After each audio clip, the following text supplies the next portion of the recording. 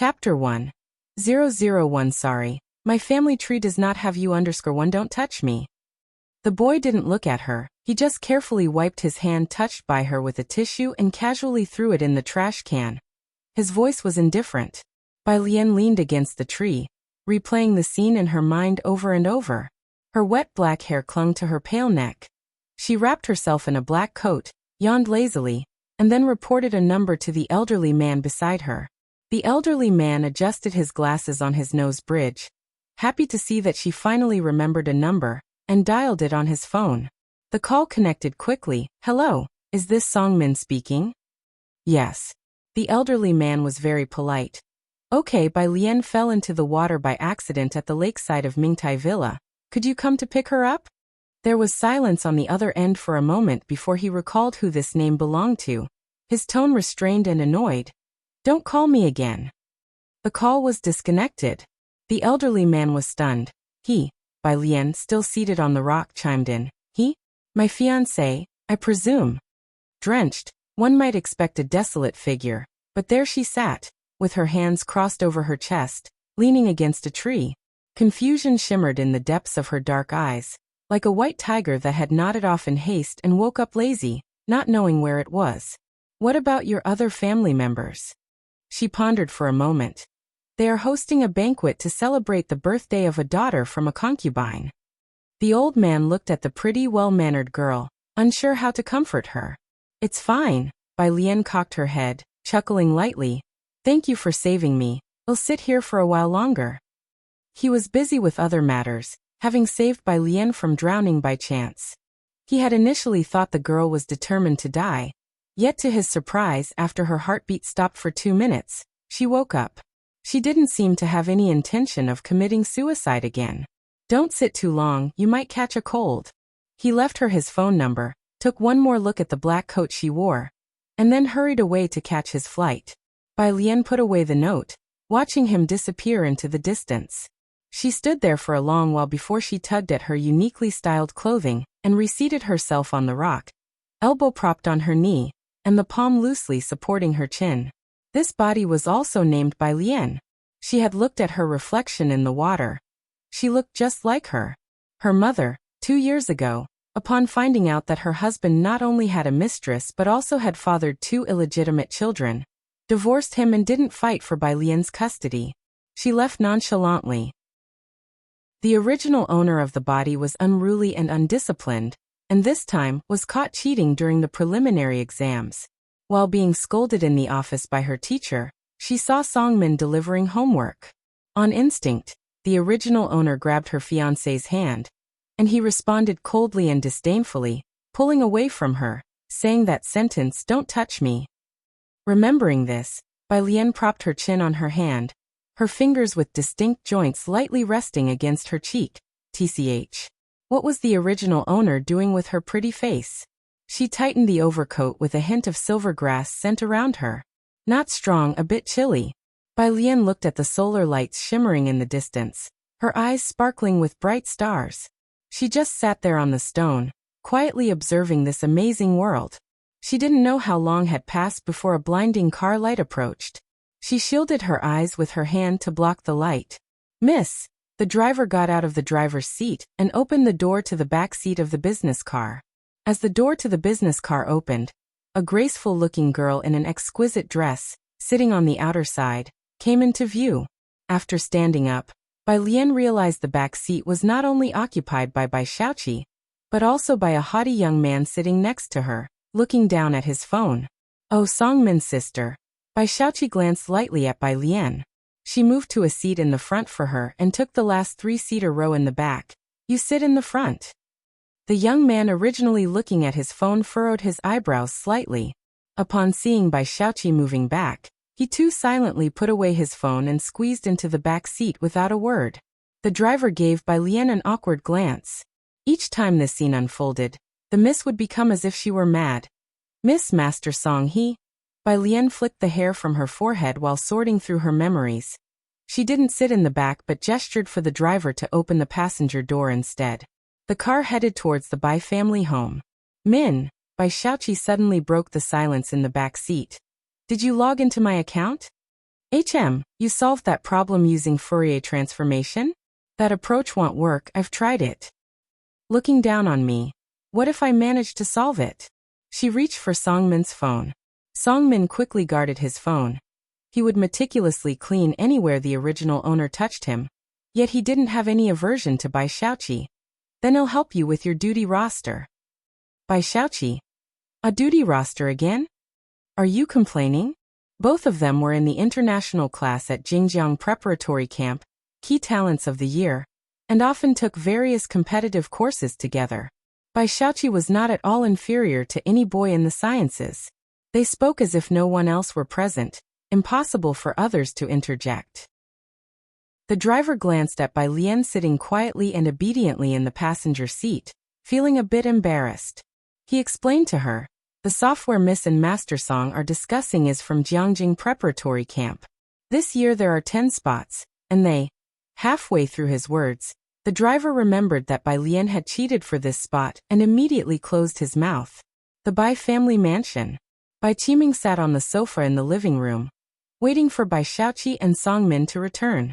Songmin came back with me to get my brother's notebook, Bai Xiaoqi said to Bai Qiming with a smile.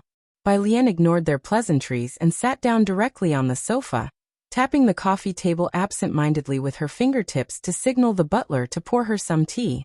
After the butler served her the tea, she lowered her head and casually blew on it. You have intense study sessions and also practice the guzheng. Don't overexert yourself. Bai Qiming gently handed the teacher appreciation card to Bai Xiaoqi, speaking gently. Practice the white robe journey well these next 2 days. Principal Jian is very fond of it. Songmin was clearly surprised. You know the white robe journey? Bai Xiaoqi was modest. I've only learned a little. Bai Lian leaned back on the sofa, gathering her half-dry black hair behind her ear, gazing at the teacher appreciation card for a long while before lazily interrupting their polite chat with a tap on the rim of her cup. That appreciation card was my birthday gift from 2 years ago. Bai Xiaoqi's voice paused, and she narrowed her eyes at Bai Qiming's teacher appreciation card. Then, with a smirk that was not quite a smile, she said, Sister also learned to play the Chinese zither? Upon hearing this, Song Min, who was standing nearby, lowered his head. Everybody in Beijing knows that Bai Lian has no real skills.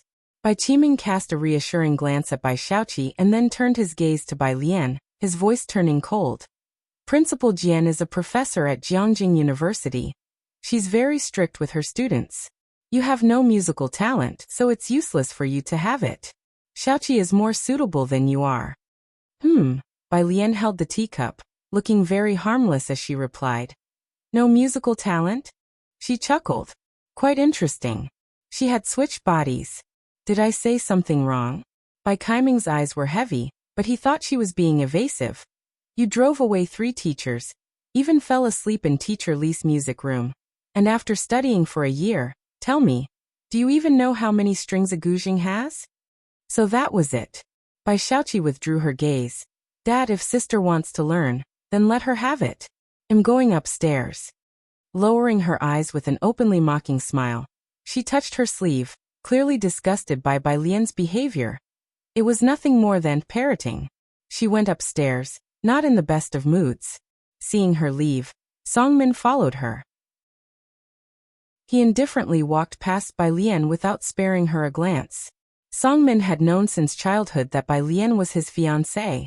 Others said his fiancée was quite attractive, but to him, Bai Lian was just that, a title, a fiancée.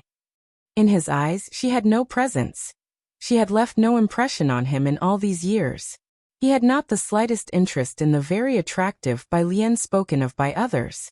Once the two left, Bai Qiming's face darkened, and he handed the teacher appreciation card he was holding to the butler. He looked at Bai Lian indifferently. Why did you cheat? Bai Lian retorted, I didn't. The Bai family's young lady cheated. What did that have to do with her, Bai Lian? Bai Qiming sneered coldly. So you're telling me you ranked in the top 10 at school all on your own? Why is that impossible? Bai Qiming found her refusal to admit any wrongdoing utterly hopeless. Come with me to the ancestral hall. The ancestral hall contained many spirit tablets. Bai Qiming took 3 sticks of incense, solemnly paid his respects, and then said to Bai Lian, "Bai Lian, you're 18 now, not 8. When your elder brother was your age, he had already won several awards and handled several cases." He meant no sarcasm. He was simply telling the truth. When Bai Lian was in her first year of high school, Bai Qiming also put in a lot of effort, especially arranging for her to be in the same class as Song Min to foster affection. But Bai Lian did not keep up with the international class curriculum and fell to the regular class after the first exam. In contrast, Bai Xiaoqi thrived, getting into the international class on her own merit and participating in various extra-credit competitions. Bai Lian was looking at the spirit tablets behind him, his every word treading upon her minefields. "Don't talk nonsense. Can the son of a mistress also count as my elder brother? Don't you have your own family tree? Or do you have to piggyback on mine?" she said, still in her clothes from outside, the black hair winding about her slender, pale neck. She leaned on her overcoat, against the door frame, and lightly laughed at Bai Qiming. The family butler watched from the side, his heart racing. The recognition in Bai Lian's strikingly beautiful face as she smiled was akin to that of a highly intelligent psychopath. A scent of blood was in the air. Bai Qiming had never been defied like this before, especially by Bai Lian, the daughter he least respected. His face turned red with anger. "Rebellious child, you're completely unreasonable." He placed the incense properly. "Not to mention competing with Xiaoqi, even if you had 1/10 of her. But throughout Bai family's 200-year history, there has never been someone like you." He looked Bai Lian up and down, defining her word by word. "A cheat in exams, a good-for-nothing scholar. Repent properly in front of your ancestors, and don't come out until you realize what you've done wrong otherwise." He looked down at Bai Lian from his superior position, as if appraising an inconsequential product. "Go back to Xiangqing and don't ever set foot in the Bai family mansion again." Chapter 2, 002 Did Miss admit her mistake? _1 The ancestral shrine doors were closed. The butler's anxiety, which had risen to his throat, slowly settled down. He looked at Bai Lian, his gaze equally complex. Xiangqing, the most remote and also the furthest city from Jiangjing on the border of Beicheng. Dirty, chaotic, a haven for crooks and criminals, the most corrupt place in the country, that even lacked a high-speed train station. Bai Lian seemed contemplative as she looked at the Bai family ancestral tablets, with only 200 years of history. With complex emotions, she asked the butler, "Is White Clothes still around?" White Clothes is one of the 10 most famous ancient tunes, the school song of Jiangjing University, known to any schoolchild, so the butler thought she was making conversation and replied, "Miss, why must you create such a spectacle? A person's destiny is what it is from birth. That's why some can turn their fate around even born in adversity, while others, despite being given the best conditions, merely squander their potential."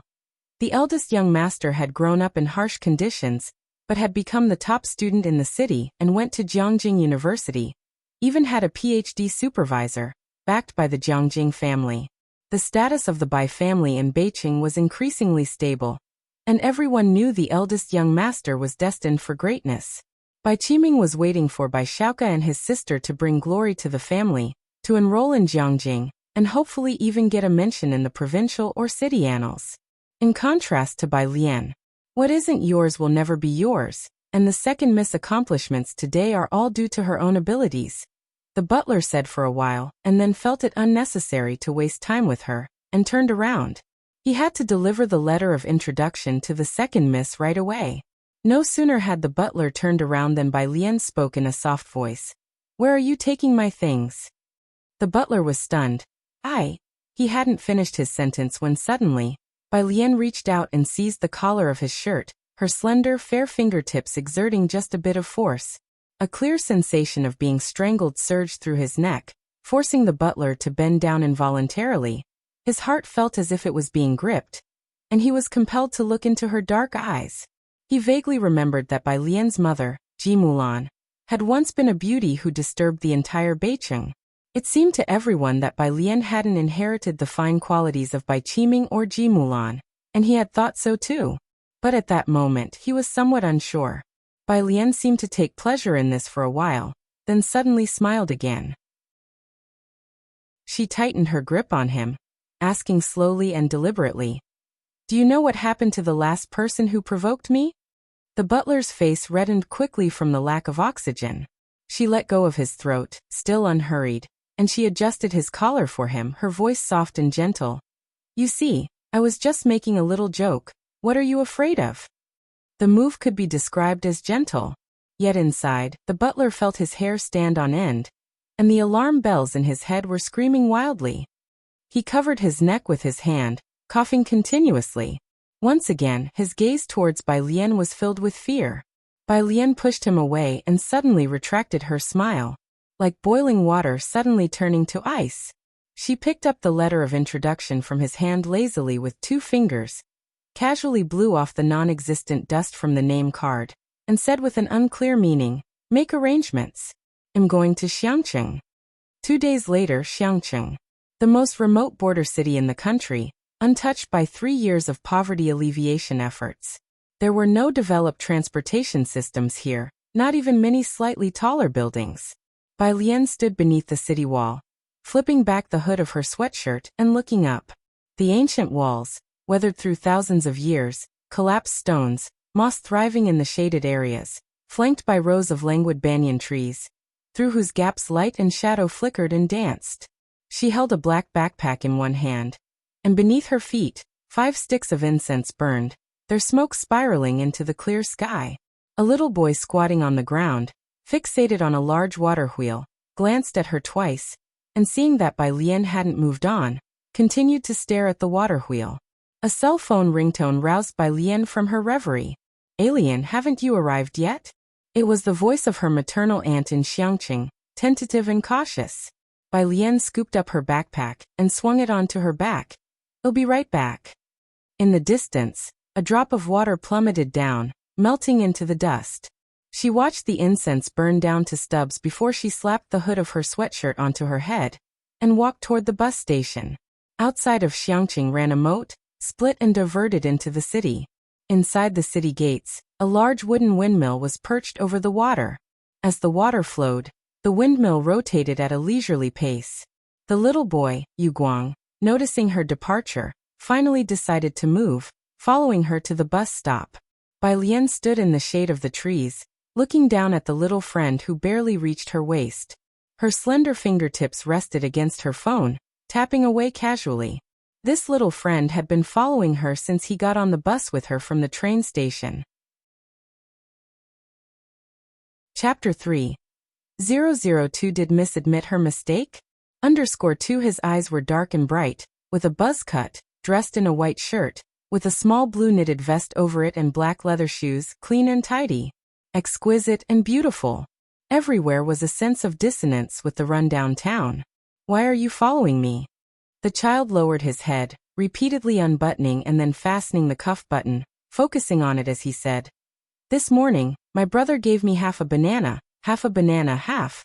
There were no seats at this bus stop, quite simple, not many cars on the road, just a few here and there." Bai Lian leaned lazily against the bus sign, dozing off. "I don't understand." "Oh, I'm waiting for my parents to pick me up and take me to their world," he said, still staring at a red ribbon on Bai Lian's left hand. "My brother can know where I'm at, he just can't be bothered with me."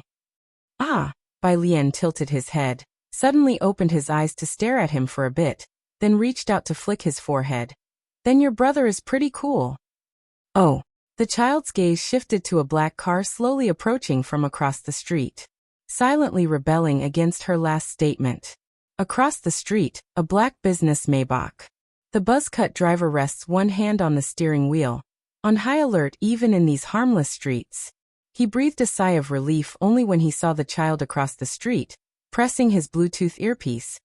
"I'll pull back, turn off the infrared, don't aim at the ordinary crowd." There was only a young man in the back seat, with a notebook in front of him that bore no logo, his white shirt buttoned up to the top button, with light-colored eyes and a pale complexion.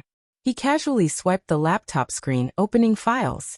The email documents showed complex numerical formulas. He glanced over them, his thick eyelashes drooping slightly, typing comments with one hand. "Stop sending me junk." Jiang Fulai casually pressed a few keys, and a voice pop-up window appeared in the lower left corner of the computer, featuring a man in a lab coat, who complained, "I say, what did you do to those our country researchers?" Speak. Jiang Fulai was a man of few words. Damn, the man laughed uncontrollably, as if recalling something amusing. Today they collectively filed a complaint against you to the Mensa Alliance. You know I can't reach the alliance threshold, I heard from a teacher. Could this affect you? The Mensa Alliance, a global alliance of top intellects. The entry requirements were extremely harsh, with only 100 members worldwide. Many countries didn't even have a single individual who could meet the threshold. In our country, only 3 people passed the assessment. Jiang Fulai tapped idly on the tabletop with the tips of his fingers, giving a sharp comment. Then I wish them success. The man on the other side gave a short laugh. Okay, I got it. Jiang Fulai turned off the computer screen, his gaze lazily moving to the window, his light-colored phoenix eyes veiling an inherent indifference. The one-way glass provided a clear view outside. The girl wore a white sweater, a bag casually slung over her right shoulder. Her left hand rested on the child's forehead. Her action revealed a glimpse of the wrist and the red ribbon tied around it. A vivid red about an inch wide, loosely wrapped twice around her pale wrist, fluttering gently with the wind. She sensed something and carelessly glanced this way. A fleeting glimpse. Jiang Fulai's fingertips paused on the black flip of the laptop. The bus abruptly entered the disrupted scene. The child looked at the bus wavering exhaust fumes, really wanted to follow Bai Lian onto the bus, but didn't dare. So he stood still. The car opposite was in no rush, content to sit there unhurried. He unbuttoned and rebuttoned his jacket, dawdling for about 10 minutes before finally lifting his foot to walk towards the opposite car. The rear door opened automatically, and he climbed in, hands and feet working together. Young Master Jiang He. The crew-cut driver glanced back and greeted. The little boy took a while before he let out an, "Oh," his reply slow, "Uncle Ming." Meanwhile, at the Bai family's residence in Beicheng, family conference room, the meeting was drawing to its conclusion. Bai Shaoqi entered with her test papers in hand. An elder's eyes brightened immediately. He spoke up. "Shaoqi is back from school. Come in quickly, we've just finished the meeting." The others all stood up to greet Bai Shaoqi in turn. "You're in your senior year now, aren't you?" The elder then said to Bai Qiming. "Qiming, our Bai family clan fully supports you. Whatever Shaoqi needs, just mention it." The Bai family lineage already spanned 200 years, but it was only with the appearance of a scholar in the first generation that their ancestral records began. This scholar was also their founding ancestor. Since then, no one of note had emerged from the Bai lineage. Until Bai Shaoka appeared. "Thank you, Grand Elder." "Yes, she's in her senior year," Bai Qiming smiled, then shook his head. "However, the competition in her cohort is too fierce." Just from what had heard, there were already 10 individuals contending for the valedictorian title, including Song Min. Why haven't I seen Alien? The Grand Elder looked towards the open doorway, puzzled at not seeing Bai Lian. Talk about jinxing the moment. Bai Qiming's mood plummeted, the smile fading from his lips. The conference room fell silent as the others dared not speak. "Let's leave first, Grand Elder." Bai Qiming, now riding high because of Bai Shaoka, was not someone the others in the clan wanted to irk. With the meeting over, they hastened to pull the Grand Elder out. Once outside the conference room, someone explained to the Grand Elder, Bai Lian was caught cheating on an exam at Beicheng High School, and might be expelled. Beicheng High School was one of the top 10 schools nationwide, not easy to get into. The Bai family had put in great effort to have Bai Lian admitted, only for it to lead to such a scandal. I originally thought that a genius like Ji Mulan wouldn't have descendants who lagged behind. The Grand Elder's face showed both annoyance and scorn upon hearing the news. He sighed. It seems that small households truly cannot stand on the same stage as us. Inside the conference room. You did very well. Bai Qiming took Bai Shaoqi's test paper, unsurprised to see a perfect score. After signing it, he handed it back to Bai Shaoqi. Don't take your sister's behavior to heart. I know. Bai Shaoqi nodded indifferently. She never considered Bai Lian as a rival, so there was no question of harboring any grudges. Bai Qiming then comforted his daughter. Even though competition is fierce in your grade, if you can pass the interview with Principal Jian, and receive her teaching and recommendation, you might still make it into Jiangjing. I will do my best. Her expression was proud and ambitious. Bai Xiaoqi had always believed she would not end up like Bai Lian, stuck in place and looking up at others. Bai Qiming naturally believed in her as well. Had raised his children well from a young age, and they had never caused him any worry. He sent Bai Xiaoqi back to her studies. After everyone had left, the butler came in to refill Bai Qiming's teacup. Picking up the cup for a sip, Bai Qiming suddenly thought of Bai Lian, his expression turning cold. Where is she? Hasn't she admitted her wrongs yet? The butler knew that she referred to Bai Lian. He dared not speak.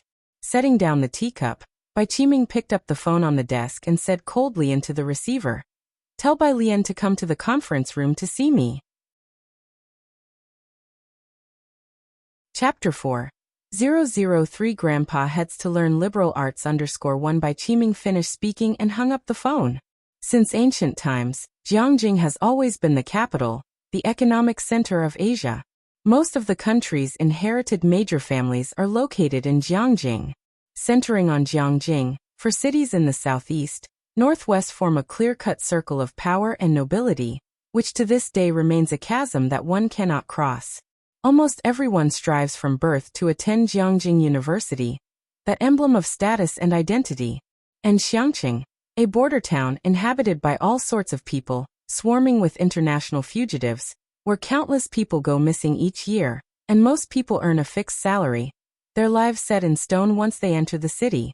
Naturally, Bai Qiming didn't think Bai Lian would go there. Businessmen prioritize profit, and his love for Ji Mulan had been wearing thin day by day. Accordingly, Bai Lian's status fell day by day. Even ordinary families can't treat everyone equally, let alone a grand household like the Bai family. Otherwise he wouldn't have been unaware that Bai Lian had left the Bai family long ago. The servants downstairs were also restless upon receiving the call, not understanding Bai Qiming's intention, only exchanging worried glances. Where could they find another young miss to bring back? Shortly after, the servant who answered the phone nervously went upstairs to knock on the study door. Where is she? Bai Qiming glanced at him. The servant was on the verge of tears. The young miss she. Butler Bai was by the side, his voice hoarse and his expression complex as he explained. Sir, the young miss she set off for Xiangqing that night. As for the ancestral hall, she didn't even give it a glance. The study instantly fell into a cold silence. Good, very good indeed. Bai Qiming's face was as grim as water, and he said indifferently, since she's so determined, let her transfer her household registration out too. From now on, whether she lives or dies, whether she is honored or disgraced, it has nothing to do with the Bai family. Bai Lian had caused trouble before, and there were times when Bai Qiming and Ji Mulan indulged her, but now, she might be overestimating herself, truly believing that the Bai family would go to Xiangqing to beg her to return? Bai Qiming's rage naturally couldn't be concealed from others. Soon, the grand elder of the clan came to know of the matter. Forget it, don't bother, let her seek her own fortune. The grand elder waved his hand, not concerned as long as Bai Shuk's name remained in the family register. It's just a shame about that mentorship pledge, a cow chewing on a peony. When the Bai family first learned of Bai Shuk's existence, the grand elder personally made 3 respectful visits to invite him back to the Bai family, but Bai Lian's departure was of little consequence to the Bai family. In the hearts of grand elder and the others, Bai Lian was even less significant than that mentorship pledge. By the time Bai Lian received the message from the Bai family's servant, she had already arrived at her uncle's neighborhood. She dismissed the message without a care. Bai Lian's uncle lived in the old district of Xiangqing. Unlike the high-rise buildings in the center of Beijing City, this neighborhood was quite rundown. Her uncle's family lived on the 5th floor with no elevator, and the stairwell was dark and unlit. When she knocked on the door and entered, her aunt in a skirt stood up to greet her, her eyes clearly seeking favor as she reached out to take Bai Lian's suitcase. Alien is here. Why didn't you call so I could help you with your luggage? Bai Lian didn't hand it over, and her aunt chuckled awkwardly, stepping back. Bai Lian looked up. Hello. A face that was languid, yet strikingly distinctive. Ji Auntie instantly felt that the shabby 100 square meter home and the dim stairwell were utterly mismatched with her niece. Let's eat first, alien. This is your grandfather. You probably haven't met him before. Your uncle is still teaching students to paint. He won't be back until the evening. Do you remember your eldest uncle? Ji Auntie was very enthusiastic, and she introduced Bai Lian to her grandfather sitting on the couch. Bai Lian's gaze settled on her grandfather. Her grandfather, Ji Hung. According to the original owner's memory, Ji Mulan had a poor relationship with the Ji family, and had only returned once in many years, standing at the door for a long time. Ji Hung had not opened the door at that time, nor had he seen them. This was their first meeting.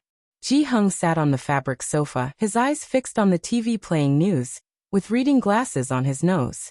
His jacket, though washed and slightly faded, was embroidered with extremely delicate patterns. He sat with a straight back, holding an old smoking pipe in his hand. After the aunt went to the kitchen and quite a while passed, Ji Hung finally spoke in a muffled voice. Has your mother been in touch with you these past 2 years? Bai Lian looked at the exquisite embroidery on his body. She sat down on the couch with her eyes lowered and legs crossed, appearing docile and harmless, though her fingers idly twirled a red ribbon. No. The original owner's mother had been out of touch for 2 years already. Ji Hung nodded, lowered his head to silently draw a puff from his dry pipe, and said no more. Bai Lian obediently sat for a while, but when she saw no one paying attention to her, she casually leaned against the couch and lazily took out her phone to browse the news. The lunch was bountiful, all to Bai Lian's liking. Have you transferred your school registration yet? In the midst of silence, Ji Hung inquired. It's being processed. It should be transferred in a couple of days. When your uncle comes back, have him help you contact the teachers at Xiangqing Middle School. The aunt felt something was amiss. School records? What school records? I've transferred to Xiangqing to attend school. Bai Lian had only eaten a few bites of white rice before she put down her chopsticks. I've left the Bai family. Aunt's mind buzzed. Left? What do you mean by left? Bai Lian pulled out a tissue and wiped the corner of her mouth, her tone nonchalant. It means I was kicked out. And I need to transfer my household registration too. I can't go back anymore. What? Aunt's voice was a bit shrill. What about your dad? Bai Lian looked at her with an you tell me expression. She didn't see any joke on Bai Lin's face. Aunt didn't eat much. She was distracted and didn't know what she was thinking about and couldn't resist taking out her phone to search. She didn't know what she saw in the news, but her expression turned sour, and she didn't even wash the bowls.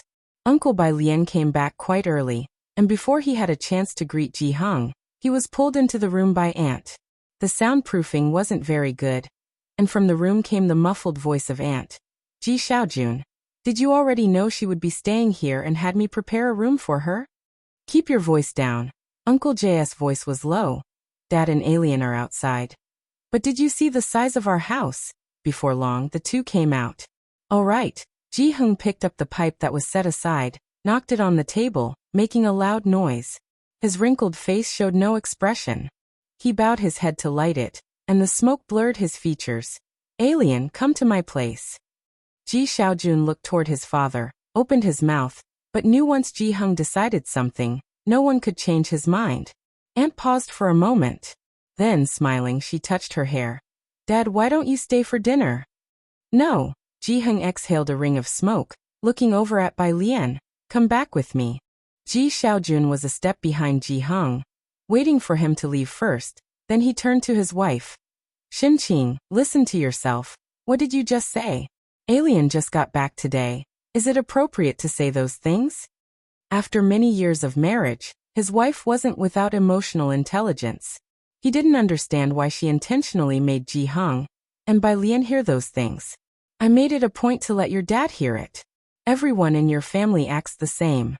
If I don't talk straight, your dad won't understand a word. Xinqing picked up a rag, her voice tinged with sarcasm.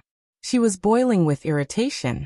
She knew all too well the kind of person her niece was, getting into fights, drag racing, bar hopping, she didn't miss a beat.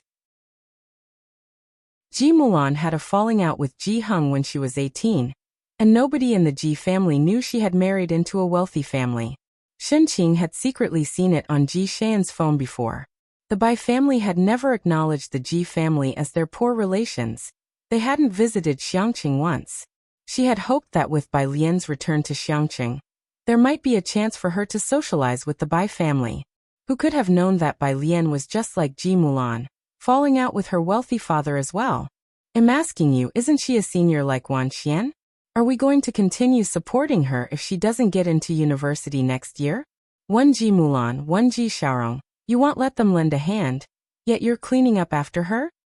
The more she thought about it, the more she felt wronged. She continued. Your family always tries to act above it all. But can you eat pride? No wonder the Bai family favors that illegitimate child. This isn't about pride, it's about principles, Ji Xiaojun said as he opened the front door, glancing at Xinqing before going downstairs. And don't compare that illegitimate child with alien. Xinqing stood there, her face cold, tossing the rag into the sink. Had she said anything wrong? Even Bai Lian's own mother abandoned her like an old shoe. She was just lucky to be born into a family with some protection. How could she compare to the highly intelligent, illegitimate child of the Bai family? She didn't understand. What were Ji Heng and Ji Xiaojun holding on to? Outside, Ji Xiaojun quickly caught up to the two others, silently going to pick up Bai Lian's suitcase. Bai Lian paused. She looked at Ji Xiaojun for about 10 seconds before letting go. Ji Xiaojun hoisted the suitcase. Bai Lian watched his retreating figure for a long while before buckling her hat. She followed behind, leisurely searching on her phone for something that interested her. A new message popped up from one of the original owner's rowdy friends, and she replied. The original owner didn't have many friends, mostly rich kids with nothing better to do. This was the only one who had contacted her in the past couple of days. Rowdy friend. What's with your fiancé? As she spoke, she sent a screenshot. Bai Lian clicked on the image, revealing a WeChat Moments screenshot. Bai Xiaoqi. This is the price you pay for underestimating others, playful. Image. The photo showed her distinguished fiancé sideways, holding a rag and wiping a window. It was apparent that Bai Xiaoqi was well liked, with lots of responses, likes, and comments beneath the photo. In Beijing City, who wouldn't recognize Song Min, the third young master of the Song family? Delightful to see, our young master Song has descended to the mortal realm. Only you could do this, goddess. Haha, insider here. Song Min always defies fate, but doesn't he forget that Xiaoqi is Bai Kaiming's little sister? Ha, right. He must think Xiaoqi is that young lady who couldn't last a day in our international class, did too poorly in sciences, and then was booted out to study liberal arts by our homeroom teacher in frustration. Chapter 5, 004 Purist Street Tyrant. How it's made _1. What? She used to be in the international class? Confused face. How did she get in there? Listen to me, Class 2 is the real victim here, being dragged down by an aircraft carrier. Class 2 class representative, it's so annoying. Our humanities class grades were dragged down by her. And this time it's even better, she scored 0. She cheated alone and our whole class has to face the ridicule. Bai Xiaoqi replied to Class 2 class representative. Sister has already gone to Xiangqing. This is the entire content of the screenshot. The original owner didn't add Bai Xiaoqi on WeChat, nor did they add Song Min. The friend then messaged Bai Lian. I'm so pissed. She just deliberately replied to that message from the Class 2 representative. And everyone is spreading it like crazy. What's really going on? Are you actually in Xiangqing? Bai Lian. As you can see, I'm in Xiangqing. The friend. Are you a fucking idiot for going to that back of beyond place? The friend. Bai Lian. Smile. The friend. You send me a smile? Miss Bai isn't too familiar with modern people's smiles. She typed a question mark and went back to the search engine, looking up topics of interest. Ji Heng doesn't live in a complex. He lives on Purist Street. In an undeveloped slum of Xiangqing, there is a large area of bungalows, dark and damp, with a street outside, a no-man's land, full of bars and black markets at the end of the street, very chaotic. The river that faces Purist Street from afar marks the boundary between two countries. This area is particularly chaotic. Most of the time, even the police don't dare to interfere. Today, however, a few patrolling officers can be seen. with small bulges at their waists indicating they are armed. Ji Xiaojun glanced over and was surprised. Is someone patrolling today? It has been like this for some time now, Ji Heng replied, holding his tobacco pipe as he walked toward an alley. Ji Xiaojun nodded. Having patrolling officers around was better. At least it ensured some safety in the area. After all, Bai Lian's face was quite dangerous in this part of town. The alleyways here are narrow and dimly lit, with cobblestone paths, and heaps of uncollected trash lying around bends.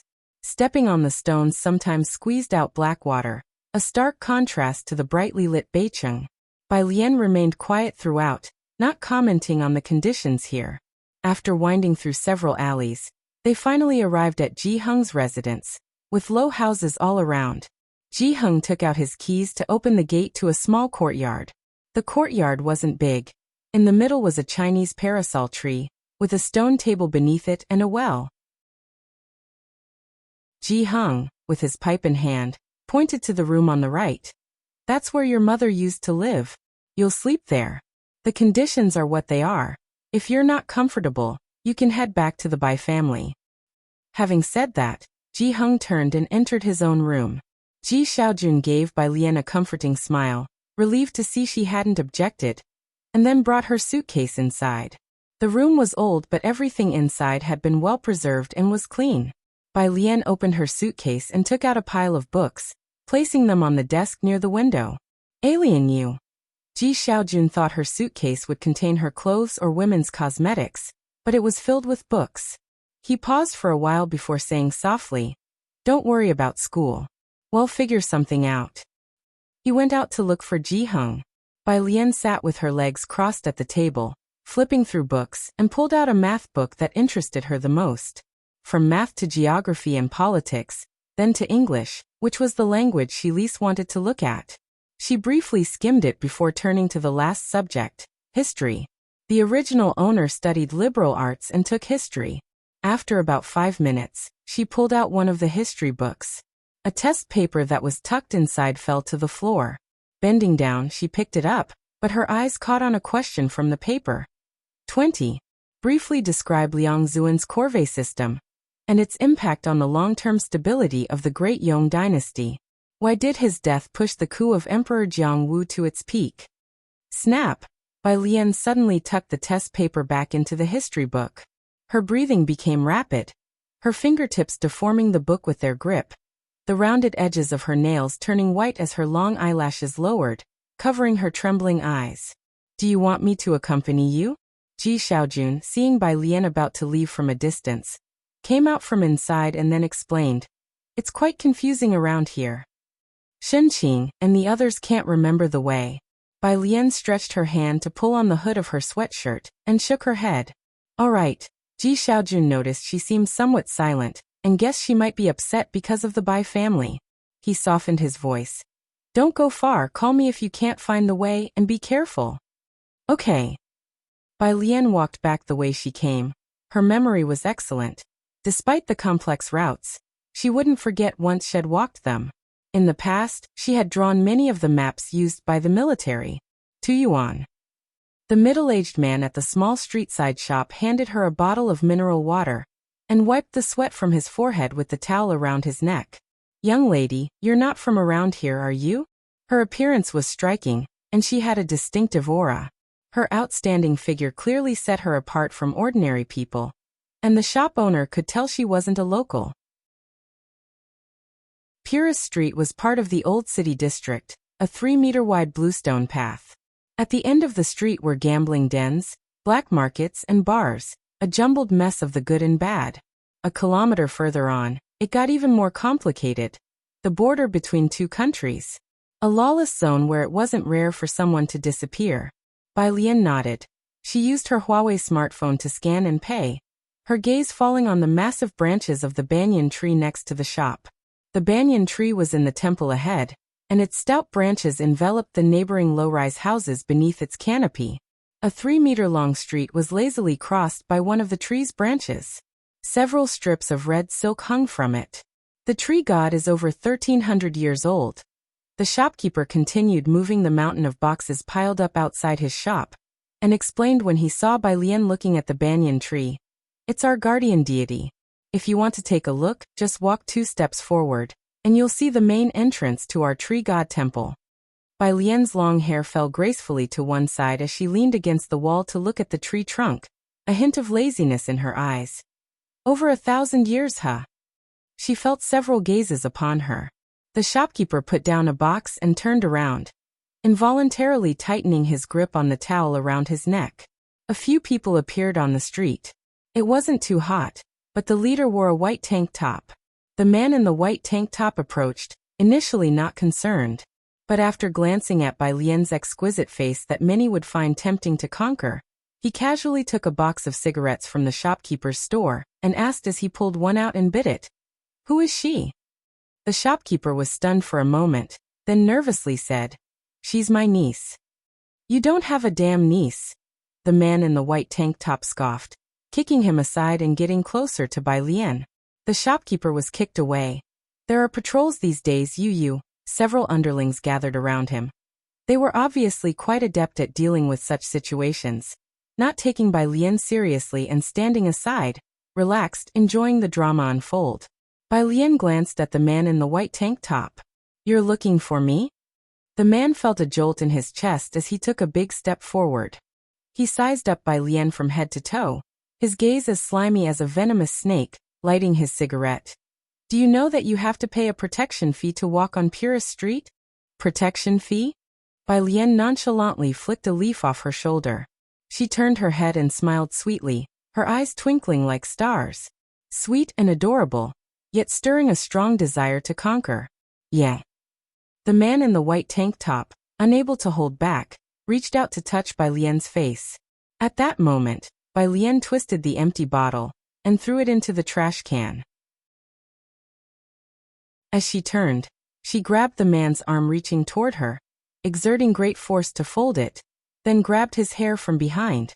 The man in the white tank top let out an agonized scream just as he tried to resist, but his head was suddenly slammed against the wall behind him.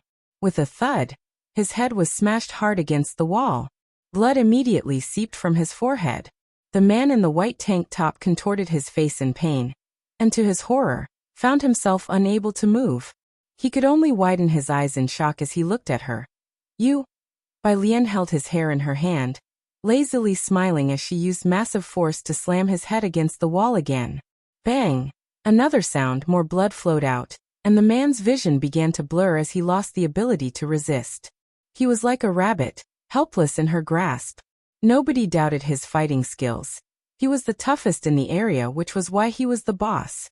The 3 underlings shrunk back to the side. Bai Lian withdrew her gaze. Her attention returned to the man in the white tank top.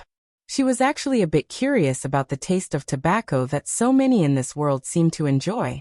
In the frightened gaze of the man in the white tank top, Bai Lian took his cigarette pack, methodically pulling one out. With her rosy lips gently biting the tip, her eyelashes casually drooped as a nearby underling immediately stepped forward to light it for her. Her hair slightly disheveled. She exhaled a thin stream of smoke from her mouth, casually holding the cigarette between her clean, slender, and pearly white fingers. With her other hand, she lazily held the man's hair as his blood dripped down his face, drop by drop, to the ground. She lazily flicked the ash. "So, now, do you still want that protection fee?" Chapter 6. 005 From Arts to Science. Witnessing the deification _1 Bai Lian lazily tilted her head. Her left hand grasping her hair faintly revealed a streak of crimson, the smoky haze softly blurring her exquisite and radiant features. It was a kind of breathtaking beauty. Yet reflected in the eyes of the man in the white tank top was Bai Lian's quasi-smiling face, and he could no longer harbor any other desires. He couldn't speak, only shook his head frantically in terror. "Is that so?" Bai Lian let go of his hair. The smell of smoke was not to her liking. She lazily tossed the cigarette on the ground and stamped it out. Know how to clean up a scene? Her polite demeanor genuinely frightened others. They nodded obediently. Bai Lian dusted off her sleeves, glancing at them before leaving, and said lightly, "What are you scared of? It's not like I chopped off your heads." Her attitude was very laid back. Of course, Only if she hadn't spoken with the same tone one would use when chopping up cabbages. Only after she left did the man in the white tank top slump against the corner of the wall, fearfully moving his numb fingertips. It took his younger brother a long time before he dared to quietly move over, squatting at his feet, and lighting a cigarette to quell the shock. "Why did you provoke her?" The man in the white tank top. 15 minutes later. When two patrollers came back around, they stared dumbfounded at the entrance of the small store on Purist Street. The rather troublesome gang leader with some backing was nursing an injury, diligently helping the shopkeeper sweep the floor, move objects around. The other lackeys were also busily engaged in work. "What are you looking at?" The man in the white tank top, clutching a cigarette, glanced at the two officers and grumbled irritably. "Damned cops." After cursing, he continued moving boxes. The shopkeeper, standing nearby, trembling with fear, was just about to lend a hand. The man in the white tank top returned the money he owed the shopkeeper for cigarettes, looking fierce and menacing. "Did I ask you to clean up?" He continued unloading the goods, unable to understand even after a puff on another cigarette. What is she, crazy? How can she smile so sweetly and fight so savagely? The man in the white tank top thought expressionlessly. She even wanted to chop off his head. Not far away. "Hello, Captain." The young officer watched the small shop warily, took out his walkie-talkie with a grave expression. "Yes, request a thorough check on the owner of the small store at 112, Purist Street. No, I'm not joking." It wasn't yet dark when Bai Lian got back. Ji Xiaojun was just stepping out to look for her. He noticed that after a short outing, Bai Lian seemed to be in a better mood again. Ji Xiaojun felt a bit more at ease. Knowing life in Xiangqing Beiqing varied greatly, he truly feared Bai Lian might struggle to adjust. Bai Lian sat at the stone table, her hand lazily propping up her chin, watching Ji Xiaojun make several trips to fill the home's water tanks, then suddenly spoke up. "Uncle." Ji Xiaojun set the water bucket next to the well. Startled by Bai Lian's voice, he paused. Bai Lian had only visited Xiangqing twice with Ji Mulan before, and this was the first time she had called him uncle. "Yes," his voice suddenly rose. "What is it?" Bai Lian blinked her large eyes, looking very docile. "I want to switch to science." "She didn't say I think. She said I want."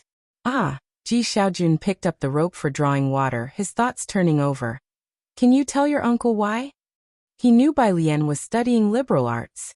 The gap between the liberal arts and science courses was vast. Science was especially brutal with logical reasoning and clearly defined difficulties, where not knowing one thing meant not knowing it entirely. Bai Lian smiled. Ji Xiaojun and Ji Heng did not talk much, but in their treatment of Bai Lian, there was a distinct sense of caution and probing. This gave her a sense of acceptance and recognition in a strange world. She didn't dislike it. She even felt a bit of belonging. Of course, she didn't understand why the original host abandoned such good family members and died in the lake for a few unrelated people. No particular reason. Bai Lian titled her head and asked again, "Can't I, uncle?" Ji Xiaojun. "Good, you can. Leave it to me." Watching Ji Xian's retreating back as he went to find Ji Heng, Bai Lian withdrew her docile gaze and smiled lazily with her chin propped up. Being alive seemed not too bad after all. "That's your reason for agreeing?" Ji Heng held a bolt of fabric, looking at Ji Xiaojun, his deeply lined face showing a look of incomprehension. There weren't many people in the courtyard. Besides the kitchen to the left, there was also a small storeroom, filled with brightly colored fabric despite being somewhat aged. Ji Xiaojun would help Ji Heng clean whenever he had time. He let out a sheepish laugh, adjusted a dust cover, and muttered quietly, "But she called me uncle." "Nonsense." Ji Heng's face tightened with sternness, his authority undiminished. "She's in her 3rd year of high school and knows no better, do you not? Switching from liberal arts to science at this stage, is that a joke?" Switching subjects in the senior year of high school was quite an absurdity indeed. His son was highly intelligent, so why be so muddled on this matter? Ji Xiaojun was also puzzled by Bai Lian's sudden change of heart. She had been out, came back in a good mood, and then suddenly wanted to switch subjects. He silently continued with the task at hand, then suddenly recalling something, he hesitantly spoke up. "The 2 illegitimate sons from the Bai family, aren't they all studying science?" Bai Xiaoke became the top scholar in the city last year and was admitted to Jiangjing University.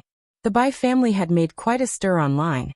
Even here in Xiangqing the news spread, and people said the illegitimate daughter was exceptionally good in the sciences. As Ji Hung caressed a piece of fine satin, he heard this but didn't immediately respond. His hands were already lined with deep, rugged wrinkles. After a long while he said, "Her temperament, Dad." Ji Xiaojun had some regrets about bringing it up. "I think Alien has become more sensible this time. She's thoughtful, a late bloomer. You should give her a chance, let her retake the exam next year. She might still achieve an ideal score." Of course, he was just casually mentioning it. He knew what his niece was like. If she could quietly finish her senior year, that would be quite an achievement. Their family didn't expect her to come back with any top scholar honors for them. If she was happy, then they would let her be. Whether she studied literature or science didn't matter. Ji Hung turned around and cautiously pulled out a small oil paper package from the cabinet behind him. He then opened the package and drew out a slender needle. He didn't argue any further. Ji Xiaojun could tell he had agreed when he saw this. As he put away the fabric, he looked at Ji Hung with the needle in hand. "Shall I help you bring out the embroidery frame?" Ji Hung did not immediately answer. After a good while he gave a nearly imperceptible nod. "Go ahead." Ji Xian's eyes lit up. "Okay. I'll go right now." It was already dark. Ji Xiaojun called Shenqing to say he'd be home late, and stayed to help Ji Hung tidy up the warehouse. They took out things like the embroidery frame, cleaned them, and then set them out to dry in the courtyard. He hummed a tune as he wiped down the dark-colored embroidery frame. The light in Bai Lian's room was also on. He could see her reflection in the window, reading at her desk. Bai Lian was different. Ji Xiaojun felt it. Even today, when she stepped into the dark water on the cobblestones, she didn't frown at all. She was different from her mother. Suddenly, Ji Xiaojun felt that Bai Lian being sent back by the Bai family might not be such a bad thing after all. Ji Xiaojun was helping Bai Lian contact schools and teachers. Additionally, there was the matter of her household registration, which needed to be transferred to the Ji family. These past days, Bai Lian had been in the library. The astonishments of this era were not just limited to mobile phones and computers, but included the library too. She had never seen a library with such an extensive collection that was also open to the public. This really was a wonderful era. There was just one problem. Bai Lian looked down at the physics book beside her, then at the physics problems. After writing a couple questions, she put down her pen and murmured softly, "Now, am I finally going to start tarnishing my teacher's reputation?"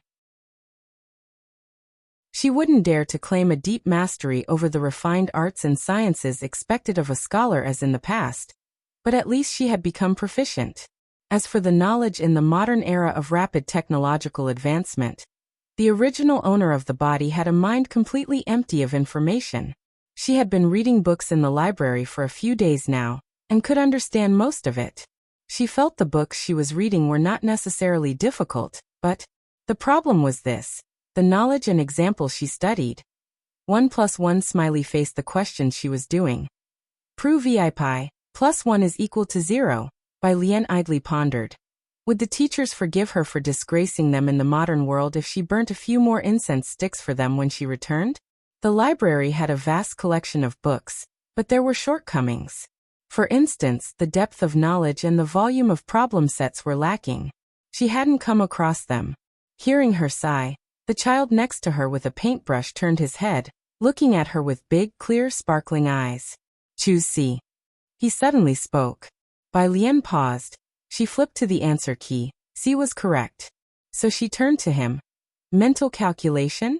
On her first day at the library, she had seen this kid, a little friend who had followed her from the train station to the city gates since her arrival in Xiangqing, quite a fate. In the days following, both of them would appear right on time at 8 o'clock when the library opened. They studied and read together, not much for talking. The little brat shook his head. After a pause, he explained, "My brother created a rapid recollection model for these kinds of questions, using a special algorithm. Whose ordinary kid memorizes rapid recollection models?" Yet Bai Lian accepted this readily. "Really? Do you want some milk tea?" "No." Bai Lian didn't give him a chance to object. She leaned on the desk with a smile light as spring rain. Oh, by the way, I've always considered you a good friend. She hesitated for a moment. What's your name? Jianghe. Jianghe, as in the crane that leaves for the lone mountain and has yet to return. Ah, Jianghe, I've always considered you a good friend. Bai Lian crumpled the piece of paper in her hand and threw it casually behind her, tapping his head. Come on, let's go outside. The two left their seats. The paper ball smoothly landed in a red hollowed-out wastebasket in the corner. A ring came from the mobile phone in her pocket, an unlisted number. Bai Lian casually answered, Hello? The person on the other end hadn't expected her voice to be so calm. There was a pause before the dispassionate voice said, It's me. Ooh. Bai Lian wasn't very patient. Bai Lian, I have more in common with Bai Xiaoqi. Even without her, our relationship wouldn't change.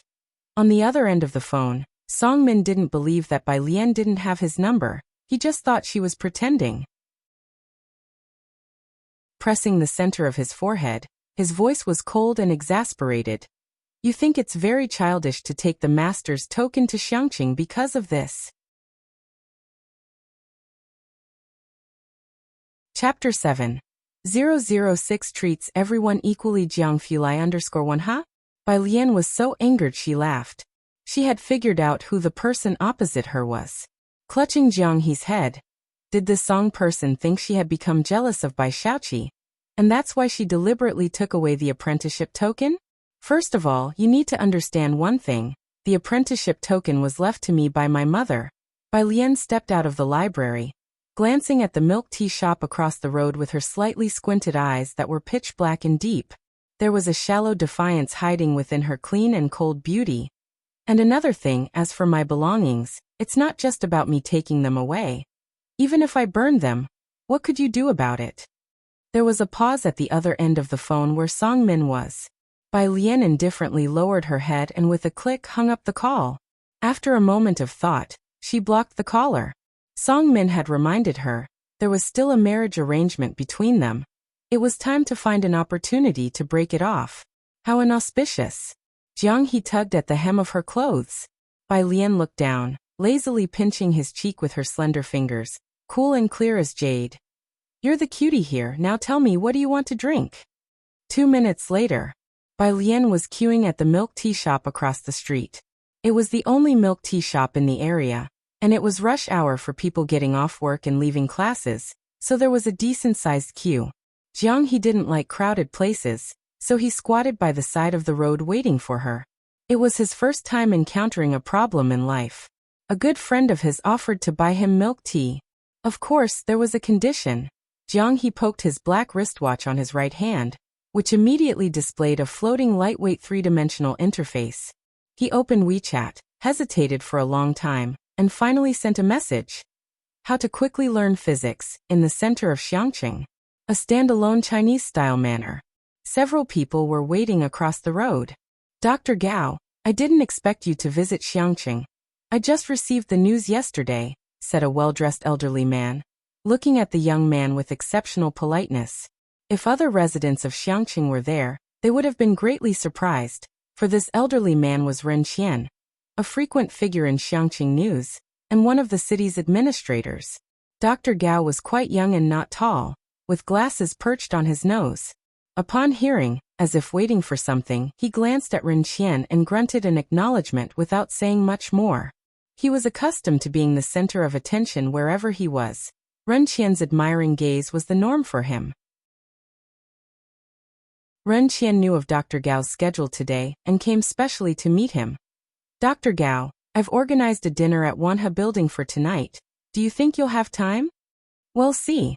Dr. Gao frowned slightly. All right, just let the teaching assistant know if you find the time. His answer was within Ren Qian's expectations. He was there today just to make his presence felt. Then Dr. Gao, we'll be off first, before he finished speaking. Zzzt. There was a sound. A black car stopped at the entrance of the manor across the street. Seeing the young man in a black t-shirt stepping down from the car, Dr. Gao suddenly perked up, stood up straight, and strode towards the other side. Seeing Dr. Gao's reaction, Ren Qian was taken aback and looked over. Who could make Dr. Gao wait here for 2 hours? On the other side, Dr. Gao was wearing his lab coat, squeezing his way to the entrance of the manor. Following the young man in the black t-shirt inside, he carried with him the pride of his age. Mr. Jiang, you accepted other countries into CRFS but rejected our country, merely because you dislike its people. Don't you think it frivolous to let personal feelings interfere with international cooperation? As the assistant handed over the letter to Jiang Fulai, he was shocked at the forthright challenge. Jiang Fulai took the letter, ignoring him. Continuing to walk, bodyguards blocked Dr. Gao. Dr. Gao took advantage of a momentary lapse in the guard's attention to break free. As he opened his mouth wide, the assistant, sensing danger, was about to intervene. However, Dr. Gao's next words were already out, tinged with scorn and anger. Have you forgotten our university's motto that before scientific research there are no borders? You've long forgotten your original aspiration. There was a dead silence. The atmosphere was as if they had suddenly been plunged into a snowy mountain at 6,000 meters above sea level. The pressure heavy, the icy wind howling and piercing. Jiang Fulai finally stopped, raising his hand to stop his subordinates, and looked down at the other man with an unflappable air. Who are you? He asked. Dr. Gao had been a genius from a young age, skipping grades and returning from studies in our country at 26, participating in several global research projects. Just last year, his teacher was elected an academician. Describing him as a top-tier academic force was not an exaggeration. His resume at Jiangjing University was well regarded, and all the deans paid him some respect. Yet in front of Jiang Fulai, he was nameless. Opening his mouth, almost humiliated, he said, Gao Jiechen. Gao Jiechen, Jiang Fulai nodded. He had particularly pale eyes that emitted a cool mist, and his lips were also pale. He asked calmly in return, and why would you think I need to explain myself to you? Chapter 8. 006 treats everyone equally. Jiang Fulai understood. Gao Jiechen swallowed, taken aback as he, who had always been the center of attention, stammered in confusion. But it's hard for me to trust you like this. Jiang Fulai cut him off. Do you think your trust means a lot to me? Gao Jiechen was stunned, completely unprepared for this side of the legendary Jiang Fulai. But you do have a point. Discriminating against them alone is not right. Jiang Fulai methodically folded the letter in his hand, and then bent down to elegantly slip it into Gao Jiechen's pocket, his eyes slightly downcast, cool and detached. The envelope has the International Alliance's contact information. Feel free to lodge a complaint. He stood up straight, his black clothes gave him a lonely and unapproachable air as he strode back into the house. Take down his name. He's permanently blacklisted from my projects from now on. The cell phone in his pocket rang. Jiang Fulai lowered his gaze. It was a message from someone who never texts him. How to learn physics quickly. Jiang Fulai casually sent back an image and turned his head. What is Jiang He up to? His subordinate, who was always informed of Jiang He's whereabouts, said, the young master is in the library, with Mr. Ming following him. Jiang Fulai tapped on his phone screen unconsciously, his nails neatly trimmed and his hands showing a pathologically pale hue, through which faint blue veins were visible. He nodded and then fell silent. Behind him, Gao Jiechen watched Jiang Fulai's retreating figure in alarm. This time he was truly panicked. Jiang's young master. Jiang. He wanted to catch up with Jiang Fulai, but if his bodyguards let him succeed again, they wouldn't need to show their faces before Jiang Fulai tomorrow. Gao Jiechen was muffled and dragged away by the bodyguard. The assistant nonchalantly took note of this person's name. Outside, Ren Qian and the Secretary General were still by the roadside. He watched Dr. Gao enter the manor, and then get thrown out shortly afterward. Get in the car. Ren Qian turned to leave before he saw Dr. Gao. Mr. Ren, who was that? The Secretary General opened the car door for Ren Qian to enter. He looked across at the old building, astonished, barely catching Dr. Gao's reference to Jiang's young master. CRFS is an engineering project by a dark matter cooperative group. Jiangjing chose old bomb shelters left in Xiangqing to build the research institute, located 2,900 meters underground, making it the deepest dark matter research institute in the world, currently undergoing evaluation and acceptance of its associated projects.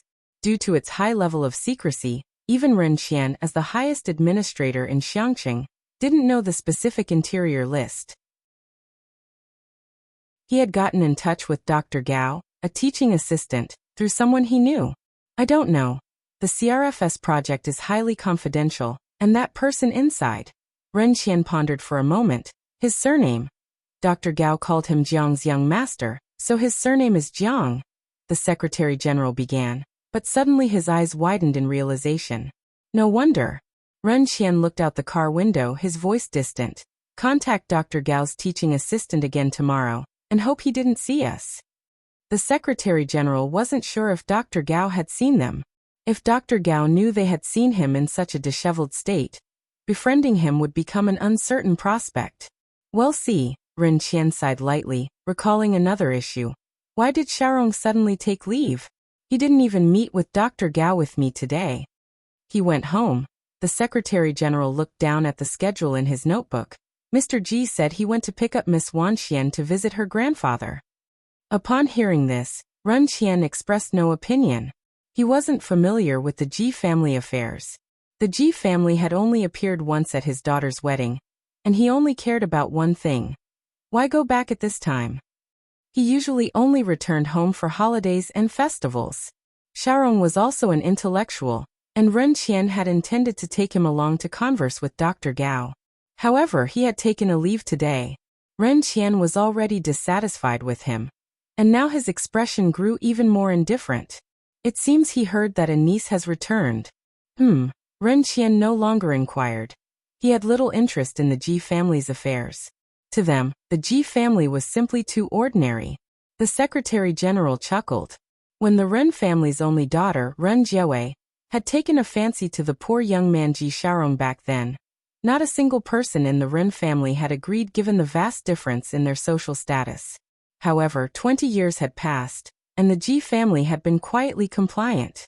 In all of Xiangqing, hardly anyone knew that the ordinary poor kid from Purist Street, Ji Xiaorong, had successfully married into the Ren family. Low profile, well-behaved, uncompetitive, yet without much presence. On Jiang He's side, he squatted at the edge of the road. Jiang Fulai's reply was prompt. Image. JPG only one image. Jiang He opened it. The cover of a physics book from Jiangjing University that someone had helped to write. Chapter 9. 006 treats everyone equally. Jiang Fulai _3 by Lian returned to see the blue fluorescent three-dimensional display on Jiang He's watch and handed over the milk tea. What's this? Shed bought an extra-large cup, and Jiang He couldn't take it with just one hand, so he used both hands to hold it. Bai Lian bent her head and saw the cover of a book. Physics at Jiangjing University. This book, Jiang He said slowly, his expression somewhat reluctant, is quite amazing. Bai Lian nodded, pulled out her cell phone to take a photo of the cover, but when she opened the camera, the image on the kid's watch wasn't visible. What kind of black technology was this? The two fell silent for a few seconds, and then added each other on WeChat. Jiang He's phone finally had a seventh contact. The two sat by the roadside, staring intently at the passing cars. It really is magical, Bai Lian said with her hand on her knee, tapping her fingertips rhythmically, her other leg casually bent. I read about the vehicle electrical systems. The book said that when electrified, the rotor's magnetic field can make the stator generate alternating current. But still, it's magical. Bai Lian was interested in everything modern, and she could visualize her electrical system with her eyes closed. But she didn't know the principles behind it. For the past few days after finishing their studies, the two would sit by the roadside and watch cars. Jiang He hugged the milk tea, tilting his head to look at her. All right, Bai Lian glanced at WeChat. Her grandfather was asking when she would return. She inserted the straw into Jiang He's milk tea, stood up, and patted his head. I'm off, see you tomorrow. She boarded the number 12 bus. Jiang He squatted in place, hugging the milk tea while drinking it, and watched the number 12 bus wobbling away. A car silently stopped in front of him.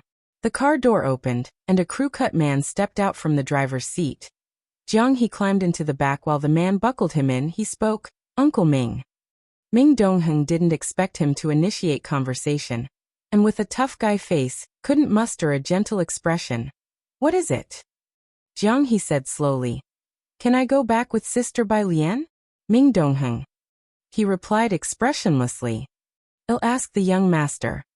The question is, wouldn't taking you back scare her parents to death? She kindly played with you. Why would you repay kindness with ingratitude?" On Purist Street, at the Ji family's home, a middle-aged man stood in the courtyard, looking down at the brown antique embroidery frame. "Dad, you've been looking for half an hour," the girl dressed in Xiangqing Middle School's uniform, who was playing with her phone at the stone table, was bored stiff. "When are we going home?" The man in a black suit, upon hearing this, did not turn around. "Wait for your cousin to return." "Don't I just have one cousin?"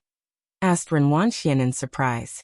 She hadn't visited the Ji family often since she was a child, and wasn't familiar with the Ji family's affairs, but she remembered having only one uncle and one cousin. "Yes, and you have an aunt," said Ji Xiaorong succinctly. While they were talking, Ji Heng came out from inside and handed Ren Wanxian a small gift box.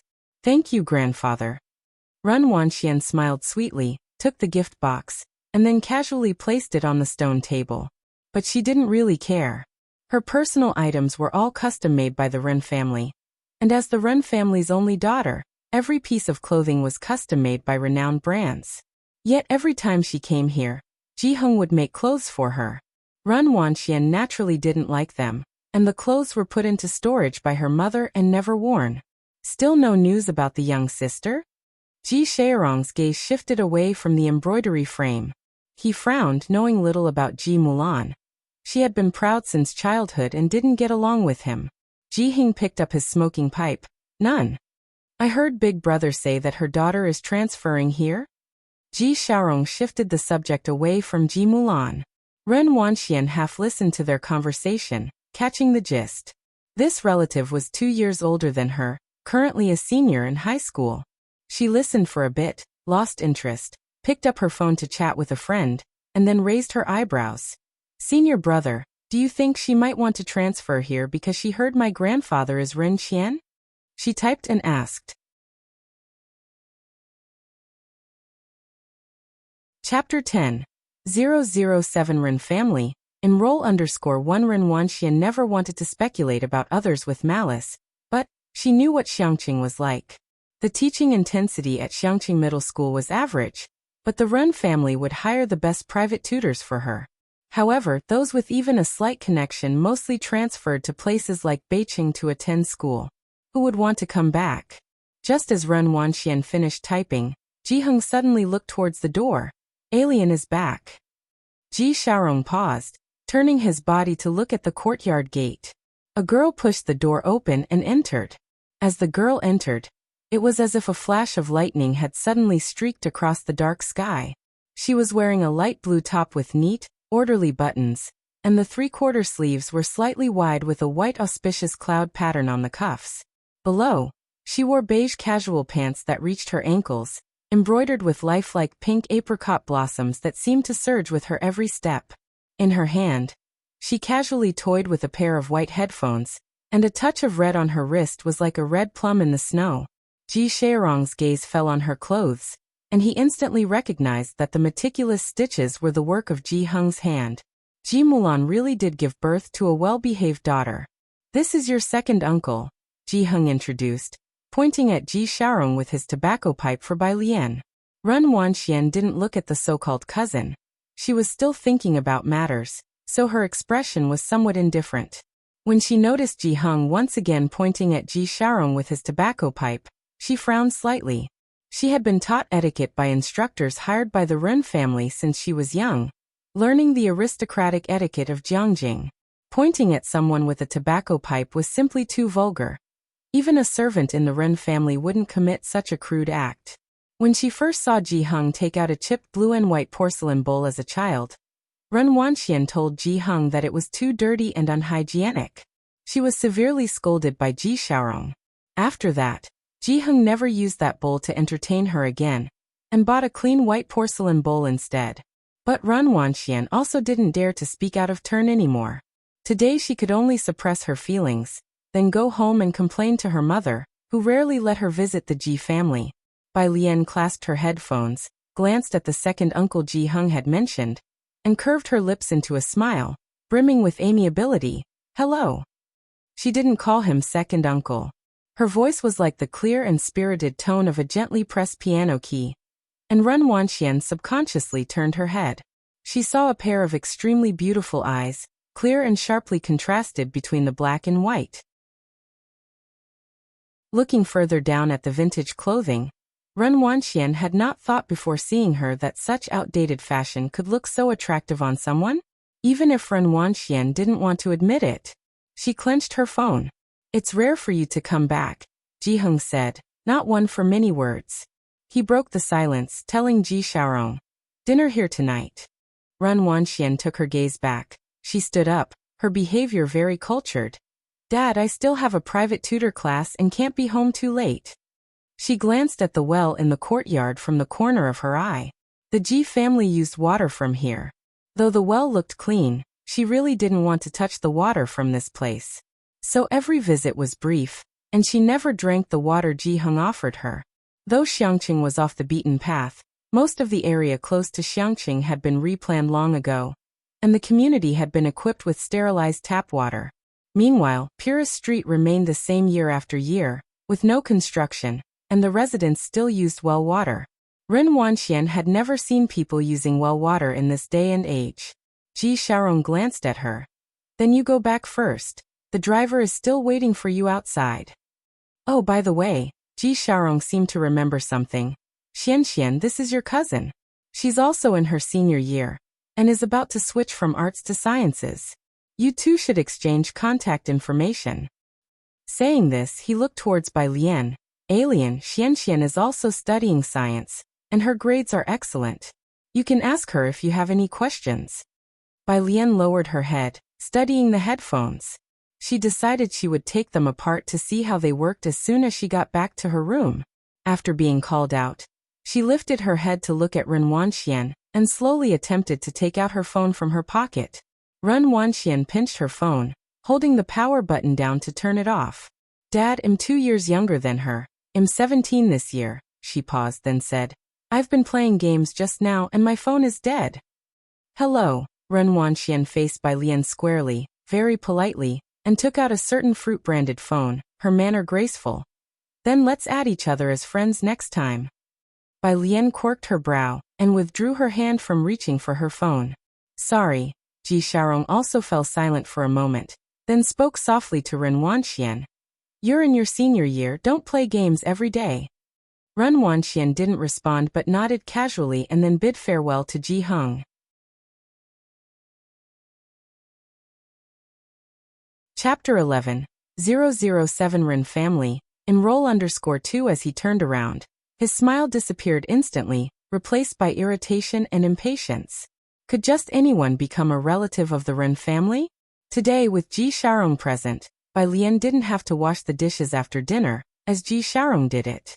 Ji Hung watched him searching for the bucket. The bucket is in the storage room. Have you forgotten again? Ji Xiaorong smiled and then looked around the courtyard before heading to the storage room. Ji Hung sat on a stool by the door, with paper and pen laid out on the table. Bai Lian had just taken off her headphones when she saw Ji Hung wearing glasses, sitting alone under the yellow light, his figure elongated by the shadow. She clenched her headphones in her hand, walked over, and squatted beside his feet, looking up. Grandpa. Ji Hung paused in his work and looked down at her. What is it? Here. She opened her palm to show him a little blue toy.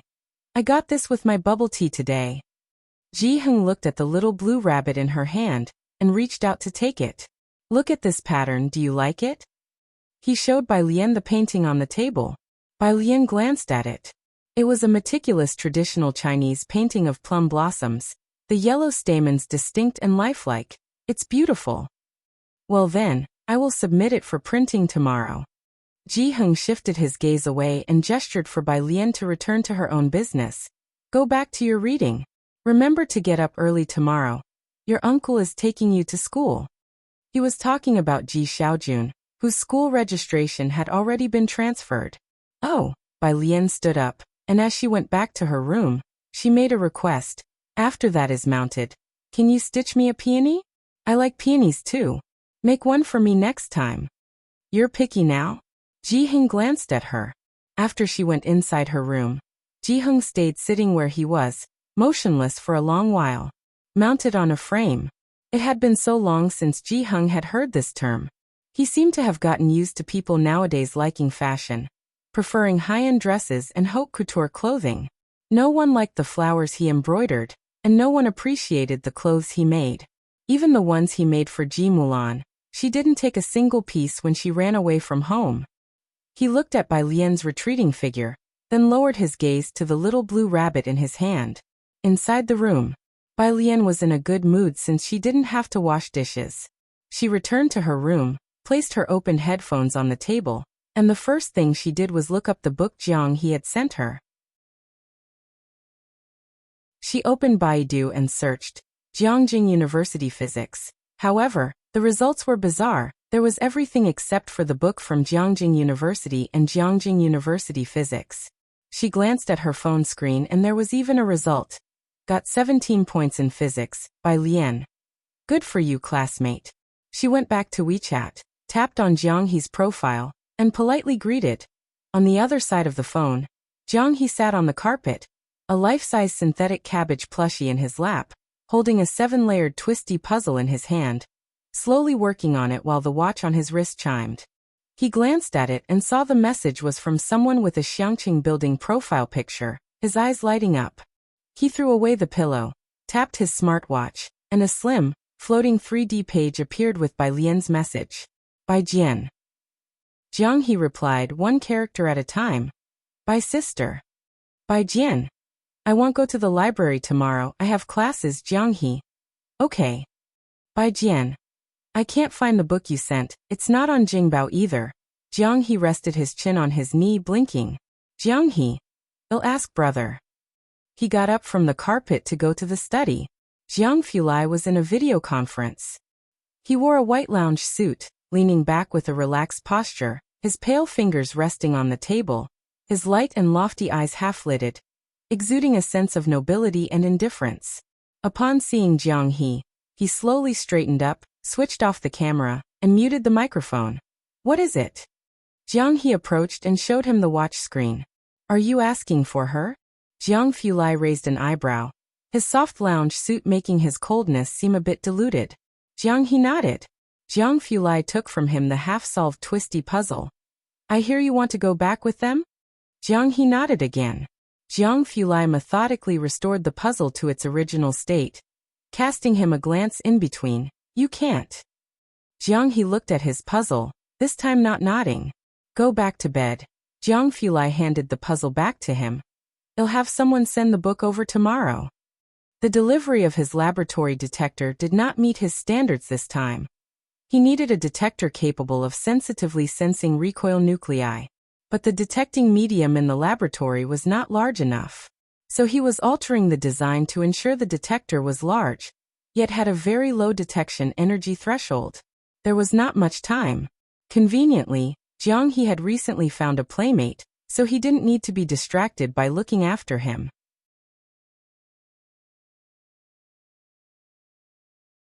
Chapter 12. 007 Ren family, enroll _3 After Jiang He left, Jiang Fulai finally withdrew his gaze, reopened the camera and microphone, and tapped the desk with his hand. Calm and indifferent. Continue. The following day, at Xiangqing Middle School, the largest high school in Xiangqing, Bai Lian followed Ji Xiaojun into an office. In the office, Lu Lingxi wore glasses, had short hair, and despite trying to hide it, there were visible whites in her hair. She looked at Bai Lian with a gentle gaze. Bai student, can you tell the teacher why you want to switch to science? Why switch to science? Bai Lian half lowered her eyelids, her lashes slightly drooping, long and curled, masking the darkness at the bottom of her eyes. If initially, it was just about not wanting to see history, now, curious, she spoke quietly. Curious. This was a response Lu Lingxi hadn't anticipated. Yes, Bai Lian said, looking at the computer on the neighboring office desk. Like how I really want to know how computers transmit information. Her black pupils reflected the sun's rays from outside the window, resembling a lazy white cat. Things had changed, and no matter how frightened or unsteady she had been when she first crossed into this world. But she was earnestly exploring this era, and undoubtedly, she was now filled with curiosity about it. Ji Xiaojun was hearing Bai Lian's reason for the first time, and he couldn't help but tilt his head, looking at the serious expression on his well-behaved niece's face. After a moment of silence, he remembered how she had answered him last time. Oh, so what? Heh, giving him the runaround? Good. Lu Lingxi looked at Bai Lian calmly, seeing her seriousness. How about you do a set of comprehensive science papers for me to look at? She found a comprehensive science exam paper on the desk. Bai Lian took 20 minutes to complete it and returned it to Lu Lingxi. Lu Lingxi was a language teacher. She took the paper and handed it to a physics teacher in the same office, asking him to help review the exam. Then she said warmly to Bai Lian, "Let's go, we'll take you to our class. There are a total of 20 classes in Senior 3, and we are in Class 15. Ji Xiaojun followed as well. Senior 3 had its own building, with a total of 5 floors from top to bottom, for classrooms per floor, 2 stairways, and offices in the middle. Teacher Lu's office was on the 2nd floor, and Class 15 was in the middle of the 3rd floor. As they passed a stairway, there was a girl in a school uniform coming upstairs with a composition book in her arms. Teacher Lu. Run, student. Lu Lingxi adjusted her glasses and stopped, her voice tender. Leave your homework book on my desk. Wait for me a moment. I have something to tell you. Okay. Ren Wanxian looked up, but her gaze fell on Ji Xiaojun. She hadn't seen Ji Xiaojun many times, but he looked similar to her father, so she could recognize him. However, at that moment her attention was on the person beside Ji Xiaojun. It was her, Bai Lian. Ren Wanxian paused, her mind racing with thoughts. Had she really transferred to this school? Did the Ji family ever mention the Ren family to her? Ji Xiaojun saw Ren Wanxian, and from her look alone, he knew what she was thinking. He calmly shifted his gaze away. He used to be kind to Ren Wanxian. Once when he had a matter and wanted to ask Ji Xiaorong for help, he went through great lengths to get through the Ren family's doors. Then, in the Ren family's trash can, he saw the drawing he had gifted to Ren Wanxian. Since then, he had never visited the Ren family again. Lu Lingxi then explained in a low, smiling voice to Bai Lian and Ji Xiaojun, sighing. That's Ren Wanxian. She's really very, very smart. Skipped 2 grades in middle school. Bai student, you'll get to know her after 2 days in school. If there's a chance, you could ask her for some study tips. Ren Wanxian did not care about Ji Xiaojun. She smiled at Lu Lingxi, retracted her gaze, and headed to the office. After placing her homework book on the desk, she noticed a set of comprehensive science exam papers there.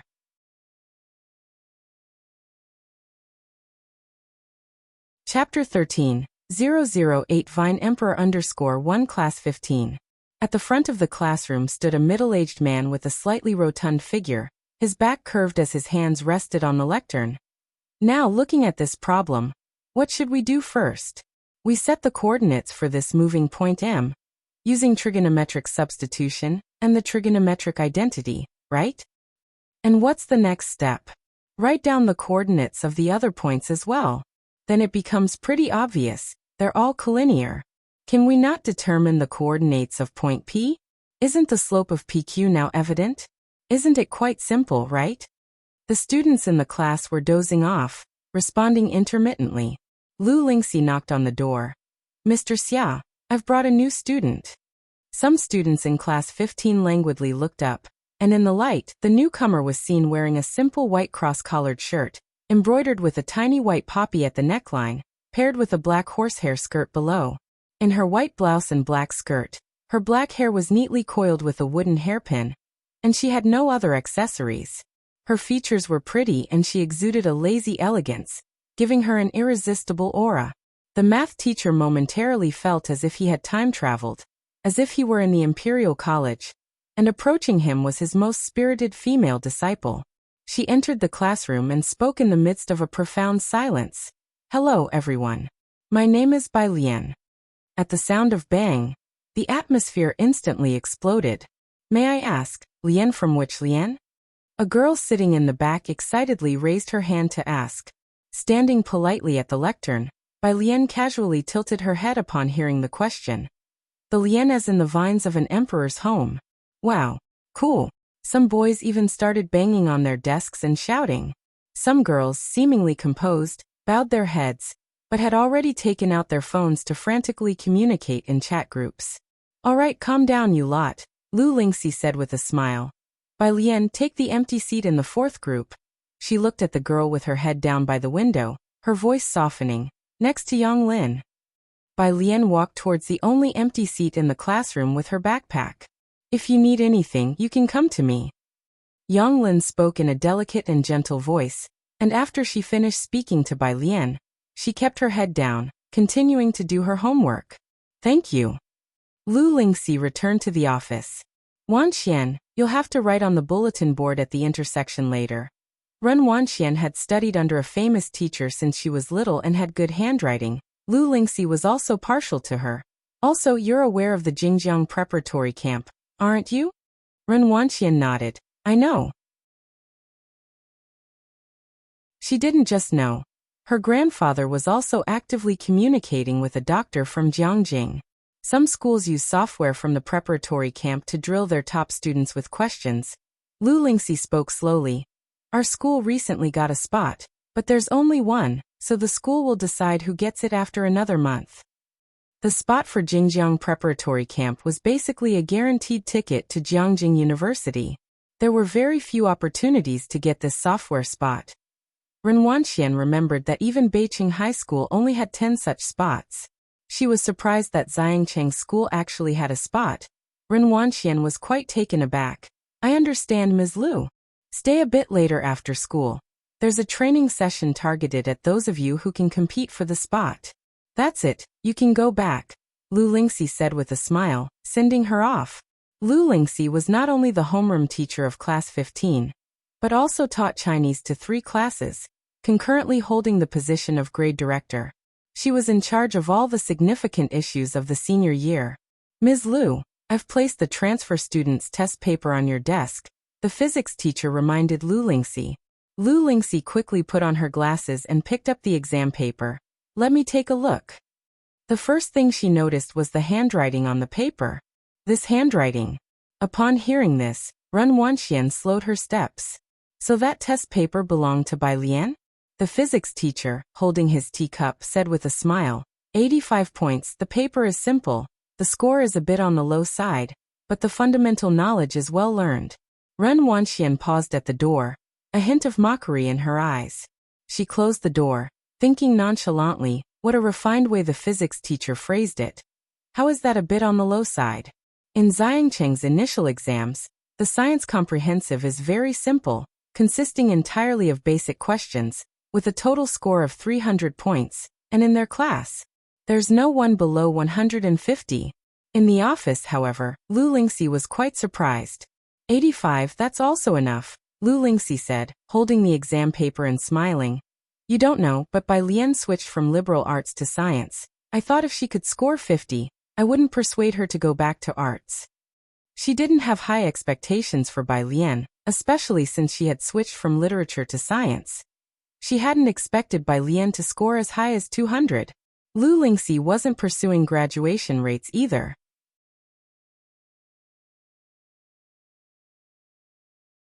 Chapter 14. 008 Vine Emperor _2, Academic Transition from Humanities to Science? No wonder the handwriting is so neat, it's even better looking than print.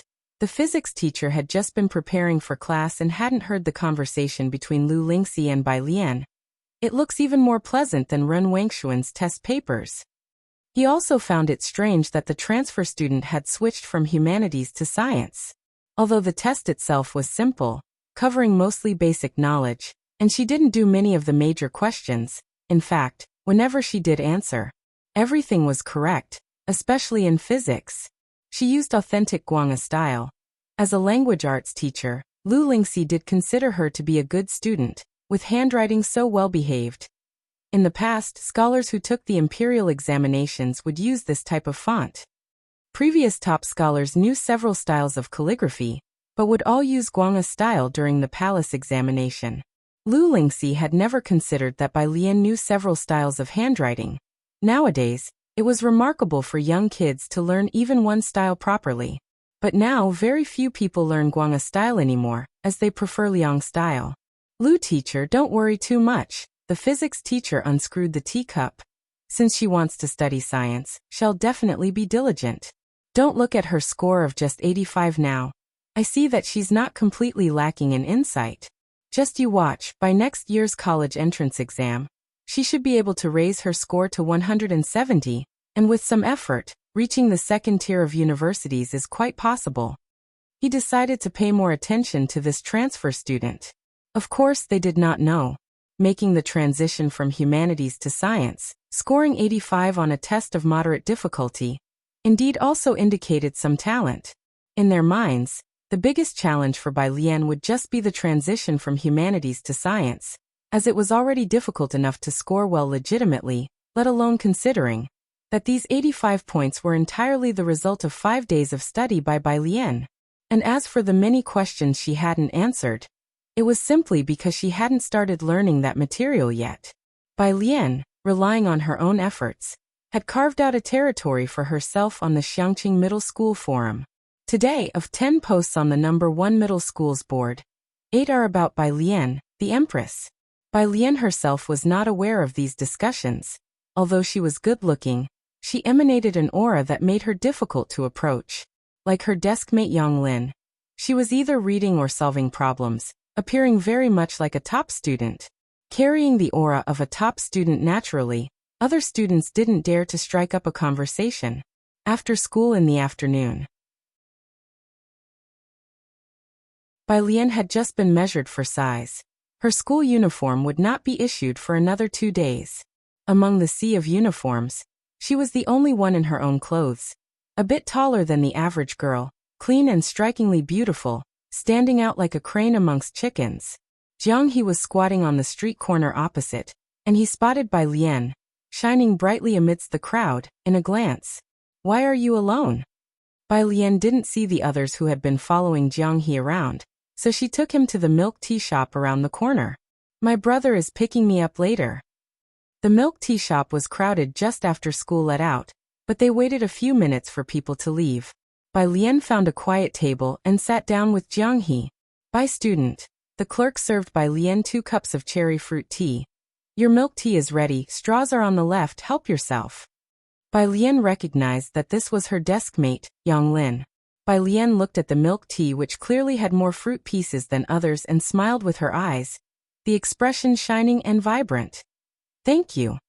She took out 2 straws, while Yu Guang noticed that Yang Lin's exposed arm seemed to have a purple bruise. "What's that?"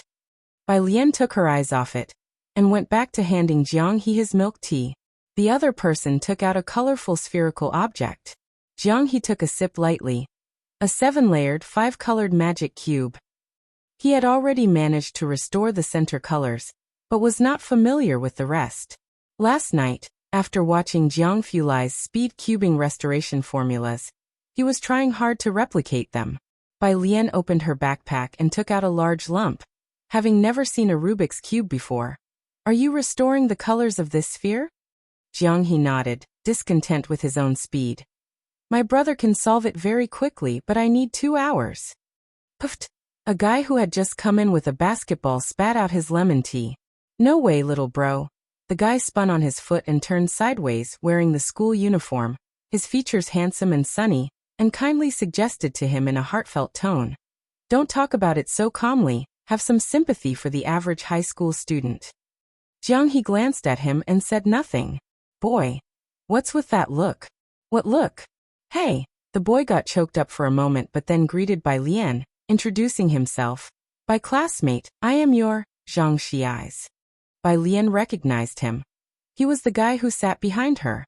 She had remembered everyone who introduced themselves to her. Zhang Xiai scratched his head. "Oh, so you did hear us talking. Lu Ma said that if you ever need anything, just ask me. I'm the sports committee member." They called Lu Lingxi Lu Ma in their class. As Zhang Xiai was talking, he saw the object that Bai Lian took out. It looked like a motor. Bai Lian inserted the straw with one hand and played with the coils of the motor with the other. "What's wrong?" Zhang Xi's. Who carries this kind of stuff in their backpack? He said goodbye to Bai Lian with an incredulous face and left the milk tea shop. The group of boys waiting for him outside asked if he got the new transfer student's contact info, implying that the new student was so pretty that they could only admire her from afar. "I'll ask tomorrow." Zhang Xi's put his arm around his buddy's shoulder, exclaiming with a sense of brotherhood. "With you guys in the world, I can rest easy." The brothers were just about to be moved. Zhang Xi's. Hee, it's great to have more than one useless person. As darkness gradually fell, at the school gate, students who had been staying late for the honor student training had just finished their classes. Ren Wanxian was picked up and dropped off by a personal driver every day. She was on the phone with the driver. "I've finished my tutoring class, come to." Her eyes caught sight of a girl sitting under the streetlight at the corner of the crossroad, apparently waiting for something. How come she kept running into Bai Lian at this huge school? Could it really be such a coincidence? Ren Wanxian suddenly felt an irritation. Observing the other's silhouette, she pondered for a while, and then instructed her driver. "Take the car to the back gate. I'll wait for you there." "What's wrong?" the boy next to her asked her. "Nothing." Ren Wanxian shook her head, not wanting to mention Bai Lian at all. "Let's go to the back gate." She turned coldly, re-entering through the school gate.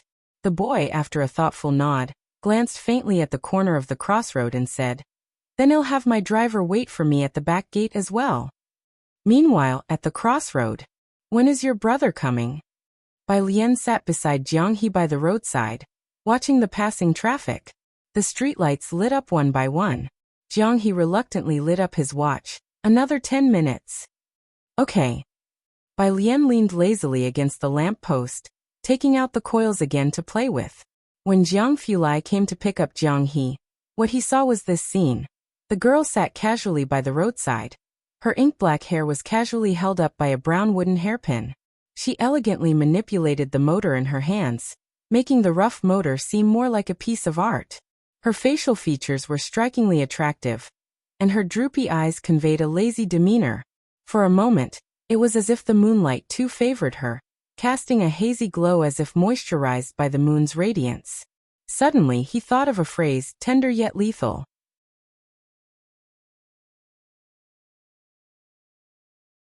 Chapter 15. 009 monopolizes the moonlight. Bacter Street _1 dusk descended on a long street, which monopolized 7 shades of the moonlight. "I kept you waiting." Jiang Fulai came back to his senses. He suppressed his gaze and introduced himself to Bai Lian. "Hello, Bai Lian, I am Jiang He's brother, Jiang Fulai." He stepped out of the car enveloped in a cold frost, his voice slightly lowered, naturally chilly. Bai Lian looked up and inadvertently collided with a pair of light-colored eyes that reflected no light like a cold pool. Deep and cold. She glanced at Jiang Fulai, who wore a black shirt. His face was stunningly cold, his slightly lighter hair blending with the light. Their first gaze, or perhaps another glance. It was surely quiet and lonely, yet it felt deafening. After a moment, Bai Lian slowly spoke. "Give me a reason not to shark you." Jiang Fulai rarely showed his true emotions in front of others. This was the first time he was caught off guard in public. Jiang He looked up contemptuous. "Her name is Bai Lian." "Jiang Fulai? Firstly, do you want to see what you noted down?" "Sorry." Realizing what had happened, Jiang Fulai lightly chuckled. A rare smile tinged his usually indifferent and ice-cold phoenix eyes. Jiang He is sensitive to numbers, but he never went to kindergarten, so... He paused, then simply assessed. He is semi-illiterate. Bai Lian swept a cold glance toward Jiang He. Jiang He, who had an autism spectrum disorder and exhibited extraordinary intelligence only in numbers and geometry. Expressionless, he withdrew his gaze and fluidly covered his wristwatch. "Is that from a fan you dismantled?" Jiang Fulai's other hand held a book, rolled up like a tube, as he squatted beside Bai Lian and casually took her electric motor, looking down with serious attention. "It's probably a capacitor issue. Use a multimeter to check which wire has no resistance and fix it." It was a hand like an artwork, with the glossy white of jade, long joints, and lines that flowed between proportion and smoothness, exuding a faint, crisp air. "Multimeter." Bai Lian withdrew her death stare from Jiang He and rested her chin on her knees, tilting her head lazily. I thought about buying one, but my grandfather wouldn't let me dismantle the house. I stole this one from his room. There was no other emotion on her face, her black pupils reflecting the streetlight above, lazy and beautiful. She just wanted to stealthily dismantle an electric fan. One could imagine her cutely stealing and dismantling her family's things, and perhaps the elder would helplessly indulge her, turning a blind eye. I have one, I'll bring it to you in a few days. The mere thought of the scene made Jiang Fulai feel like a big cat was stretching out lazily to scratch him. I have a physics lab. It's well equipped for experiments, very convenient. Jiang He rarely felt close to people, even going silent for 7 days at a time. Bai Lian was a peculiar existence to Jiang He. Now seeing her in the flesh, he thought he might understand why Jiang He wanted to go home with her. Bai Lian blinked. A large lab, there must be a particle collider there. The glances from the people around grew more intense. Jiang Fulai casually picked up Jiang He by his collar and stood up. Get in the car first. I'll drive you home. There were few streetlights on Purist Street. Bai Lian had Jiang Fulai's car stop at the intersection. This is the book you wanted. Jiang Fulai got out of the car with her and handed her the book in his hand. In the twilight, his eyes and brows seemed to soften as if steeped in ice and snow. Physics is not difficult, it's interesting. You can ask me if you have any questions. Thank you. Bai Lian took the book. This was a book that she couldn't find anywhere. I should be thanking you. Jiang Fulai looked towards Jiang He and said softly. Jiang He always thinks he's an alien, wanting to return to his own planet. You're his first human friend. But Bai Lian simply said, he's cute. Jiang Fulai turned to look at her for a moment and chuckled lightly, yeah. Bai Lian waved at him and left.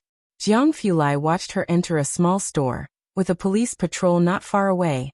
His slightly furrowed brow relaxed a little as he got back into the car. This place hasn't been demolished. Ming Dongheng sat in the driver's seat, surprised at the sight of the low and somewhat aged buildings. Right across from it is Bacter Street, where my master is. Bacter Street was where Ming Dongheng often went, a street at the border of two countries. He just hadn't expected that Bacter Street and Purist Street were only a kilometer apart, facing each other across the river. Jiang Fulai looked at the lone few streetlights, slowly rolling up the car window. Let's go back.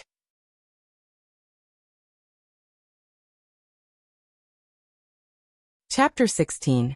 009 monopolizes the moonlight. Bacter Street _2 Ming Dongheng drove off, and Jiang He leaned by the car window, watching Bai Lian. Jiang Fulai's fingertips lightly tapped the phone screen. And in the dark night, his brows and eyes seemed to be coated with a faint layer of cold frost. After a while he lit up the screen to send a message. Go to the storeroom and find my physics notes. The convenience store. 2 patrol officers came to buy 2 bottles of water, and chatted with the store manager, as if they were catching up on family news. The store manager answered, puzzled. Today, before leaving, Bai Lian had asked the store manager to bring her some electric cables. The manager handed them to her, along with a lollipop, covering the QR code and refusing to let her transfer the money. Hurry back home, it's already dark. Oh. Bai Lian put away the cables. The patrol officers didn't find out anything and left to finish their shift. Once they were gone, a neighbor dared to come over. What did you do? Went across the river to steal something? Why are the police always watching you? But I am a law-abiding citizen. The store manager opened his mouth in grievance. He was also confused. I can't figure out what I've done wrong. Sucking on the lollipop, Bai Lian lowered her pretty eyes and walked innocently into the alley. Just reaching the entrance of the alley, she saw the old man waiting there. It was Ji Hung. Bai Lian hesitated, then quickened her pace. Ji Hung held a flashlight, only turning it on when he saw her, lighting the pitch-dark alley to guide her home. You can't rush your studies, take it slow. Purist Street had streetlights, but the inner alleys did not. Only the dim yellow light from the homes occasionally flickered. I want. Bai Lian took out her earphones, ready to listen to English vocabulary words, and rejecting the suggestion. Ji Hung. Seeing Bai Lian eyeing his flashlight, he warned. This can't be taken apart. Bai Lian's gaze was a bit elusive. Am I that kind of person? But I woke up this morning to find the corpse of my fan. Ji Heng ruthlessly exposed her. You just looked at the wrong time, don't believe me, check again in a few days. Bai Lian stubbornly retorted. Meanwhile, in Xiangcheng's only villa district, the Ren family, Ren Qian, as usual, inquired about Ren Wangshuan's studies and explained about Gao Jiechen's situation. Dr. Gao has not yet replied, you have to strive at school. Ren Wanxian nodded, which would normally signal it was time to leave. But today she hesitated. What's wrong? Ren Qian was surprised. It's about the affairs of my dad's family. Ren Wanxian shared the matter regarding Bai Lian with Ren Qian. Hearing the full story, Ren Qian put down the document in his hand, switching from arts to sciences. Ren Wanxian wasn't too concerned, but thinking about the other person's science score of only 85, she shook her head. A composite science score of 85? I don't know why she wants to study science. And Dad even asked me to teach her. Don't listen to him, he has become increasingly muddled these past 2 years. Not knowing the severity, Ren Qian's expression chilled. He valued Ren Wangshuan's academic performance, naturally aware that she had scored a perfect 300 in the science composite. Doesn't he know how important your studies are? He hadn't yet met Bai Lian, but he already had a rather poor impression of her. For young people, it's important to be stable and pragmatic. Ren Wanxian quickly started to rub Ren Qian's shoulders. Don't be angry, Dad didn't mean to, you know him, he's only focused on his research, he doesn't even remember how old I am. For many years, indeed, the Ji family hadn't taken advantage of the Ren family to cause any trouble. But Ren Qian was not concerned about the Ji family's affairs. He softened his tone, advising Ren Wanxian. All right, don't worry about the Ji family's matters. Your father is not clear-headed, but you need to be clear about what is truly important. Next year is the college entrance exam, don't get distracted by other things. After Ren Wanxian exited, the Secretary General spoke up. Next year's college entrance exam. It's time for someone from Xiangqing to become the valedictorian. Miss Wanxian stands a good chance. This class has fierce competition. Just competing with the Chen family in Xiangqing will be tough for her. Ren Qian knew a bit of the inside story. He shook his head. Let's not talk about being the valedictorian of Beiqing. Let's focus on Xiangqing first. In their eyes, the biggest goal was to be the valedictorian of Beiqing. As for the national valedictorian, it was unthinkable. Which year had the national valedictorian not been from Jiangjing? How could it be someone from another place? This is the auction list from White Tiger Auction House for 1 week from now. The Secretary General remembered the official matter. This time there is an authentic piece by Liang Zuan. At that, Ren Qian eagerly reached out for it.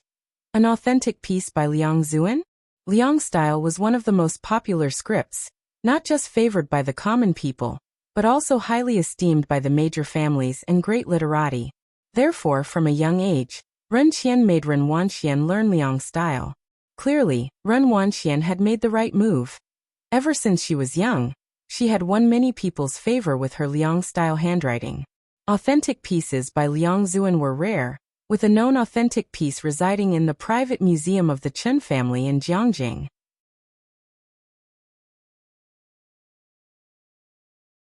Chapter 17. 009 monopolizes the moonlight. Baxter Street _3 This genuine piece coming up for auction is bound to attract a crowd from all over the country. No one would doubt its authenticity. After all, it's the largest auction house in Asia. And nobody dares to cause trouble at an auction on Baxter Street. Find a way to get an invitation to the auction, Ren Qian said. The next day, Bai Lian didn't linger in the library, because Jiang Fulai had someone send her the multitester. She planned to go home and show her grandfather what bad timing really meant. Bus 12 came to a stop on Purist Street, and when Bai Lian got off with her black backpack, she saw a crowd gathered around the convenience store from a distance. As Bai Lian approached, the onlookers outside in white tank tops trembled with excitement. With a clatter, a cigarette fell to the ground. Officer Zhang, ask them if I've broken any law. The middle-aged man in black attire said casually, exhaling a ring of smoke while pointing at a vendor selling chilled mung bean jelly. Dare you say I've transgressed? The vendor, in fear, shook his head as he picked up his knocked-over stall. No. I knocked it over myself. Oh, is that so? The middle-aged man took 2 more steps forward, pointing at someone selling hand-carved items. The person sat on the ground, frantically waving their hands in negation. He stepped on an embroidered shoe and finally stopped in front of Ji-hung. How about you? Do you dare? Ji-hung looked at the stall on the ground and shook his head. See. The middle-aged man then leisurely turned to Officer Zhang, his voice arrogant. I told you I haven't done anything, Officer Zhang. You wouldn't arrest a good person, would you? You. Officer Zhang was about to take action, but was firmly restrained by a colleague. Forget it, Officer Zhang. The colleague whispered in Officer Zhang's ear. He must be Poison Scorpion. Officer Zhang calmed down. Poison Scorpion. One of the top 10 on their internal most wanted list. He frequently moves between Bachter Street and the international scene. Many of his men are ex-mercenaries, protected by a bar on Bachter Street, and even the FBI is said to be unable to touch him. His power was immense. Poison Scorpion had long anticipated this scenario. He looked at Officer Zhang with disdain, carelessly dropping his cigarette on the ground and stepping on it. It seems, Officer Zhang, if you desire to catch me, you'll have to find another way. No one present dared to speak. Poison Scorpion then arrogantly left the convenience store with all the cigarettes, and casually left Purist Street. Only after he had left did Officer Zhang silently help the vendors straighten their stalls, whispering an apology to them. The people from the bar on Bachter Street, at the junction between 2 nations, those people, without evidence, Officer Zhang truly had no recourse. Even if the Chun family of Xiangqing was present today, they too would suffer silently. Bai Lian stood not far away, watching the scene with an unperturbed gaze. The man in the white tank top, feeling the chill of her gaze on his back, shivered and quickly set about helping the vendors pick up their goods. Clearly, he was also one of the formidable convention people, and seeing him lending a hand, Officer Zhang gave him a glance, his gaze then shifting to the store owner not far away. As the crowd slowly dispersed, such incidents were not uncommon on Purist Street. Alien.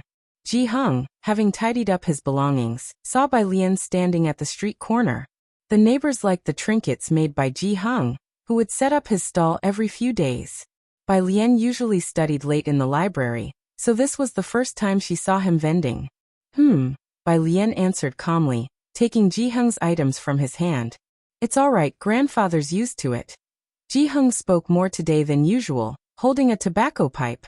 These things don't happen often. He's from the opposite side and doesn't come here often. You should be more careful when you go out. It's better for ordinary folks like us to avoid provoking them if we can. He comforted Bai Lian. Bai Lian hummed in agreement once more, but the chill in her pitch-black eyes grew colder. Ji-hung was at ease with her. 11 o'clock at night. The lights in Ji-hung's room went out, and in Bai Lian's room, she tightened the last screw on the electric fan. Then, taking her mobile phone, she quietly closed her room door behind her and left. Crossing the bridge at the end of Purist Street, a street stretched out in front of her, resplendent with golden light. Although it was 10 o'clock at night, it was as bright as day. The entrance bore the name in 2 languages, Bachter Street. The man in the white tank top had been waiting here. He looked up to see the girl in the flowing moon-white dress, so out of place in this street. Sis, the man in the white tank top approached, handing Bai Lian a cigarette and lighting it for her.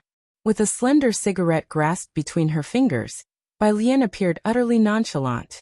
As the flame sparked and smoke began to curl up, she lazily tilted her head. Where is he?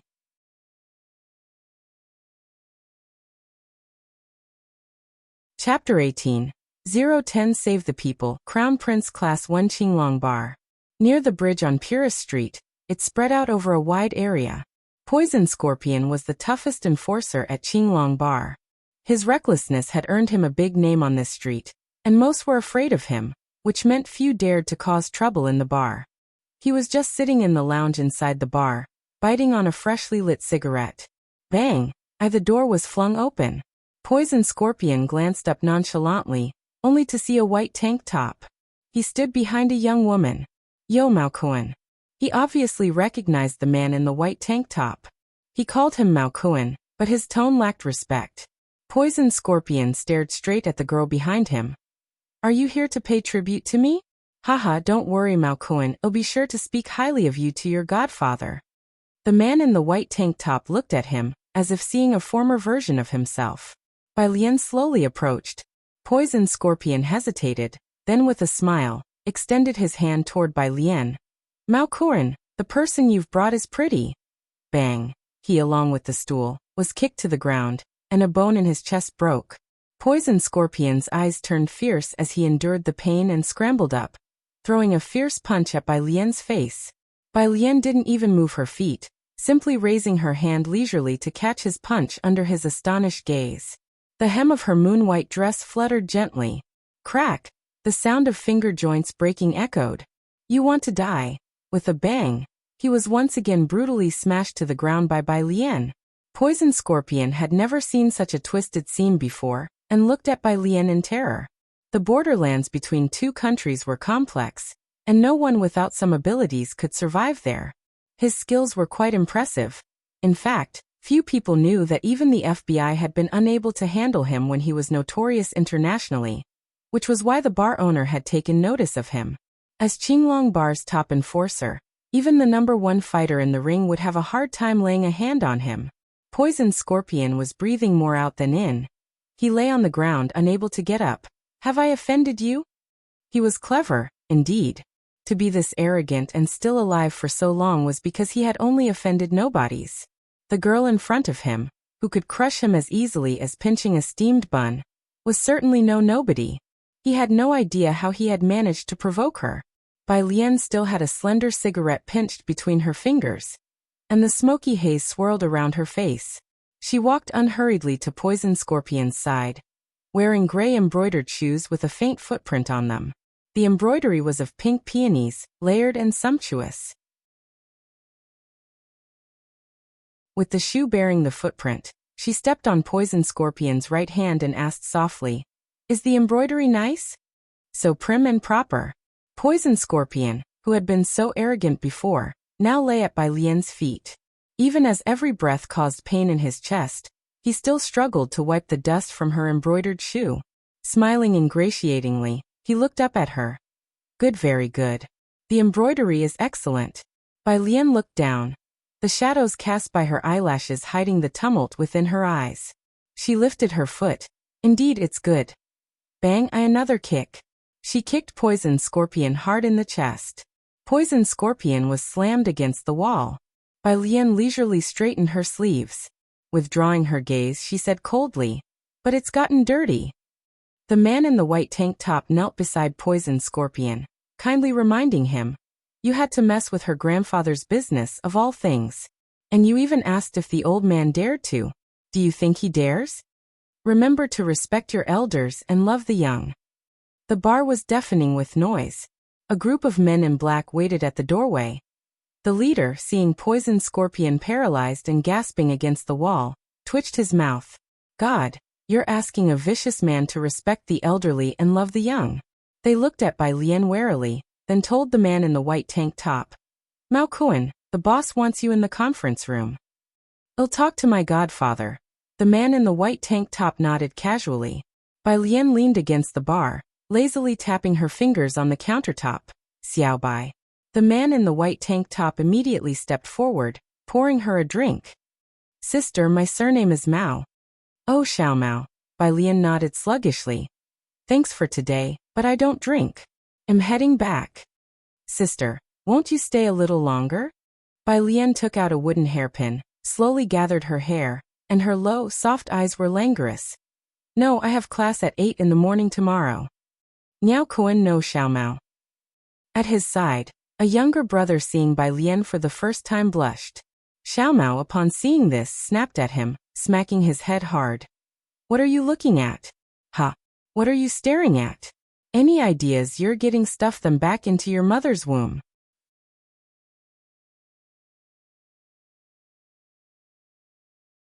Chapter 19. 010 Save the People, Crown Prince Class 2 Purist Street. The night was dark and the wind was high. Bai Lian took out her earphones to memorize English vocabulary. It was nearly 1 in the morning, and faint sounds of a scuffle were coming from the narrow, dark alley ahead. Ordinary people would have taken a Bai Lian wore her earphones. Halfway through her vocabulary listening, when her phone rang. It was Mao Kuan, she answered and calmly walked past them. There were 3 men with blonde hair and blue eyes. Because of the girl's excessive calm, they were clearly stunned for a moment. The next second, one of them came to his senses and reached out to grab Bai Lian's neck. Bai Lian tilted her head sideways, grasped the man's hand. Sister. Mao Kun's voice came through. Bai Lian looked at the blue-eyed man, then glanced down at the person lying in the corner. Wait a moment, she told Mao Kun, then stuffed her phone back into her pocket. Then she suddenly yanked the blue-eyed man in front of her. The breeze from her punch parted the strands of hair scattered on either side of her, revealing her cool gaze. Bai Lian didn't retreat.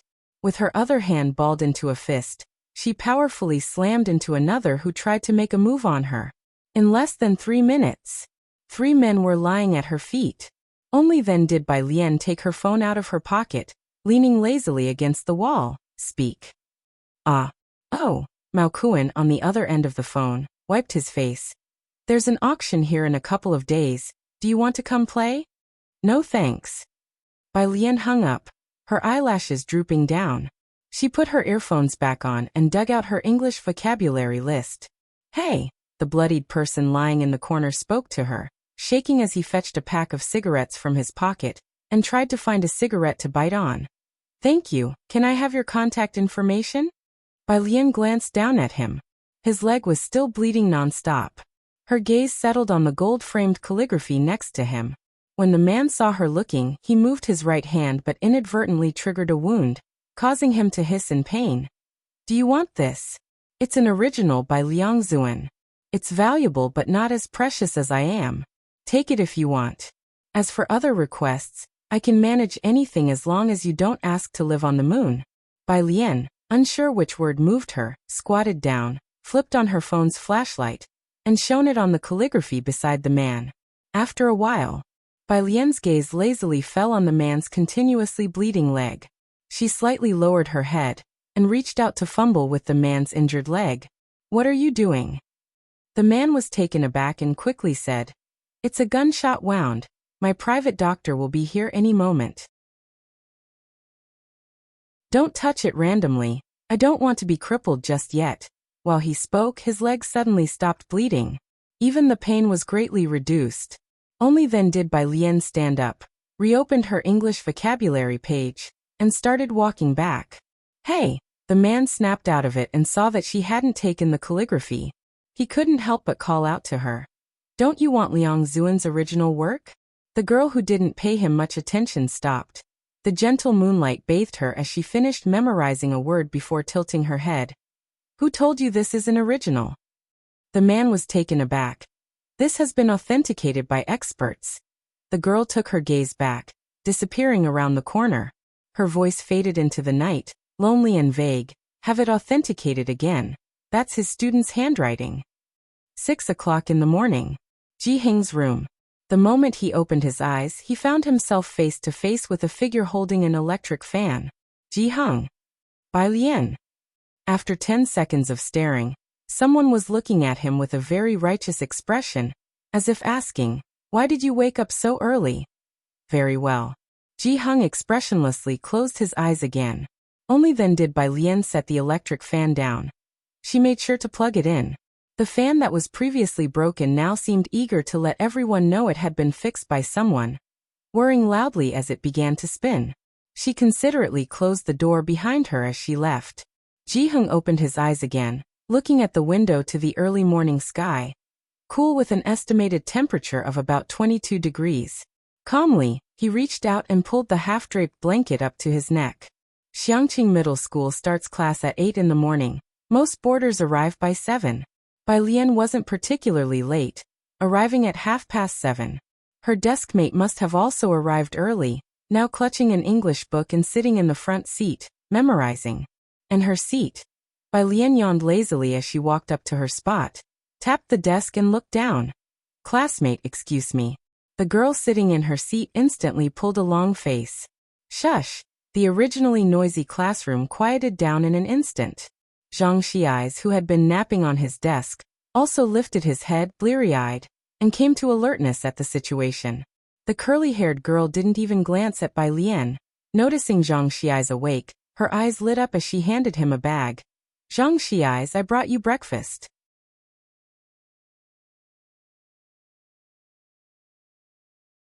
Chapter 20. 010 Save the People, Crown Prince Class _3. Meanwhile, Yang Lin gently tugged at Bai Lian's sleeve, gesturing with her eyes towards Bai Lian. Zhang Xiais never accepts anything from girls. But now he reached out to take the breakfast. Thank you, Chen Wei, you go ahead, class is about to start. The smile returned to Chen Wei's sullen face. Then I'll come watch you play basketball tonight. Perhaps in a good mood, Chen Wei hummed a tune as she left class 15. As she passed by, both male and female students shrank their necks in unison. New student, since you just arrived at our school, let me give you the rundown.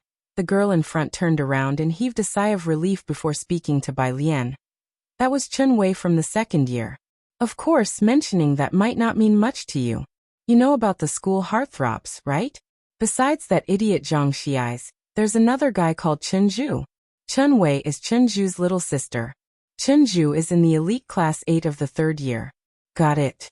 The ones who usually hang out with her are the likes of Chen Zhu and Ren Wanxian. Bai Lian. Thank you. So annoying. I want to erase her. In any case, we commoners should avoid provoking anyone from the elite class if we can. Eggs can't compete with stones, the girl finished, then glanced towards Yang Lin and Zhang Xiais. Right, you two? The most important thing is that Chen Zhu and Ren Wanxian are both hot contenders for the top scholar title of our graduating year in Beijing. Yang Lin said, settling into her seat, and after a thought, she added softly, try not to offend them. That's true, Zhang Xiais grumbled discontentedly. But why did you have to call me, a cheerful and pure-hearted 19-year-old guy, an idiot? No one paid attention to him. Zhang Xiais then draped an arm around his deskmate's shoulder. What do you think, top student? Ning Xiao looked up and gave him a be quiet look. Bai Lian propped her chin with a hand, lazily flipping open her English textbook. Zhang Xiais touched his nose and took out his phone to add her as a friend. Today is Friday, after school in the evening. Yang Lin and Bai Lian walked out of the school gates together, with Bai Lian wearing headphones and listening to vocabulary words. They walked to the flower shop at the end of the street. The middle-aged woman selling flowers was enthusiastically wrapping a bouquet for a customer, but when she saw Yang Lin, she squinted and smiled gently. Your flowers are on the table, I've set them aside for you. While reciting vocabulary, Bai Lian looked over and saw a beautiful white lily on the table. Yang Lin picked up the flower and placed the money on the table. The middle-aged woman finished wrapping the bouquet and seeing this exchange, shook her head helplessly and then asked, what about that boy Zhang Xiais? He's playing basketball. Always off playing basketball. Why can't he be more like you and Ning Xiao? Zhang's mother muttered her complaints, then turned to look at Bai Lian. Ah, this must be the transfer student in your class. Such a pretty young girl. She pulled out a red rose and gave it to Bai Lian. She definitely seems much better behaved than my troublesome son. Bai Lian accepted it. Thank you, Auntie. Ah, Zhang's mother clutched her chest. I knew it, I should have had a daughter. That darn Zhang Xiais can only manage to kill my orchids. Don't be mad, don't be mad. The middle-aged man who had just come back from outside put down his computer bag and continuously consoled her. Tonight, we'll pretend to fight and isolate ourselves in our room, making him do all the household chores for a week. Carrying a rose, Bai Lian took separate ways from Yang Lin at the intersection. Following the address given by Jiang He, she arrived at the wealthy district of Xiangqing. The public bus only went as far as the road on the outer perimeter. Ren Wanxian hadn't attended today's top student training, because there were important guests coming to her house, and Ren Qian had notified her in advance. As she passed by the periphery of the wealthy district, her gaze caught a person not far off. Stop the car. The boy in the front seat casually glanced at the rearview mirror. What's wrong? Ren Wanxian shook her head without saying a word. Swoosh, the car stopped in front of Bai Lian. The window rolled down, revealing Ren Wangshuan's face brimming with irritation. She looked at Bai Lian with a mocking expression as if she had already seen through her. What are you waiting for here?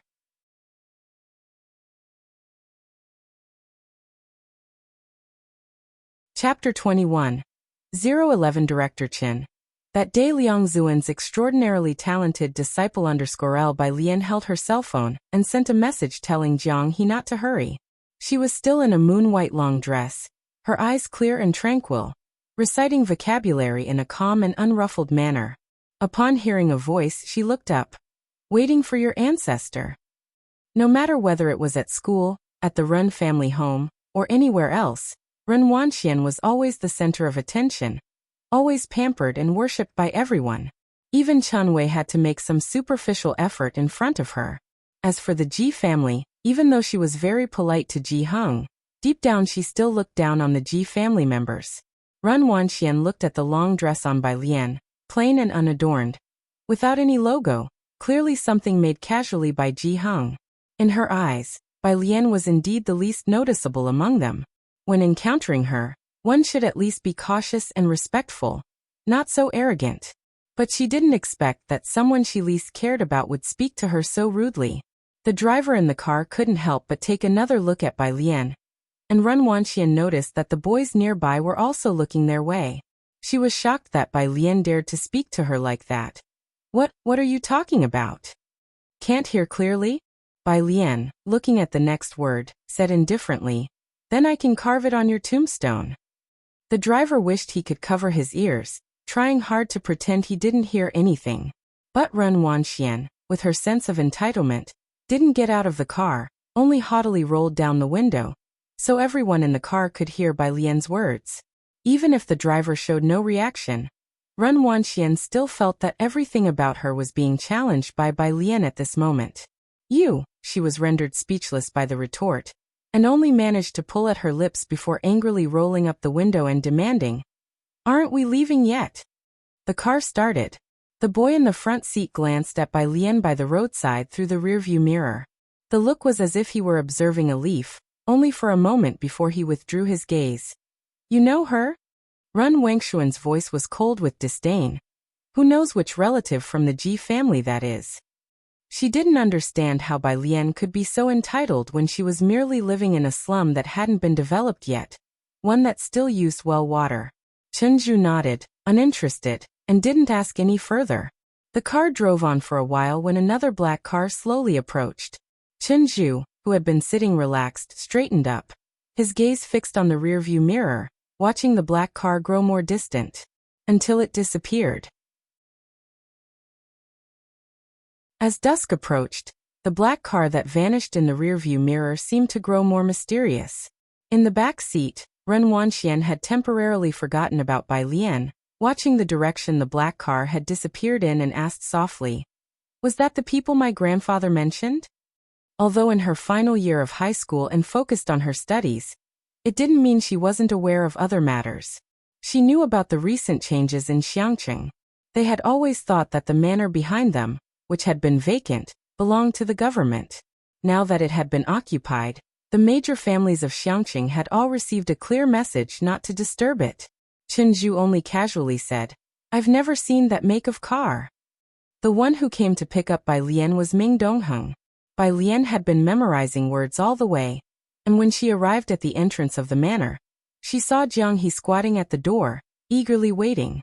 The man in the gray suit waiting in the garden, seeing the carefree and lazy girl behind Jiang He, was quite surprised. Then he watched as Jiang He walked to the adjacent laboratory, adeptly keyed in the password, and entered. "Mr. Ming, who is that?" The man turned to Ming Dongheng, inquiring about the girl's identity. Despite his many years in Jiangjing, he had never heard of such a person. Ming Dongheng only warned, "Don't overstep." Chen Wei felt a chill down his back and remembered who resided in this place, no longer daring to ask any more. He secretly committed to memory the fleeting glimpse of the girl's face. With that striking face, he definitely wouldn't forget her if he saw her again. The laboratory. Most of the devices there were unfamiliar to Bai Lian, and Jiang He took her to a small table to show her a miniature perpetual motion machine on it. A metal sphere the size of a soybean slid down through the hole on the top layer into a track, then bounced back up. Both squatted on the spot, staring intently at it for 10 minutes.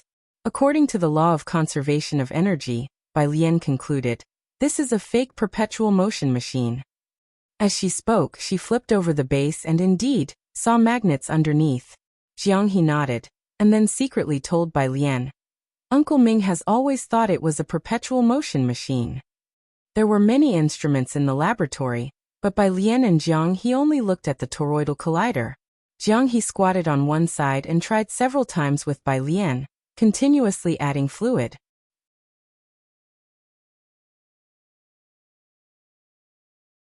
Chapter 22. 011 Director Chen. That day Liang Zuan's extraordinarily talented disciple _2 Bai Lian always recorded the data.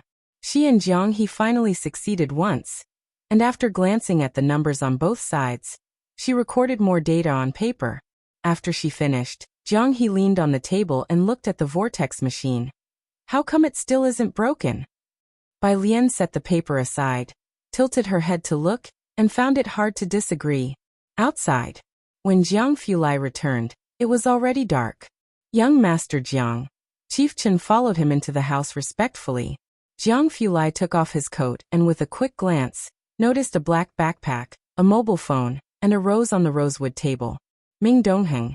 Those are Miss Bei's belongings. Jiang Fulai hummed calmly, his long eyelashes drooping slightly, shading the excessively cold look in his eyes. Are they still in the laboratory? Like this, there should be many lining up at school to give her flowers. What are high school seniors doing not studying properly, giving roses to others? Truly not reserved. Young Master Jiang gave his polite assessment. Have them come out to eat, Jiang Fulai instructed, his facial expression uninvolved. When Bai Lian came out, Jiang Fulai was speaking with Chief Chen. Chief Chen clearly appeared somewhat restrained, his hands resting on his knees as he sat with his legs together. It must be personal revenge, this side of Xiangqing. He caught sight of Bai Lian entering from outside, paused, and didn't know whether to continue. Jiang Fulai tapped his fingertips lazily on the table, glanced at him. Continue. Oh, Chief Chen quickly resumed. I came here to tidy up the security. Poison Scorpion is my top priority, but the day I arrived, someone sought revenge on him. Ming Dongheng couldn't resist commenting expressionlessly. Such a coincidence. You sure you didn't have a hand in it? How could L? Chief Chen was quite agitated. If I had that ability, would I need to be sent here for further training? Ming Dongheng suddenly understood. Chief Chen. Ever since ancient times, Xiangqing has always had difficult problems. This time Jiang Fulai came to Xiangqing, Jiangjing decided to give Xiangqing a thorough cleanup. Chen Zhu was a relatively outstanding descendant of the Jiangjing Chen family, and he secured the opportunity to come to Xiangqing out of a host of people. In ancient times, he would have been a special envoy with an imperial mandate. Make a mark here with political achievements, and return to be promoted and advance in ranks. But right after his arrival, someone conveniently handed him a merit. Chief Chen really felt Xiangqing was his lucky place. No suspects. Jiang Fulai rolled up his sleeves twice, casually poured 2 cups of tea, and pushed one each to Bai Lian and Jiang He. Jiang He stared at the cup as if it were poisoned. Chief Chen spoke with a serious expression. There's one, the boss of Purist Street number 112. I've already deployed extra personnel to keep watch over him. Is there no mistake? Ming Dongheng remembered Purist Street and expressed doubt. Could it be that he's not in trouble for messing with Dawson's Cake or offending the mercenary mafia? Don't know, but I have top secret information. Chief Chen lowered his voice. It said that Poison Scorpion took 2 cigarettes from the boss. Although he found it ridiculous, Xiangqing had listed a pile of evidence. Otherwise, how could the boss have his cigarettes taken in the evening and be destroyed the same night? At the side, Bai Lian held her teacup and took a light sip. Genuine old Banjiang tea. Her eyes brightened slightly. Upon hearing the voice, she put down the teacup, lowered her dark eyes, her jade-like fingers touching the edge of the rosewood table, her expression lazily concurring with Chief Chen. That man is really bad.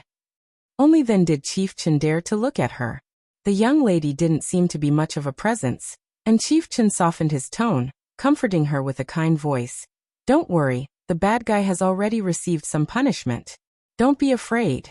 That's good. Bai Bai Lian finished her tea. She picked up her backpack and bid farewell to Jiang Fulai and the others. Jiang He tugged at her sleeve. Bai Lian's eyes drooped lightly, and she gave him a sideways glance. I'm going home to have dinner with my grandfather. A few streets away at the Ren families. The Ren family and a group of people from the Chen family waited properly. Chief Chen, when can he arrive? Ren Qian looked at the middle-aged man beside him. Though anxious, he remained very polite to Chief Chen. The man referred to as Chief Chen was Chen Gang of the GDP powerhouse Chen family from Xiangqing. He was eyeing his watch. He should be arriving soon. As he was speaking, someone from outside came in with happy news. Chen Lord has arrived. Ren Qian and Chen Gang both stood up swiftly to welcome the guest at the entrance. Ren Wanqian and Chen Zhu also got up, exchanging glances.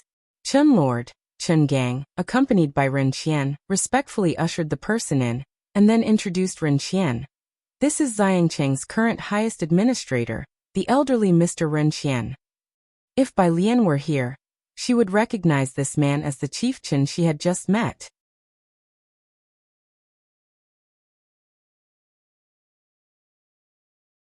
Chapter 23. 011 Director Chen. That day Liang Zuan's extraordinarily talented disciple _3 Director Chen casually took a seat by the dining table. He was likely in his 30s or 40s, with a stern expression that rarely broke into a smile. Resting one hand on the table, he looked toward Ren Qian. Mr. Ren, I'm afraid I'll be imposing on you with my visit this time.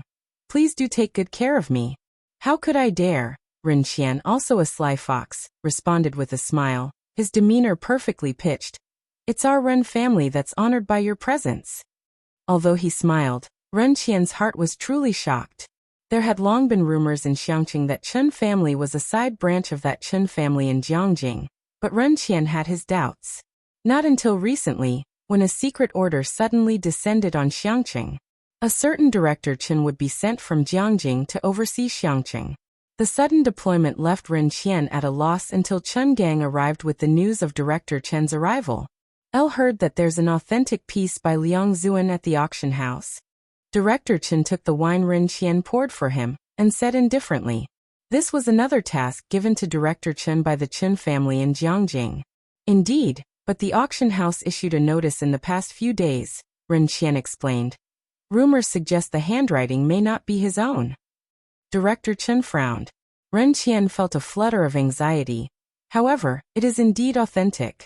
It appears to be notes from one of his disciples. The auction house has already engaged an appraisal expert. The appraisal is still ongoing, so the auction has been postponed by 5 days. Really? Director Chen sat up straight. The appraisal is still underway. Beside him, Chen Gang quickly added. I will keep a close eye on this matter. As everyone knows, Liang Zuan, the illustrious prime minister from ancient times, in his life took only 2 disciples besides Emperor Jiangwen, and they were the exceptionally talented siblings from the Bai family. Emperor Jiangwen naturally wouldn't use the same handwriting as Elder Liang. Thus, if it was someone else's, it could only be one of the siblings from the Bai family. It seems that not all unofficial histories are groundless. The Chen family in Jiangjing, untouchable and revered through the ages, has always been a staunch fan of the Bai family. The majority of the private museum's collection belongs to the Bai family, and generation after generation, the Chen family reverently enshrines the Bai family's ancestral tablets. For the Chen family, this was more attractive than an authentic piece by Liang Zuan. Ren Qian only exchanged a glance with the Secretary General. Clearly, they had to find a way to get an invitation to the White Tiger auction house. Meanwhile, Ming Dongheng watched with unease as the bus wobbled away. He was tempted to follow the bus in his car, but Bai Lian wouldn't allow it. He had no choice but to wait for her to get on the bus before driving back to the manor. Jiang Fulai was dining with Jiang He at the table, both of them speaking seldom, as they always did during meals. Silence and tranquility reigned. Ming Dongheng sat down and began to eat slowly as well. Setting his bowl down, Jiang Fulai suddenly remembered something. Who sent over the tea? Everything delivered here was handpicked by Su Nanjing. Ming Dongheng swallowed a mouthful of food. Su Nanjing. Jiang Fulai drew a disinfectant tissue, meticulously wiped his hands clean while looking at his lap, his tone casual. From now on, everything follows this standard. Ming Dongheng nodded. Jiang Fulai stood up, taking the documents on the table with him to the laboratory. The experiment on dark matter had a long schedule, and he had recreated his Jiangjing laboratory in Xiangqing in its entirety, which is why there was a corner reserved for Jiang He's stuff. A table no taller than 70 centimeters. A stool merely 20 centimeters, even the experimental apparatus were a size smaller. Jiang Fulai walked up to the long laboratory bench, about to place his own documents down, when he caught sight of a piece of paper not far away. His laboratory was always clean and tidy. This paper must have been left by the other two. He approached, casually picking up the paper. There were 7 sets of data from top to bottom. He was initially just curious about what the other two had been up to until his eyes fell on the 4th set. He froze.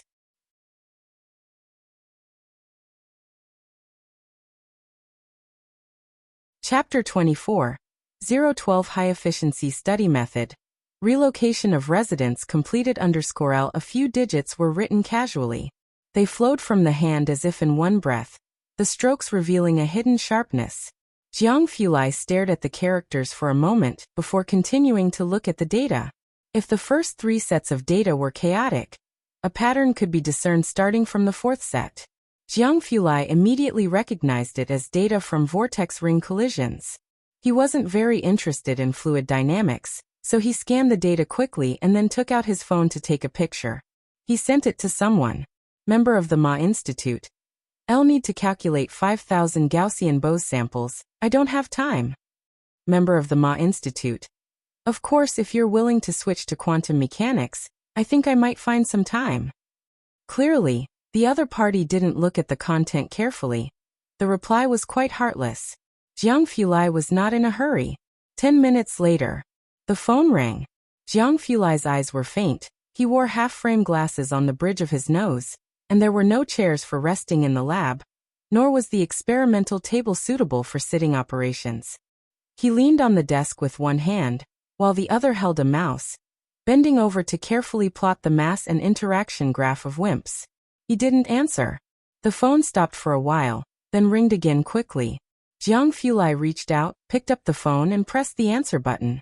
I had a feeling they were up to no good, entrusting the kid to you. You're barely self-sufficient. How are you going to care for Jiang He? Came the voice of the member of the Ma Institute, with his teammates discussing something in the background. He was always direct with Jiang Fulai and after a brief pause suggested, "How about this? You hand Jiang He over to me, and I'll raise him on your behalf." The member of the Ma Institute knew who was with Jiang Fulai, so he guessed that the data came from Jiang He. It's a set of data Jiang He and his friend worked on. They are very sensitive to data, Jiang Fulai said with a slight droop in his phoenix eyes.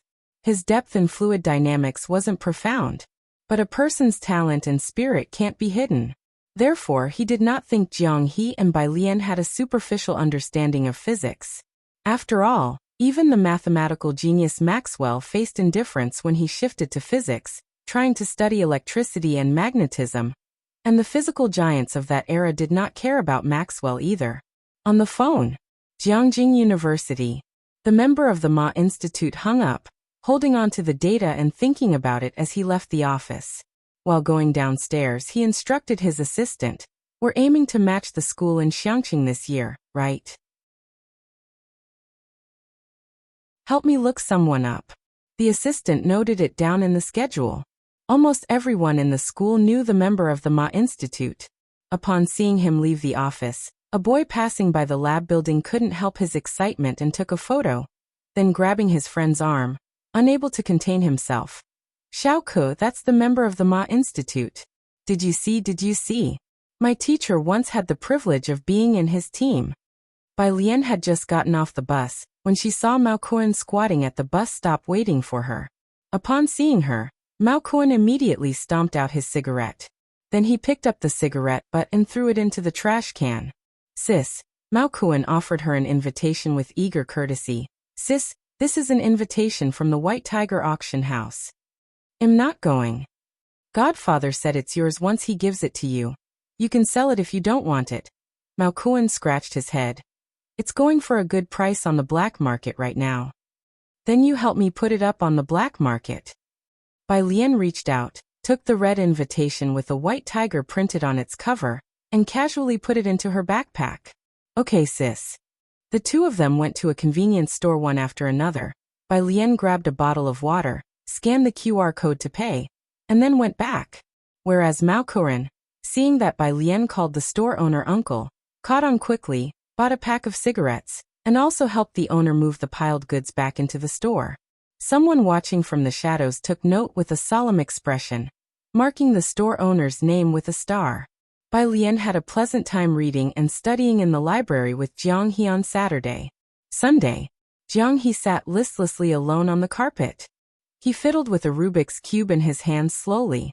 Jiang Fulai came downstairs, fastening the buttons at his collar with one hand, holding his laptop in the other, and walked slowly over to Jiang He. Looking down, his posture was somewhat lazy, his voice, however, was calm. Not changed clothes? Normally, Jiang He would have been heading to the library that day. Jiang He ignored him. Jiang Fulai finished buttoning up, placed his laptop on the table beside him, and asked calmly, "Do you know when my vortex ring machine might break down?"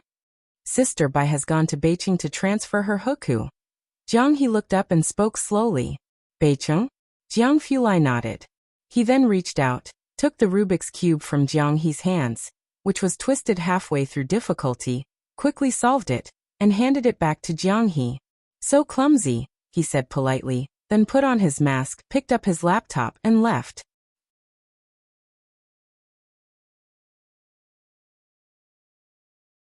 Chapter 25. 012 High, Efficiency Study Method. Relocation of residents completed. 2 Ming Dongheng stood in place, his face expressionless as he watched. Jiang He. He frustratedly scrambled the Rubik's Cube again, opened his watch, and sent a message to Bai Lian.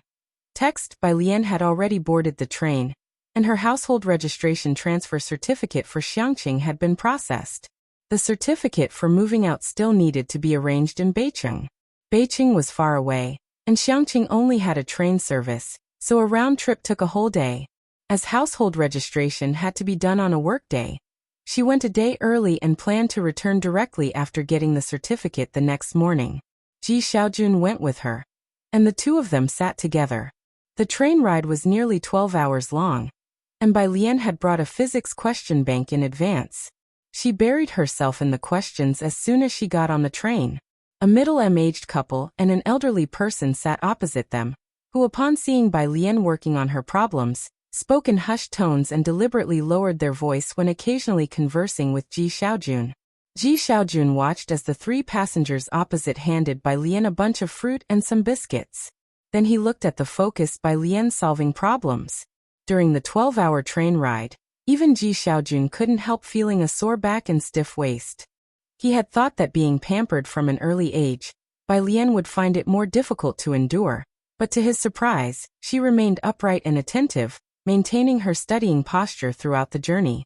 The train's signal was poor, and Bai Lian was concentrating on her questions. By the time she saw Jiang He's message, it had already been 2 hours. Illiterate. Text by Jian. I've seen it. By Jian. Image. Jiang He opened it and looked, knowing the result but not the principle. He then forwarded it to Jiang Fulai. Jiang Fulai was still in the underground laboratory, holding a tablet and returning to the computer, its fluorescent light reflecting his expressionless face, cold and piercing. The group of trainees beside him tried their best to pretend to be busy, not daring to look at him. An assistant entered through the glass door with a document in hand and said, "Young Master Jiang." Jiang Fulai's gaze didn't shift. After briefly pointing out an experimenter's data beside him, he took the document from the assistant and casually flipped through it. "This is an invitation from the Gao family," the assistant reminded. Gao Jiechen was a carefully cultivated plant by the Gao family and the Jiang family, but after this incident, they had been busy managing the fallout and finally sent this invitation to Jiang Fulai as an apology. Upon hearing this, Jiang Fulai turned his hand, calmly handing back the invitation to the assistant. The message was clear. His phone rang, and Jiang Fulai gestured for the assistant to leave. Then he checked the message from Jiang He, opening the image. It was a complex question with a few formulas listed on the side. The handwriting looked neat and clean, slightly different from what he had seen the night before. However, he could guess who had written it, and being too lazy to type, he sent a 52-second voice explanation to Jiang He. Jiang He sent a comma. Jiang Fulai followed up with 47, Jiang He. Question mark. Jiang Fulai, 60, Jiang He. You know the teacher's microphone was on, right? Out of patience, Jiang Fulai coldly typed 2 characters. Add group Jiang He. Okay.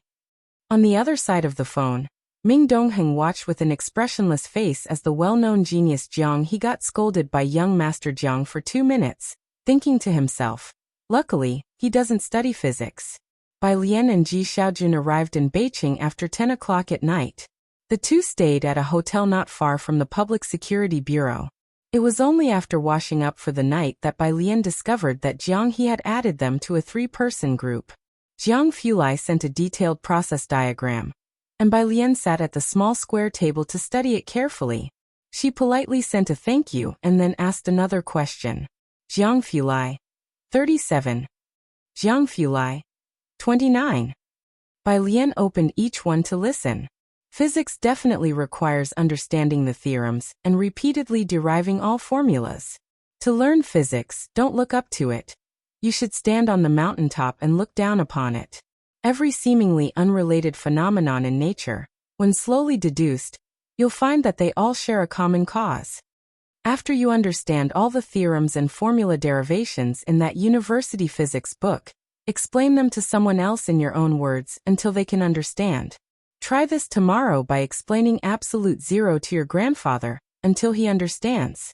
Once you grasp the principle behind each phenomenon, you'll find all the problems quite simple. The other person must have been quite busy today, still in the underground laboratory, with a clear, deep voice. Deliberately slowed down with a faint slight echo. Bai Lian listened twice. So the next day, at 6 in the morning, Ji Heng had just gotten out of bed when he received a call from Bai Lian. Bai Lian, Grandpa, did you understand? Ji Heng wasn't fully awake yet, only hearing something about molecules and immobility. He got dressed, didn't understand, but responded with a calm Then would you repeat it for me? Ji Heng, 15 minutes later. Finally, Bai Lian heard the correct answer from Ji Heng's mouth and hung up satisfied. The Feynman technique that young Master Jiang taught her might end up making Ji Heng the biggest victim. The process of applying for a household registration transfer certificate wasn't complicated, and since they went early, it took less than half an hour to finish. With the train at 10-something, Ji Xiaojun took the opportunity to visit a nearby mall. While Ji Xiaojun shopped, Bai Lian queued in the adjacent milk tea shop to buy tea and wait for him. What Madame Song saw as she passed by was this scene. The tall girl dressed in simple white clothes and black pants, the white garment without embellishment save for a few poppies at the neckline, which rendered it exquisitely simple. She held a fruit tea in one hand, leaning casually against a column at the entrance of the mall. Countless passers-by turned their heads. You're back in Beijing? Madame Song got out of the car, the driver following behind her. Her eyebrows and eyes were warm, and her tone bore a bit of surprise. Bai Lian bit her straw and looked up. She thought for 10 seconds before she could recall who the woman was from the original owner's memory. It was her, Song Min's mother. Auntie Song, Bai Lian spoke up. This person was more pleasing to the eye than Song Min, so Bai Lian politely explained that she was back to process her household registration transfer. Bai Lian, listen to me, said Madame Song with a serious demeanor after hearing her out, looking at Bai Lian. I know you think your father is unfair, and you don't like Xiaoqi and the others. I can understand all of this. But after all, you're a family, you can't be childish. To be honest, Xiaoqi is smarter than most of the young nobles I've seen in Jiangjing. Your father's favor is not without reason. Besides, you need to understand that in the future, the Bai family will definitely be centered around Xiaoqi. His prospects, I dare say, are absolutely clear. You should look to the long term. Staying with the Bai family for protection will give you the best development. Madame Song's maternal family was from Jiangjing, hence her extensive knowledge about it. She felt a subtle pity for Bai Lian, and thus offered this piece of advice. Some things she left unsaid. For instance, she knew about the incident with the Bai T's written pledge, and that Bai Lian and Bai Xiaoqi were at odds because of her son. But she thought that now was not the right time for Bai Lian to hold a grudge against Bai Xiaoqi. Instead, it was most important to maintain a good relationship with her. Bai Lian listened carefully. She finished her last sip of fruit tea, crushed the bottle. I've never thought of relying on the Bai family. What? Madame Song was taken aback. The driver behind her glanced at Bai Lian. He naturally recognized the young miss of the Bai family, who often came to the Songs to find Song Min. On hearing this, he sneered internally. Not rely on the Bai family? What else could you rely on? Your trivial youthful pride? Or the confidence from being expelled by Beijing High School?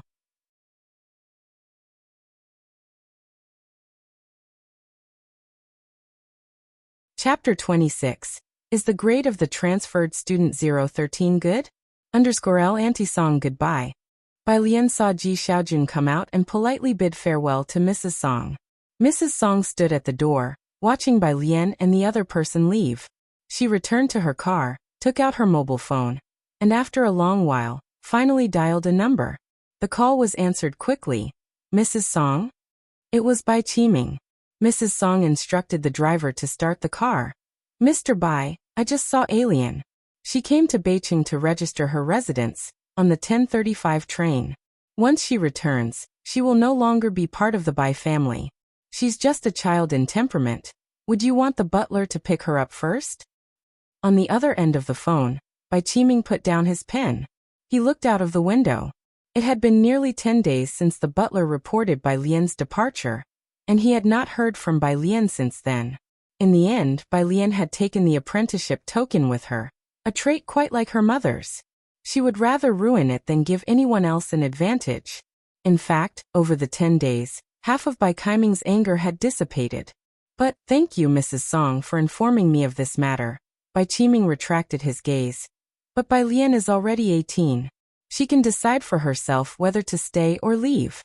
After speaking, he hung up the phone. The Bai family was large. Supporting one more Bai Lian was not difficult. But Bai Qiming was also aware of the conflict between Bai Lian and Bai Xiaoqi. If Bai Lian, who had taken the apprenticeship token, were to be brought back now, Bai Xiaoqi would inevitably feel uncomfortable. Bai Qiming was thinking long-term. Now that Bai Shu's future looked bright, he couldn't afford to lose the watermelon for the sake of a sesame seed like Bai Lian. So he could only act as if he hadn't received Mrs. Song's call. Today was also when he made a choice between Bai Lian and Bai Xiaoqi, but obviously, there was no need to choose at all. The Bai family, the grand elder, the highest in seniority at the family ancestral home, took some interest in the matter. Find an auspicious time tomorrow, and remove her name. Remove it tomorrow? Of course, the grand elder pondered briefly. Make sure to let Xiaoqi and Xiaoqi know. Erasing Bai Lian's name was a minor matter. What mattered was to show her siblings the Bai family's stance. Making a simple mark to erase a name was, after all, nothing noteworthy to them.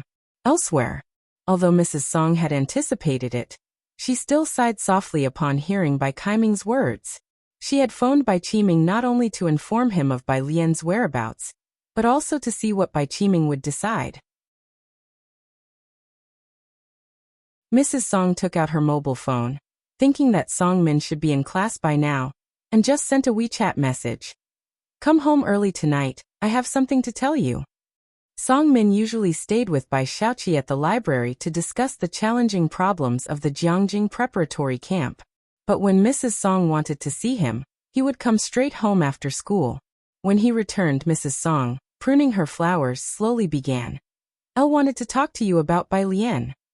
Song Min, looking indifferent, showed no change of expression upon hearing this name. Her? Yes, Mrs. Song's voice was gentle. She has officially been removed from the Bai family register. There's the engagement arranged since childhood between you and her. If you have no objections, we'll find a time to speak with the Bai family, and then clarify things with Bai Lian. How about that?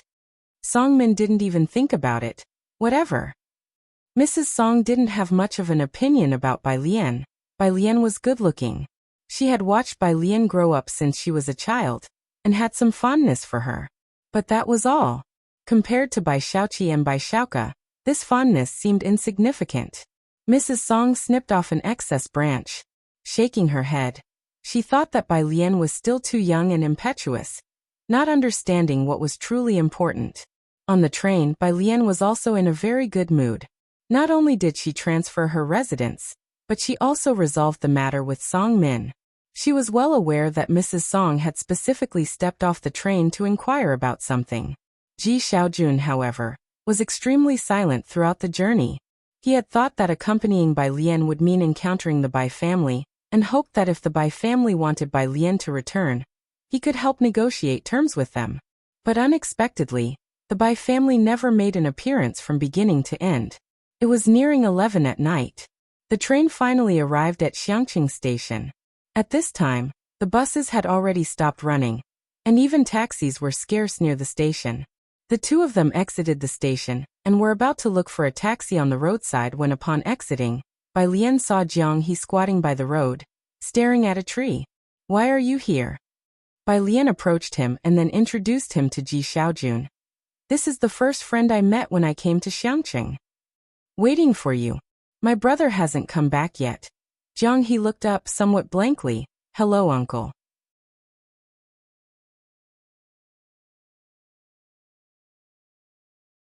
Chapter 27. Is transfer student 013 performing well in their grades? _2 Ji Xiaojun saw this elegant-looking kid, and wasn't quite sure how to start a conversation, but unexpectedly the other party greeted him nicely. He was somewhat at a loss for what to do, so he just stuffed all the snacks he had collected for Bai Lian into Jiang He's hands. Ming Dongheng stood coolly on the side. After sending Bai Lian and Ji Xiaojun back to Purist Street, Jiang He still clung to Bai Lian's hem without letting go. Ming Dongheng was used to it. Jiang He's behavior was always quirky.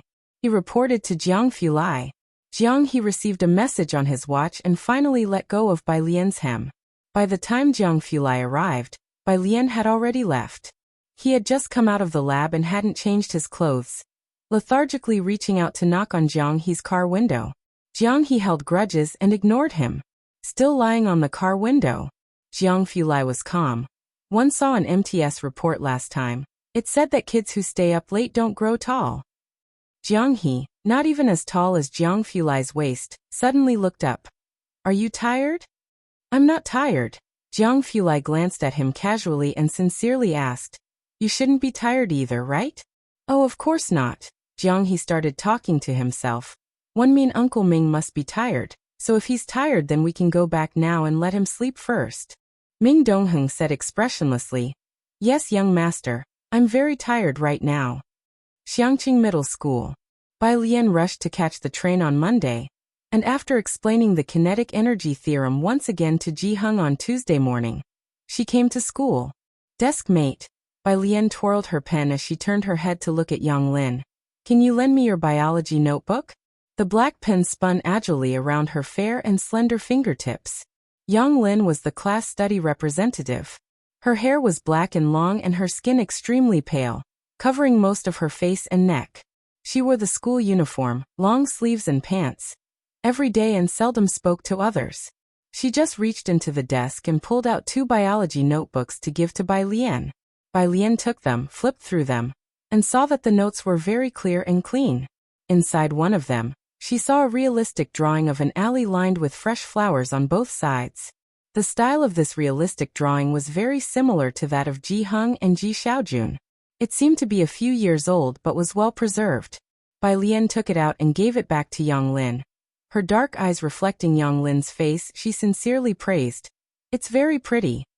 Yang Lin was stunned for a moment, then took it back. After quite a while, Bai Lian heard her softly hum in response. The first class in the morning was Chinese.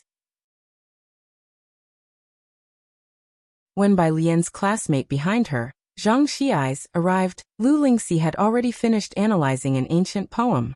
Report. Zhang Xiai's ran to the entrance of the class, not even having had the time to zip up his school jacket.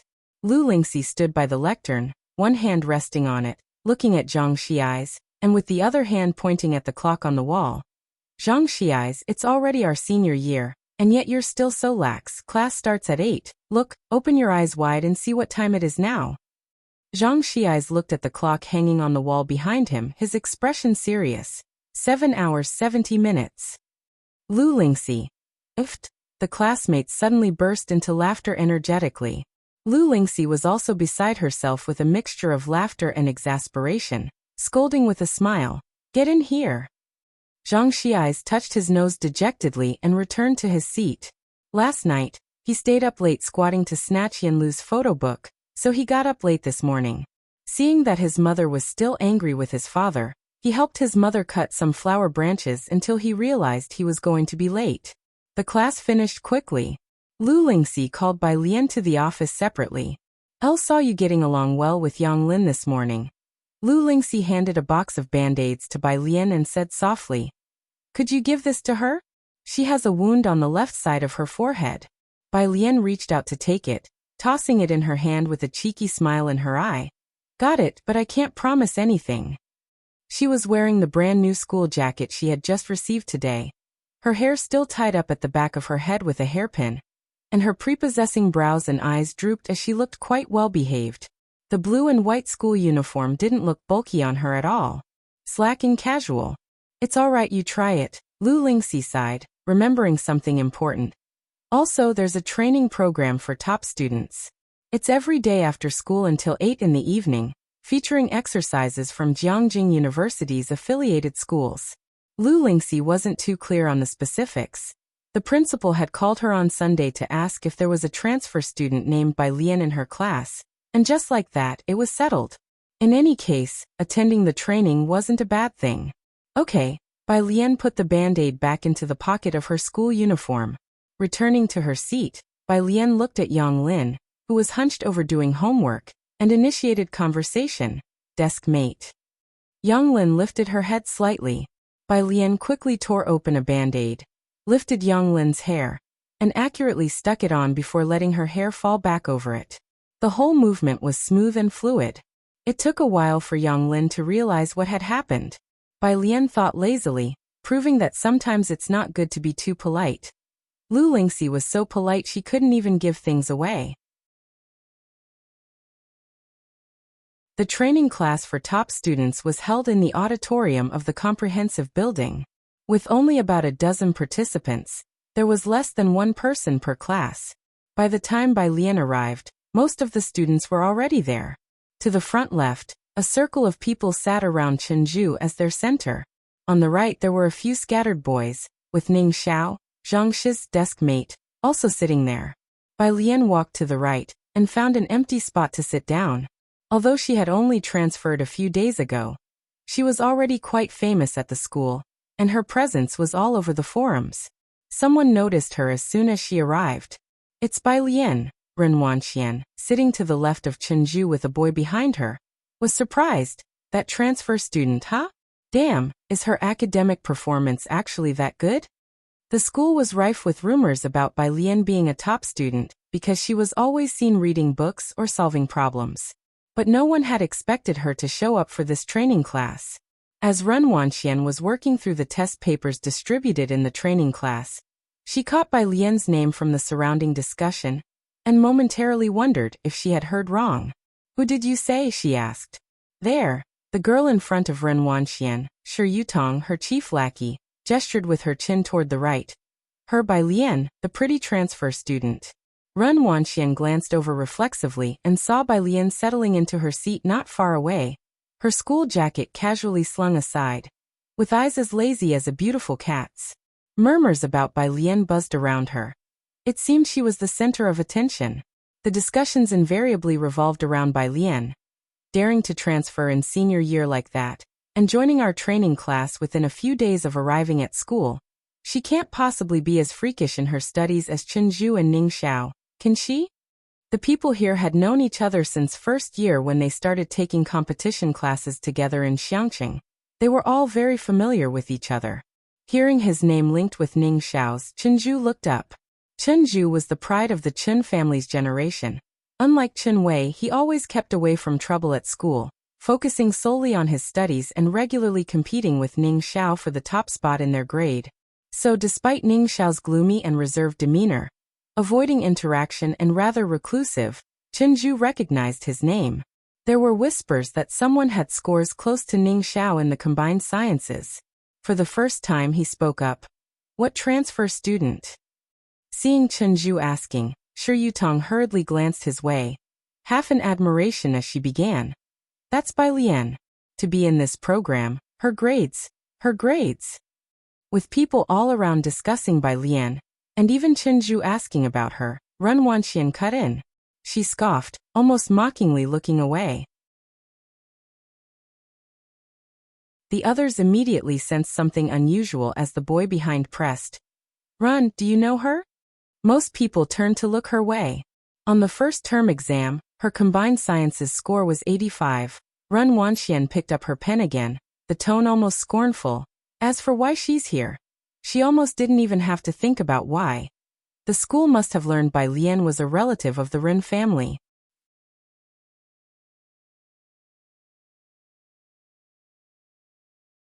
Chapter 28. Submit Assignment 014. Scored 1. Ren Wanxian kept a cold face, but she said nothing more. Inwardly, however, she was immensely irritable. Chen Zhu at her side had caught on, having not recognized Bai Lian earlier, but now, upon hearing Ren Wanxian mention her, he recalled the person he had seen on the street that night. Some relative of the Ren family, though he didn't know exactly what their connection was. If Bai Lian had joined the training class because of the Ren family, it wouldn't be much of a surprise. He nodded and continued to focus on his practice questions. The others looked at each other in confusion. Every person in the training class knew what this class was for. An app reserve slot for Jiangjing University. Every person in this room was truly talented. The initial test for math was extremely difficult, yet the comprehensive science was just giveaway points, with several sitting here who had scored full marks in it. Putting aside 85 points here was almost unheard of in the whole school. 85? Shi Yutong raised her voice. Then how did she get in here? She had good grades, and because of her family situation, she had learned to network from a young age, grouping together with others in school and looking down on the ordinary students. With such a score, Bai Lian's presence here clearly highlighted her as a connection-based attendee. However, Shi Yutong wasn't overly concerned, for even if Bai Lian had pulled strings to get in, could she really be more influential than the Chun or Ren families? A few who had wanted to add Bai Lian on WeChat now forcefully restrained themselves from doing so. Why is it so quiet today? The substitute teacher was the homeroom teacher of Class 8, Grade 3, and also the head of the Physical Science Department. Wearing glasses, he turned on the projector to start the lesson for the class, smiling warmly at these top students. As usual, everyone will watch a 1.5-hour lesson and do half an hour of practice questions. We'll finish at 8 o'clock. The lesson was a video recording from a famous teacher's competition class at a high school affiliated with Jiangjing. Math and physics were alternated. Today's lesson was on physics. After starting the video, the homeroom teacher also sat at the back with a pen and paper to watch along with the students. Today's physics lesson included electromagnetism and the theory of relativity. The video clearly explained everything from the special theory of relativity to electromagnetism. Bai Lian listened intently for the first time to the concept of time dilation. She found the concept frightening because it meant that the flow of time was different for everyone. The video ended promptly at 7:30 p.m., and the homeroom teacher distributed practice problems he had printed out. This is the question for today. You all can work on it. I'll collect it tomorrow evening, and it will be part of your regular evaluation. The auditorium quieted down to just the sound of pages being turned. After distributing the questions, the homeroom teacher, with his hands clasped behind his back, slowly walked over to Bai Lian and looked down at her. Like Lu Lingxi, he had received a call from the principal days before, but he knew more than Lu Lingxi did. The principal took special interest in this transfer student named Bai Lian and had instructed him and the math teacher to take good care of her. So upon his arrival today, he couldn't resist shifting his attention to Bai Lian. The questions printed by the training class were synchronized with the video, and were very difficult, all originating from Jiangjing.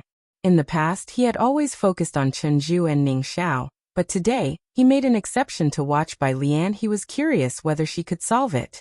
Bai Lian was unaware of the homeroom teacher's thoughts.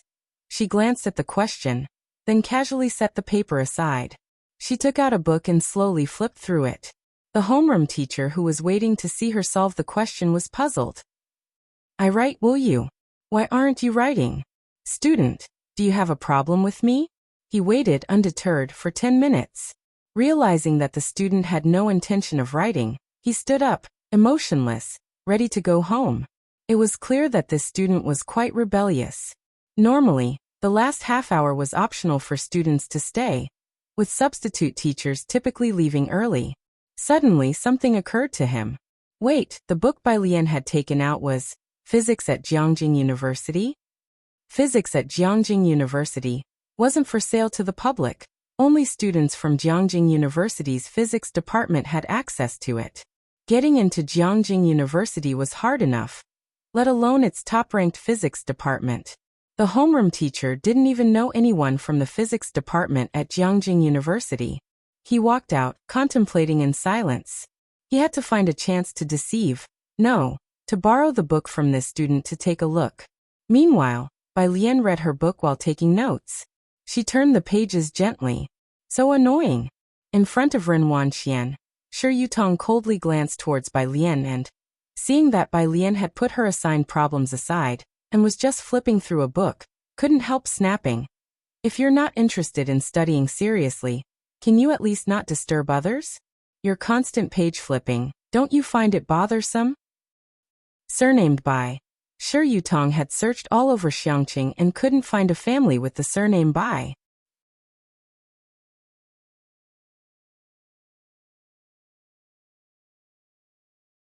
Chapter 29.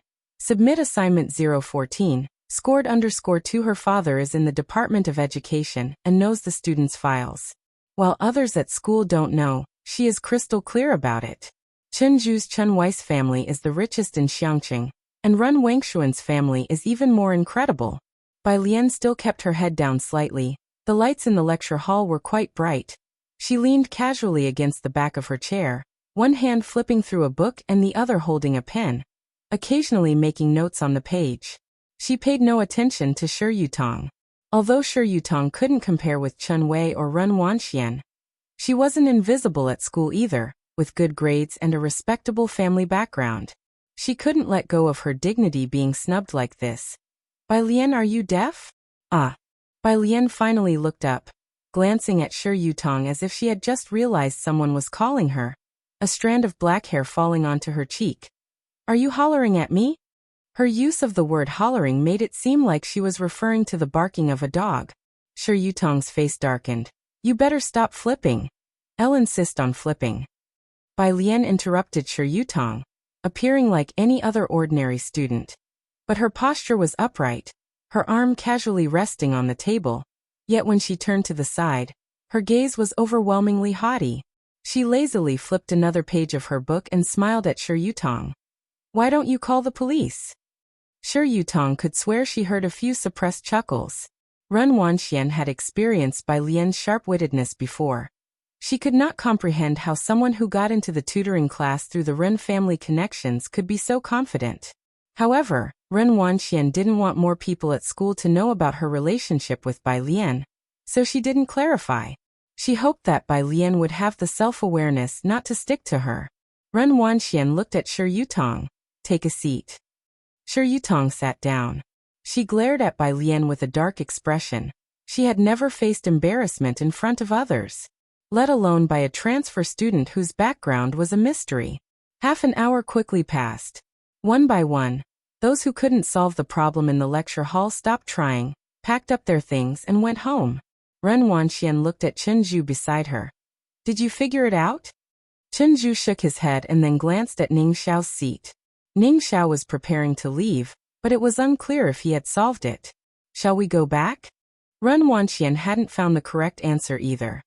"Do you have news about the invitation?" Chenju was also putting away his pen and upon hearing this, turned his head. "Where did you get the news from?"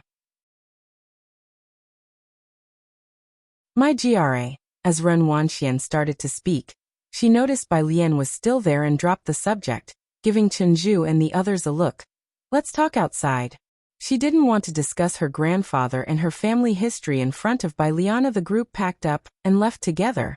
As they left through the front door, Ren Wanxian noticed that the exercise paper on Bai Lian's desk was still spotless. She hadn't even attempted the first question. A cold sneer curled the corners of Ren Wangshuan's mouth.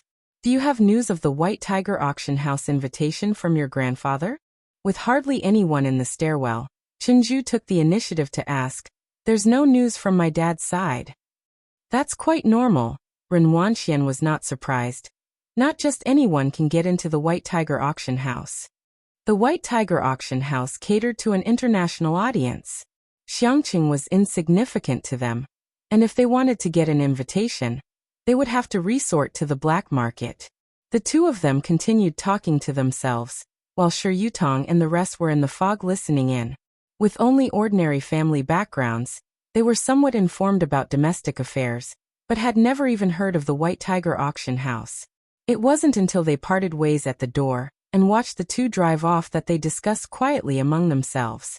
Shi Yutong lowered her voice. I think one heard my dad mention it once, somewhere near our border. She didn't even dare to utter, Bacter Street. That place, where average people dare not casually enter. They say even passing dogs lose 3 layers of skin. It was after 8 in the evening. Jiang He was waiting for her at the school entrance. Ming Dongheng looked at Bai Lian apologetically, thinking she had a really good temper.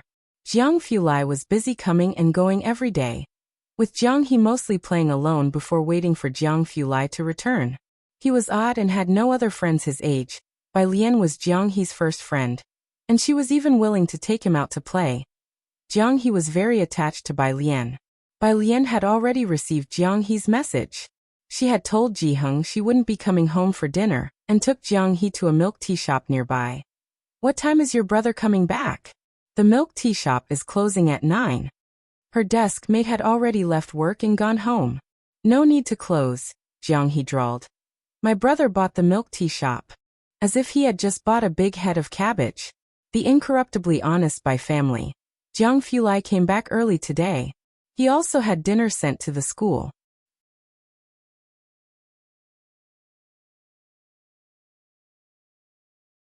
Chapter 30. Submit Assignment 014. Scored _3 When he got out of the car, the milk tea shop was no longer open to the public, with only one incandescent light on by the window. Bai Lian was doing her homework with her head down. It was a bit cold that night, so she had put on her school uniform jacket, without zipping it up, revealing the white embroidered collar inside. She rested her chin on one hand in a lazy manner, while holding a pen in the other, her eyelashes half lowered. People passing by would frequently turn their heads for another look. Jiang He sat beside her, engrossed in twisting a Rubik's Cube. The wind chime at the door rang, and Bai Lian and Jiang He both lifted their heads simultaneously to see who was coming in. Jiang Fulai always had a cold and noble look in his eyes, restrained in his elegance. He was still holding his coat that bore the chill of the outside, his figure tall and straight, slightly bowing his head as he entered. Seeing the two of them look up at him, his steps halted curiously for a second. Why did he take in Jiang He? Perhaps because seeing 3-year-old Jiang He waiting alone at home for parents who would never return, he could relate. Jiang He was a loner, spoke little, but hardly ever caused trouble. These past few days had been the most spirited he had ever been. Jiang Fulai felt an illusion that it was as if Bai Lian and Jiang He were waiting for him. The assistant arranged the meals neatly, including Bai Lian's share. Without being polite, Bai Lian picked up her chopsticks and while eating, she showed Jiang Fulai the problem distributed today. The teacher had me attend a tutorial class. I can understand the lecture, but the problems are really, she paused, makes me want to fight them. Jiang Fulai found it a bit funny. Don't rush into a fight just yet, he said with his clear, light voice, reaching out to take it. The printout bore the Jiangjing University logo, and he skimmed it to understand the gist. It's not your problem. This person's way of setting questions is just like this, simple. After we eat, he'll explain it to you. The problem that no one in Xiangqing Middle School could solve. He casually passed off with 2 light simples.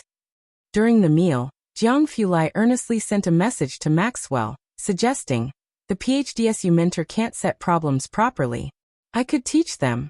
Bai Lian had attended many classes these last 2 days, including the recorded lessons from a famous teacher tonight. It's only after listening to others that one can make comparisons. Jiang Fulai was much clearer than they were, straightforward, easy to understand and detailed, even softening his voice a bit. Bai Lian watched him intently, her pair of dark eyes filled with a strong desire for knowledge. So is the constancy of the speed of light derived or proven? Maxwell's equations. Jiang Fulai reached for a pen, his fingers elegant, clean and long. He wrote a set of beautiful equations on the back. Jiang He was drinking milk nearby, looking at Jiang Fulai with an expressionless face. Last month, he had asked Jiang Fulai a similar question. The other man pointed at a folder and said indifferently, "There's a paper I published in Nature 2 years ago on the topic. Find it yourself." Are these words said by a human being? Jiang Fulai was very clear, and since Bai Lian's main focus of study recently was electromagnetism, she could almost understand the problem. The next day at school, she completed the problem based on her understanding. Tonight's tutorial class was on mathematics. The homeroom teacher of Class 8 collected yesterday's practice problems and distributed the newly printed solutions to everyone before starting today's video. The students watched the video. After returning to his desk, the homeroom teacher took out his usual grading book and 2 pens and started correcting the submitted practice problems. Most students hadn't completed them. After reviewing each student's work, he made a note in their regular grades. All of this would be part of the assessment in a month's time. The problem was excessively difficult. The Class 8 teacher had almost stayed up all night to fully understand the answer after receiving it. When he saw Ning Xiao's answer, he WFF0T a big 8 behind his name. The regular grade was out of 10 points. Most others scored between 4 and 5. Ren Wangshuan's answer was a bit higher, 6 points. Chen Zhu didn't cover as many aspects as Ning Xiao did, 7 points. A bunch of science students with wildly scribbled writing, he spent years searching for twisted answers in various cracks. Not until turning to the last page did the words arranged neatly, stroke by stroke, catch his eye, even neater and more beautiful than the printed problems. The homeroom teacher's eyes lit up.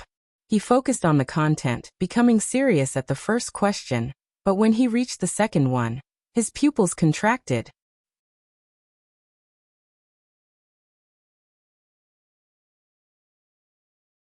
Chapter 31. 015 Must you disgust me? _1 The head teacher of Class 8 hurriedly found his glasses and put them on. He then compared the answers given by Jiangjing with those of this student. The ones he held were loose and ordinary, in the most regular and unadorned method.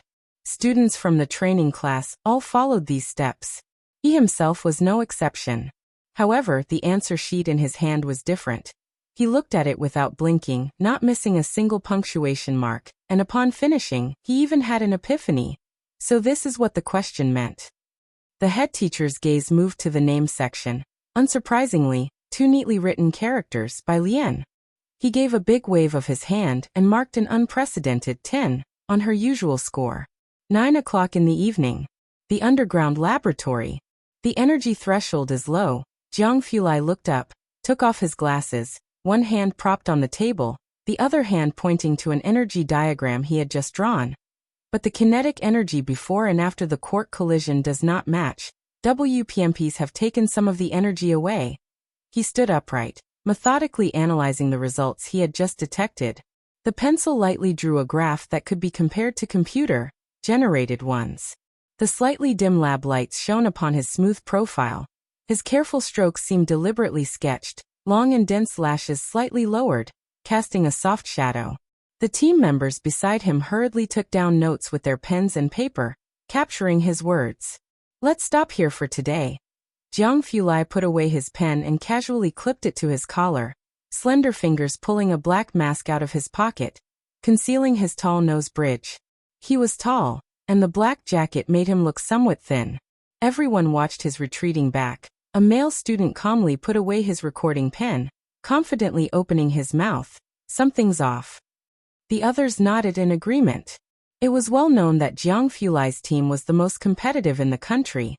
It was common for Lord Jiang to stay in the lab until midnight every day, hardly ever returning home at night for months on end.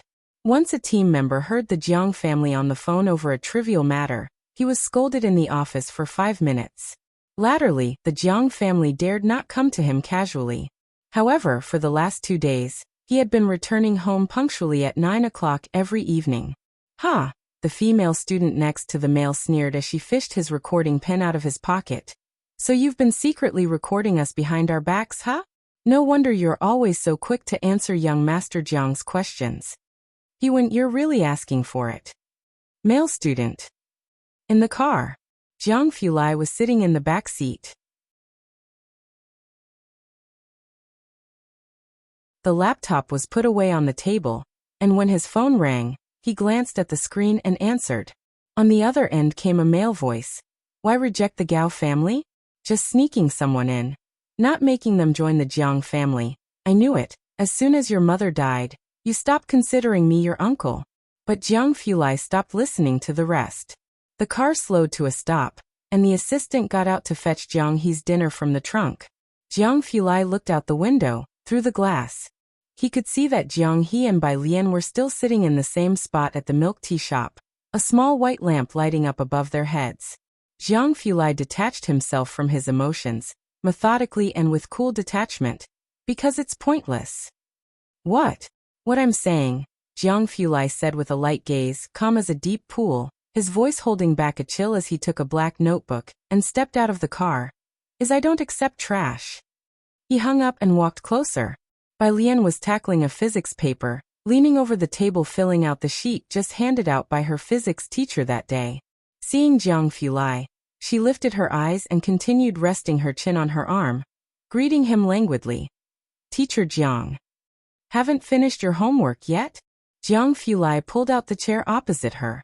Do high school seniors nowadays have this much homework? Almost done. Bai Lian wrote down the last line, her gaze drifting towards the black notebook in his hand. This, Jiang Fulai said nonchalantly as he pushed the notebook towards her, his delicate brows and eyes as cold and indifferent as ever, even his voice seemingly careless, is my old physics notebook. Bai Lian perked up, her eyes on the notebook reflecting the light overhead. Stunningly beautiful. Thank you. Jiang He was just by the side, watching Jiang Fulai intently. Because she had to go to the training class in the evening, Bai Lian did not wait for Ji Hung to have dinner together. She ate in the cafeteria in the evening, hung out with Jiang He at the milk tea shop for a while before going back. Ji Hung would wait at the alley entrance for Bai Lian to return home every night, and tonight was no exception. It was nearly 10 o'clock. Bai Lian suddenly remembered about time dilation. Grandfather, are you sleepy? Ji Hung, holding a flashlight, was about to say he wasn't sleepy, but recalling what Bai Lian had been doing the past few days, he cautiously said, a little.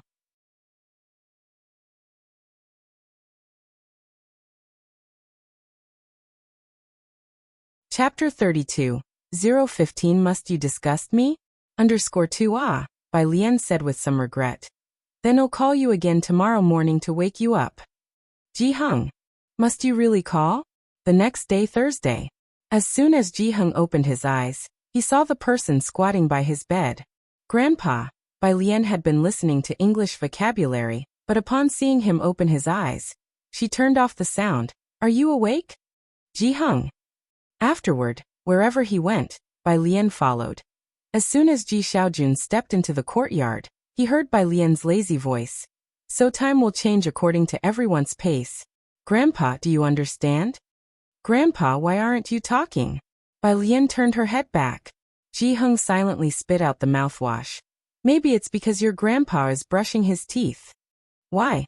Why do high school students have so much energy? Doesn't she need to sleep? Ji Hung's courtyard had never been so lively. Ji Xiaojun smiled as he watched Bai Lian follow Ji Hung from the kitchen to the courtyard, then to the storage room. Breakfast was something Bai Lian went to Purist Street to buy early in the morning. At 6:40, she got a precise answer from Ji Hung's mouth, and then left with her uniform. Grandpa, uncle, I'm leaving first. Once she left, the whole courtyard became quiet. Ji Xiaojun looked at Ji Hung's serious face and complained in his heart. Just keep pretending.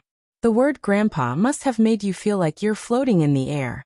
At Xiangqing Middle School, the senior year has physical education classes. Class 15 has theirs last on Thursday mornings, together with Class 8.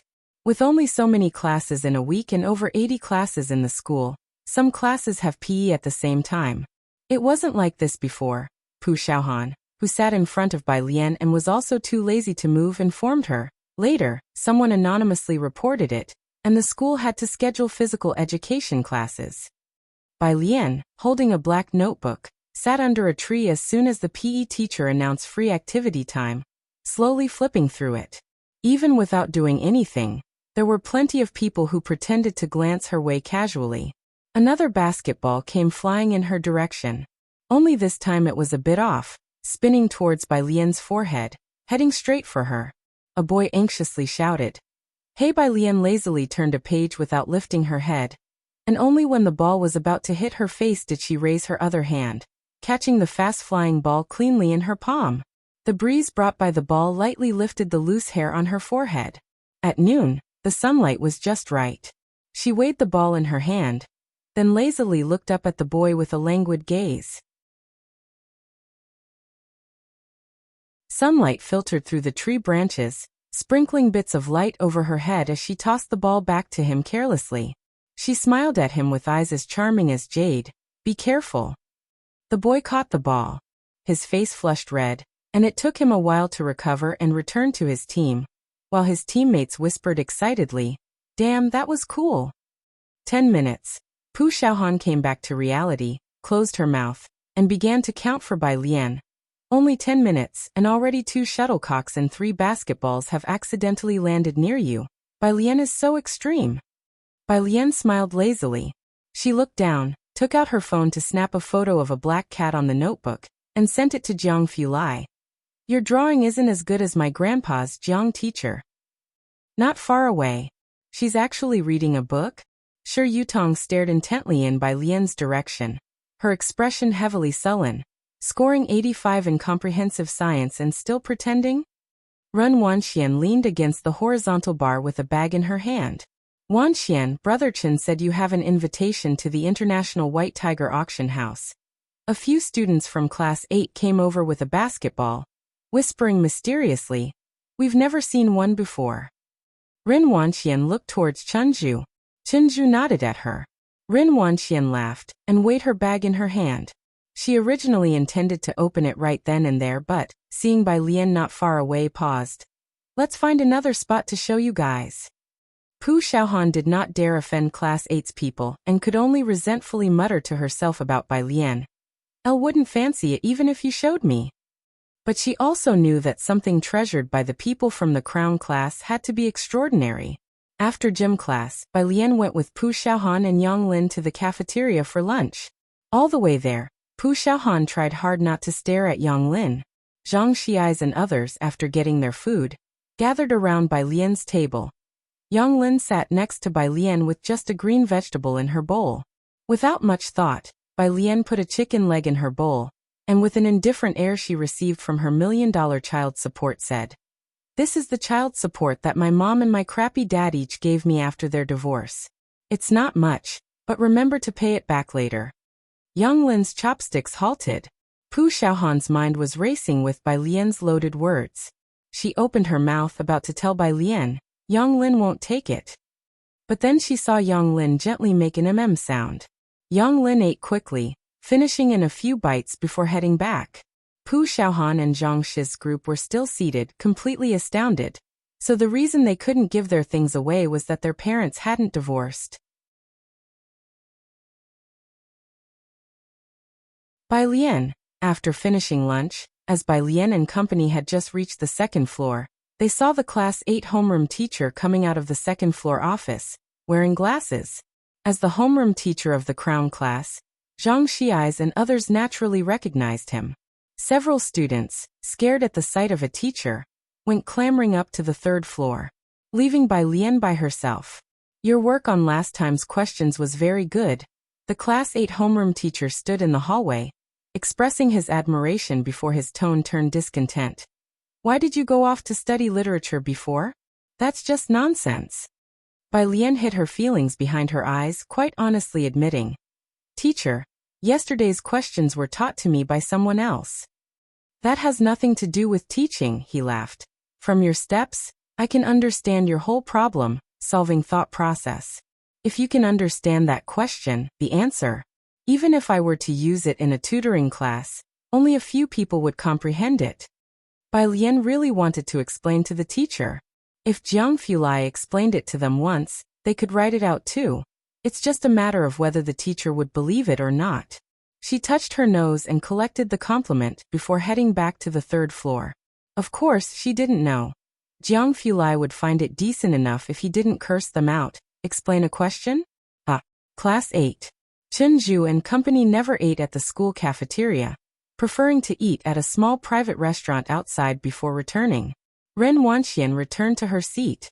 Because she was going out for lunch and others still wanted to look at the invitation, she asked Shi Yutong to take her bag back to class after they were done. As soon as she came back, she opened her bag. What's wrong? Noticing Ren Wengshuan's expression change, Chen Zhu stood up. Ren Wengshuan's face chilled over, scanning around the class. Who came to our class at lunchtime? That expression made it clear. Something was missing. The people of Class 8 were all prominent figures of Xiangqing and internally aware of Ren Wengshuan's identity. They would not commit such an act. That left only one possibility, someone from another class. Couldn't be that, right? The worried class president quickly stood, referring to the invitation. Today, the whole class had been queuing up to view her invitation. Seeing Ren Wengshuan's dark expression, the class president knew he had guessed correctly. Damn it! He smacked the table hard, scanning the room. Who came to our class at noon? No one dared to speak out in the dead silent room. After a long silence, a girl in the corner hesitantly raised her hand and spoke. At noon, I think I saw that transfer student from class 15 on the 2nd floor. Ren Wanxian had never been this angry before. She had lived a life of privilege since childhood. In school, others only looked up to her.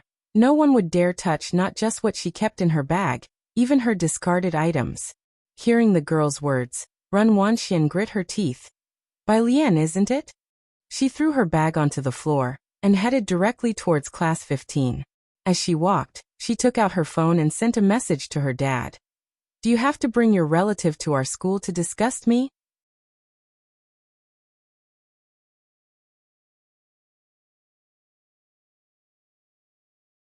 Chapter 33, 016 Unique_L Bai Lian, the new transfer student, has become the most talked about student at Xiangqing Middle School due to her excessively flamboyant appearance. Those who have seen her will never forget. The girl who just spoke had seen Bai Lian on the 2nd floor at noon, and remembered vividly. Now seeing Ren Wanxian looking so angry, she was somewhat afraid. Class president, it won't cause any trouble, right? The girl looked toward the class president of Class 8. The class president seemed to be aware of the transfer student Bai Lian as well. He shook his head, indicating he didn't know. Oh, go take a look. I don't know if it has anything to do with that new student. If it's really unclear what was lost, our whole class could be in for bad luck. He kicked the chair away and left. Behind him, Shi Yutong's eyes glittered. She followed and revealed a smile that took pleasure in others' misfortunes. It must be that transfer student. Class 15. At noon, most people were resting their heads on their desks, while some were writing furiously. Bang! The door was flung open, jolting many who were asleep on their desks awake. Ren Wanxian, Shi Yutong, the class president of Class 8, and several other people from Class 8. There wasn't anyone in the school who didn't recognize them. Class 15 became utterly quiet. Even those who were whispering stopped, and just watched them silently. A hush fell over the room. The people from Class 8 were known as the Crown Prince class, because they acted wildly, and other classes had grown accustomed to their attitude. Ren Wanxian did not look at anyone. She only swept her gaze across the classroom. Not seeing Bai Lian, she asked coldly, "Where's Bai Lian?" No one dared to speak. Zhang Xiais, who had been startled awake by the loud slamming of the door, glanced at Ren Wanxian and the class president of Class 8, sat up straight, leaned back and said, she went to the restroom. What do you want with the people of Class 8? Often played basketball with Zhang Xiais. The class president of Class 8, afraid that Zhang Xiais would offend Ren Wanxian, immediately intervened, holding him down and explaining the situation to him in a low voice. Ren Wanxian simply ignored Zhang Xiais. Where's her seat? No one answered, but some couldn't help but glance towards Bai Lian's desk. Zhang Xiais had some connections with Class 8, and moreover, since Chen Zhu's younger sister Chen Wei liked him, the people of Class 8 usually showed him respect. He frowned, not believing at all that Bai Lian was that type of person. You must be mistaken. My desk mate went to the second floor, because your class teacher was looking for her. Zhang Xiais continued to speak. Shi Yutong did not need to think at all. She went straight to Bai Lian's seat, pulled out the black backpack from Bai Lian's desk and dumped its contents downward. Clatter! A pile of books and notebooks fell to the floor. Ren Wanxian didn't look at the books. Her eyes were only fixed on the unusually conspicuous red cover among the pile of books. She bent down, picked up the red invitation with a sneer from among the pile of books, then took out a tissue from her pocket, carefully wiped it, and held it in her hand, looking at Zhang Xiais with a mocking smile. Mistaken, huh? Zhang Xiais and the people around him also paused when they saw the red invitation in Ren Wangshuan's hand. Yang Lin had been sitting in her seat from the beginning. She had watched with an expressionless face as Shi Yutong rummaged through Bai Lian's backpack, waiting until Ren Wanxian picked out the red invitation from among the pile of books. A questioning expression slowly appeared on her face. Bai Lian had just returned from the restroom. Don't want to say, Ren Wanxian said coldly as she saw Bai Lian coming back. Go explain it to the teacher. However, Bai Lian did not look at her. She stood at the door and looked at her seat, where her black backpack was carelessly thrown on the floor, with a bunch of books scattered on the chair and under the desk, as well as a bottle of milk that Ji Xiaojun had put in her bag before she left in the morning. The classroom was as quiet as ever. Bai Lian slowly walked to her seat, kicked the chair away, and looked down at the scattered books for a few seconds. She raised her head, her face devoid of any smile, containing only 3 words. Who did this? She always seemed laid back, showing little interest in anything other than her studies. But now her eyes were deep and cold, her dark eyes like a shrouded mist at dawn. Her originally delicate features were tight with a look that warned strangers to keep away. Zhang Xiais involuntarily stepped back half a step after being swept by her gaze. His eyes turned toward Shi Yutong. Was it you? Bai Lian reached out, her slender fingers directly grabbing Shi Yutong's neck and pulling her over. Bang! Shi Yutong was flung onto a bench by Bai Lian, who held her by the neck. The loud noise made everyone else take another step back. Bai Lian pulled the hairpin from behind her head, the sharp end of the pin aiming at Shi Yutong's carotid artery. Bai Lian's hand slowly pressed down, almost cruelly smiling at her. Who let you touch my things?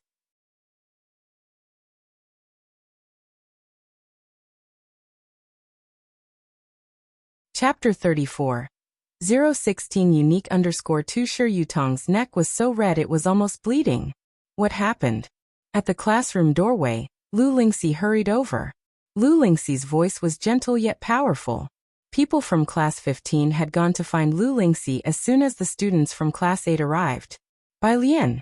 Zhang Xiais also reacted, grabbing the hairpin in Bai Lian's hand. Bai Lian calmly stared at Shi Yutong for a few seconds. You can't be serious. Lu Lingxi said these are all flowers of our country's future. But this person was like magnetic flux. Since she was like magnetic flux, she decided to let it go. Bai Lian thought for a few seconds before deliberately withdrawing her hairpin. Cough cough. Shi Yutong quickly scrambled up.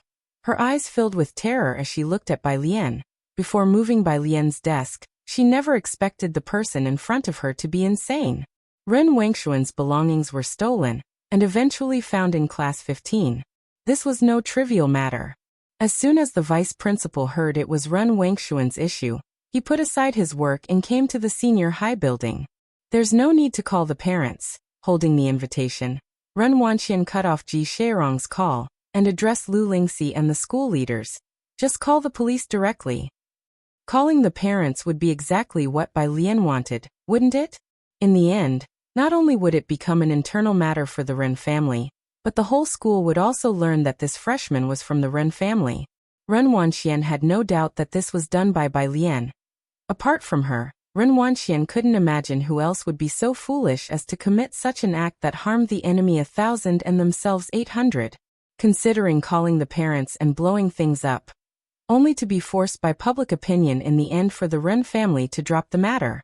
But Ren Wanxian refused to comply with her wishes. Ren student. Lu Lingxi didn't think the matter was done by Bai Lian. But no matter who did it, she didn't agree with calling the police. This is an internal school matter. Calling the police would have too great an impact on a student's life. Beside her, the vice principal nodded frequently. Not calling the police? Handling it lightly, Ren Wanxian looked at the people in the office. If you don't realize this invitation has no market value, you can ask Chenju. Next to her, Chenju pondered for a moment. Teacher, this is an invitation from White Tiger Auction House, except for special channels. It truly is unavailable for purchase. The teachers had no idea what the White Tiger Auction House was. But hearing Chenju and Ren Wengshuan's words, they knew the situation was serious. Lu Lingxi and the vice principal exchanged glances.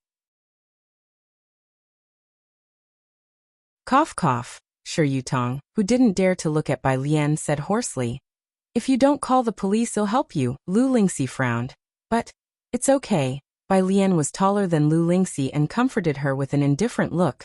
Let them call the police. It'll be fine. But their family.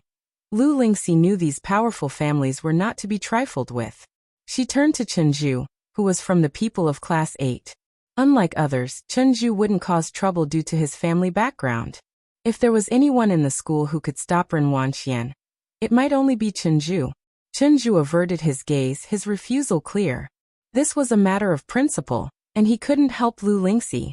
Moreover, the White Tiger Auction House invitation was also very important to the Chen family. Lu Lingxi felt a bit deflated. Shi Yutong had already called the police, watching Bai Lian's direction with malicious eyes. Bai Lian didn't care about the invitation, just taking out her phone and looking up someone's profile picture. She inquired leisurely, white tank top. Sister, I was just about to tell you, someone's made an offer for your invitation. Bai Lian, Xiaomao, is there any purchase record for that thing, white tank top? There's no record, but each one is unique. Godfather had the auction house make a new one for you, so you have VIP status, and behind is a gold white character. Bai Lian understood, typing a single character. White tank top. Sister, then he'll wait for you at the usual spot tonight to give you the buyer's money. Bai Lian, one white tank top. Alright sister.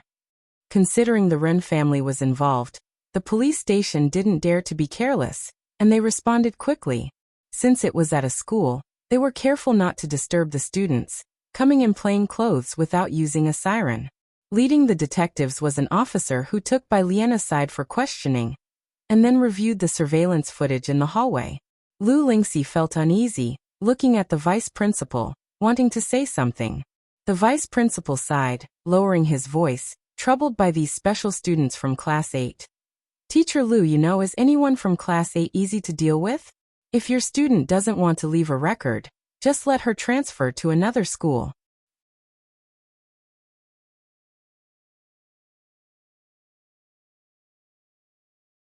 Chapter 35. 016 unique_3 Although he was the vice principal, he could only tremble in fear in front of the Ren family and the Chen family. The entire interrogation appeared very simple. It took less than 3 minutes before the officer next door came out with Bai Lian. As soon as the two emerged, all eyes turned towards them. Lu Lingxi even stood up directly. Her eyes were full of inquiry. Miss Ren, the policeman who had already been briefed on Ren Wengshuan's identity, began politely. May I see the invitation card in your hand, please? Ren Wanxian frowned slightly. But still, she handed over the invitation card to the officer. Unlike the general public, the police who maintain law and order in Xiangqing all year round are naturally aware of Bachter Street and White Tiger Auction House. When he saw the lifelike White Tiger on the red invitation card, he was very cautious. He flipped through it. Bai Lian had not examined the invitation closely. Only then did she notice the small Bai character on the back. She collected her thoughts and, unhurriedly, took out the original wood-colored hairpin from her pocket and styled her hair. Her fingers were slender, clean, and so flawless they contained not a single impurity. It was hard to imagine how such hands, akin to a work of art, had previously been wrapped around Shi Yutong's neck. She looked towards the police officer, her eyes clear and unequivocal, her demeanor graceful and obedient. "Can I leave now? I haven't finished my homework yet." The two policemen, who had never seen such a beautiful, well-behaved student who also loved to study, felt paternal affection and hurriedly said, "You may go and do your homework." Bai Lian nodded, and began to unzip her school uniform as she walked towards the exit. Remembering something, she turned back with a look of grievance. "Teacher, she just pushed my desk," she complained to Lu Lingxi. The police immediately turned their gaze toward Shi Yutong, their attitude vigilant and stern. "Classmate, please be mindful of your behavior." Lu Lingxi quickly blocked Shi Yutong's view of Bai Lian and turned back warmly. "Bai Lian, don't be afraid. Go back to your study, the teacher is here." Shi Yutong looked incredulously at Bai Lian. "What, pushing the desk, damn it. She only flipped through a backpack, and Bai Lian nearly pierced her neck. Are you all blind?" Shi Yutong actually wanted to call the police now. Bai Lian had already left, and it was only then that the others in the office came back to their senses. Chen Zhu stared blankly at the invitation card in the policeman's hand, and then towards the door. Not knowing what to think, Shi Yutong, with a hoarse voice, called out, "Uncle Policeman, she is a thief. How could you just let her go? Did someone notify you? Do you know whose things she stole?" Ren Wanxian also stood up abruptly, her eyebrows twisted as she stared at the police officers, pursing her lips. "Did the Ren family call you? Who was it? My dad?" The two policemen were startled. "What call?" Ren Wanxian sneered, not wishing to argue further. "What are you two pretending for? You dare to let her go without receiving a call? Forget it, just give me my stuff." She extended her hand. "Miss Ren, when did you buy your invitation card?" One policeman couldn't help but ask. Ren Wanxian replied, "Yesterday for 500,000. 500,000 was a huge amount for the average person, but it was nothing for them. What mattered was the channel. 500,000, based on what we know about White Tiger Auction House's market value, is the price for regular customers. Miss Ren, you might not be aware that White Tiger Auction House has a kind of invitation card that is unique." "What?" Ren Wanxian was taken aback. Indeed, she hadn't heard of it.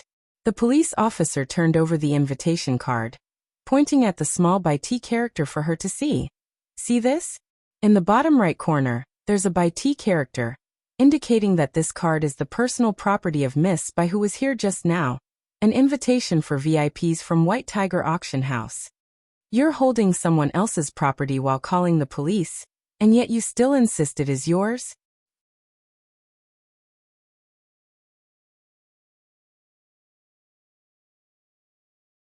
Chapter 36. 017 Irritable Young Master Jiang. Ordinary high school senior _ The Ren family in Xiangqing was akin to a colossal hand that could almost cover the sky, yet the young police officer didn't flinch. Seeing the condescending attitude of Ren Wanxian and her group, compared to Bai Lian who, despite being bullied, did not forget to study and remained obedient, it took them merely a second to side with the weaker party.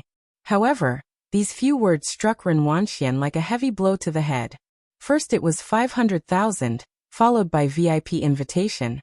These words stunned everyone in the office, rendering them speechless. Lu Lingxi, as if a great burden had been lifted, slowly sat down. "So officer, my student isn't involved, right?" "Of course. How could that be?" Ren Wanxian simply couldn't believe it. In her eyes, Bai Lian was an opportunist relative from the Ji family that came out of nowhere, who transferred to a high school in Xiangqing with a clear purpose, living with Ji Heng in an alley that hadn't been developed for decades. Not to mention the invitation. She probably didn't even know which way Bacter Street opened.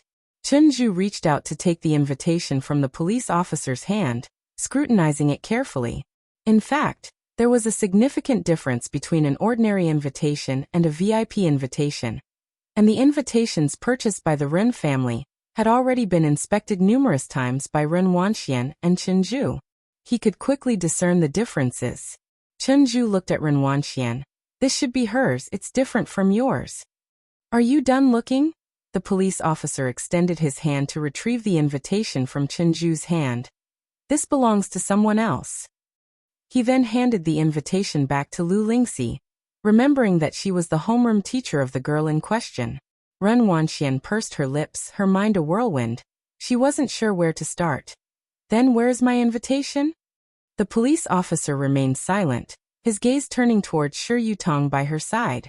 Shi Yutong had started acting strangely the moment the police officer brought out Bai Lian's invitation. That invitation was clearly the one she had stuffed into Bai Lian's backpack. How did it end up belonging to Bai Lian? And what about the invitation that she had put inside? Miss Ren, with keen insight, these officers were capable of using the big memory recovery technique even with serial killers, so they could easily see through psychologically immature students like Shi Yutong with just one glance. I'll think it's best if we do not concern ourselves with students from other classes. Is this classmate a friend of yours? When she caught the officer's gaze, Shi Yutong turned pale and slumped to the floor. Ren Wanxian lowered her head, staring intently at Shi Yutong. The class leader of Class 8, who was at the door, only realized what had happened after hearing this and hurriedly went back to search Shi Yutong's desk in Class 8. The others looked at each other in confusion and followed suit. In actuality, the class leader of Class 8 didn't search much. As soon as he took out the backpack, a red invitation fell to the floor. A silent scene ensued. Lu Lingxi looked impassively at everyone from Class 8, then turned to the vice principal. The police are here as well, let them handle it. Of course, the police officer said. An item worth 500,000 is not just a simple theft. In the end, the class leader of Class 8 could only lower his voice, his bafflement evident as he spoke to Chen Zhu. Zhu, isn't it said that these invitations are hard to come by? How come Bai Lian has one? And it seemed even a higher grade one at that. Chen Zhu, who was always the leader in Class 8, was naturally approached by this group of privileged students whenever there was an issue. Now, however, Chen Zhu simply narrowed his eyes slightly and shook his head. Ren Wanxian lowered her gaze, remaining silent. Class 15. When Bai Lian returned, her desk and chair had already been righted, her backpack and books tidied up. Everything was as it should be. Her usually languid and carefree face now carried a rare trace of melancholy. Her beautiful eyes held a "I'll must take someone down today" vibe. Upon her return, even though people were already distracted, they couldn't help but steal glances at her. But no one dared to speak. Bai Lian wore a blue and white school jacket, with a white t-shirt underneath, embroidered with a green bamboo stalk. She pulled out her chair, her right elbow casually propped on the table as she sat, her hair tied up behind her head, looking through her notebook with lowered, graceful eyes. The midday sunlight streamed through the window, casting her half-lowered eyes into the shadow of her lashes, resembling an affronted white tiger, calm yet dangerous. Only after Bai Lian turned another page did the room breathe quietly.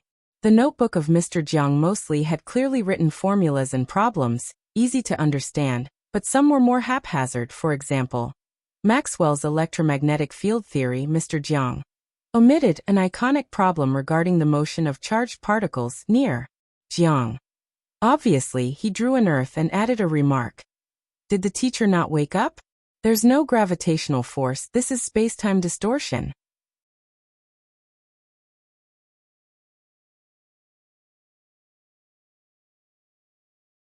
Chapter 37. 017 Irritable Young Master Jiang.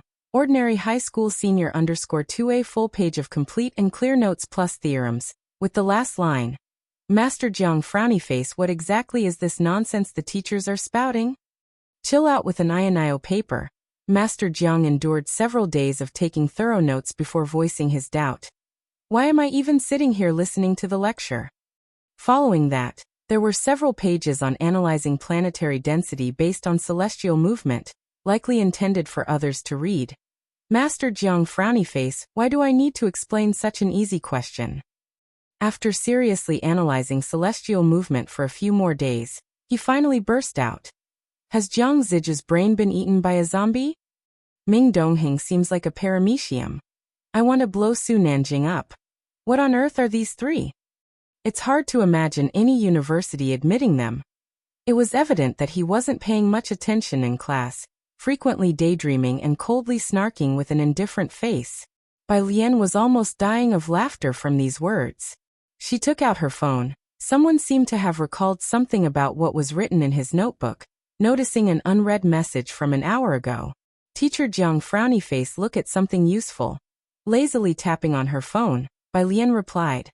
Like a paramecium? Teacher Jiang frowny face.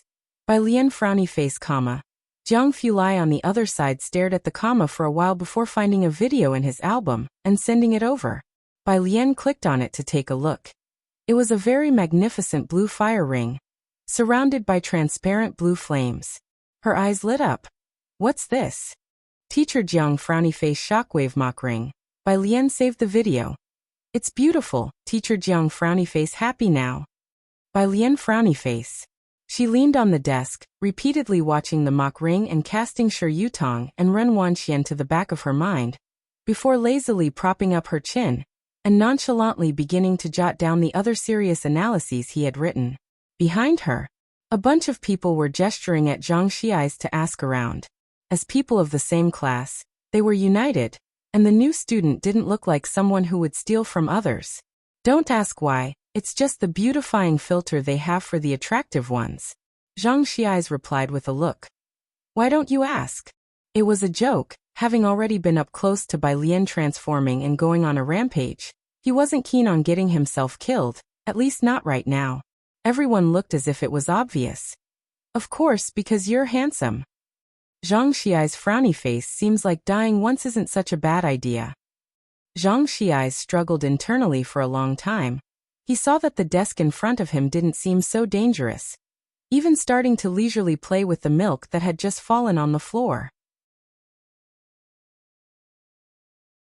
Only then did he reach out, gently tapping on the shoulder of the person in front of him.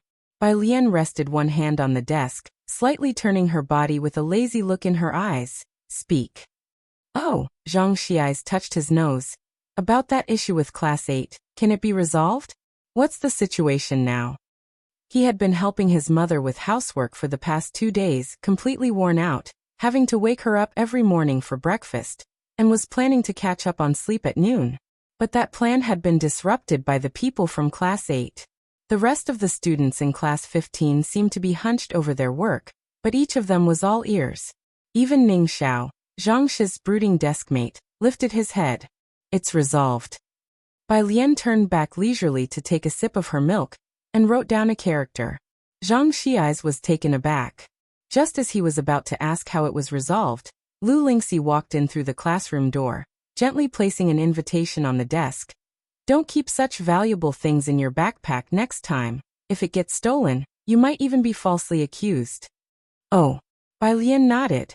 Her deskmate Yang Lin saw the invitation Lu Lingxi had brought back. It was indeed Bai Lian's. She remained silent as if she wanted to curse about something, but in the end said nothing, silently taking out a book to work on problems. As soon as Lu Lingxi left the room, the students of Class 15 couldn't hold back any longer and all crowded around. Bai Lian, is this really yours? What in the world is going on?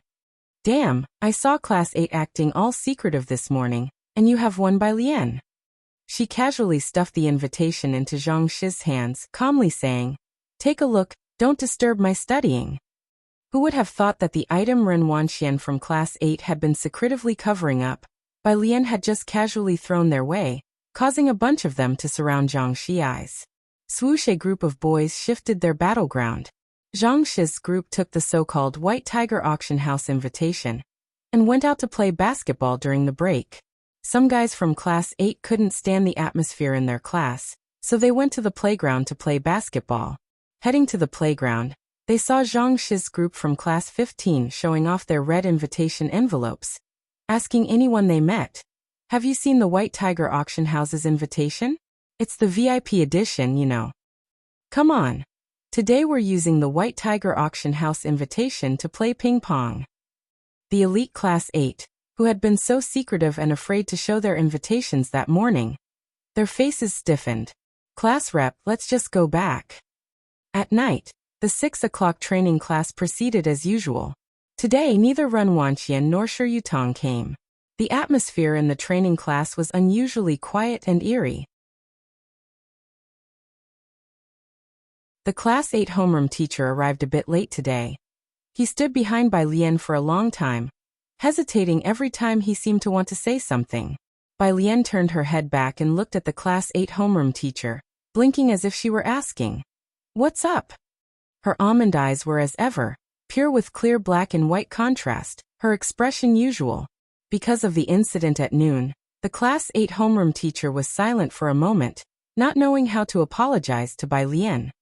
He patted Bai Lian on the shoulder. As clever as they come, he knew what Bai Lian meant. She hadn't taken out the annoyance caused by the people of Class 8 on others. The Class 8 homeroom teacher then lowered his voice. "I was thinking of showing your answers from yesterday to a few students. Would that be okay?" Some content in the answers was beyond the syllabus, and he suspected that some students might not understand it, so he only planned to show it to 2 who would. Bai Lian nodded, her cold white fingers twirling a black pen at her fingertips casually. "Sure." Only then did the Class 8 homeroom teacher straighten up, the screen still playing today's tutorial. He quietly closed the door and went out to print 2 copies of the rearranged answers from last night, intending to give them to Ning Xiao and Chen Zhu. As the answers were Bai Lian's, he had asked for her opinion. At 7:30, the Class 8 homeroom teacher handed out the exercises for the day, and standing next to Bai Lian he lowered his voice. "Bai Lian, someone is looking for you, pack up and leave first." Bai Lian gripped the pen she was twirling and lazily replied with one word. "Okay." She put her things into her backpack and left through the back door. The tutoring venue was located in the comprehensive building, and at the time Bai Lian came out, the boarding students were also in their evening self-study, making the entire campus dim and quiet. At the steps outside the comprehensive building, a black Audi was parked quietly there. Bai Lian, wearing a simple school uniform, walked leisurely down the steps under the dim lighting, her overly bright face softened by the shadows, her back straight and her bearing relaxed yet reserved. By the car, the waiting secretary spotted a slim figure approaching in the distance. It must be someone from the Ji family, and he instinctively adjusted his glasses. He gently tapped the rear car door and reported to Ren Qian. "Sir, she's coming out." Ren Elon responded softly. He had carefully reviewed the Ji family's and Bai Lian's information after hearing about the school incident that afternoon. The information was quite ordinary. Bai Lian had just moved her registration to Xiangqing, with no detailed information about her parents. Xiangqing Middle School only had her science comprehensive scores of 85, and currently, she was living with Ji Heng in the slums. That was all. Very clean. At least the documents didn't indicate anything special, just a very ordinary high school senior. So ordinary that she could be lost in a crowd with hardly a ripple stirred. Where in the world did that special invitation from the White Tiger Auction House come from? Ren Qian got out of the back seat and looked up at the girl who had just descended the last step of the staircase.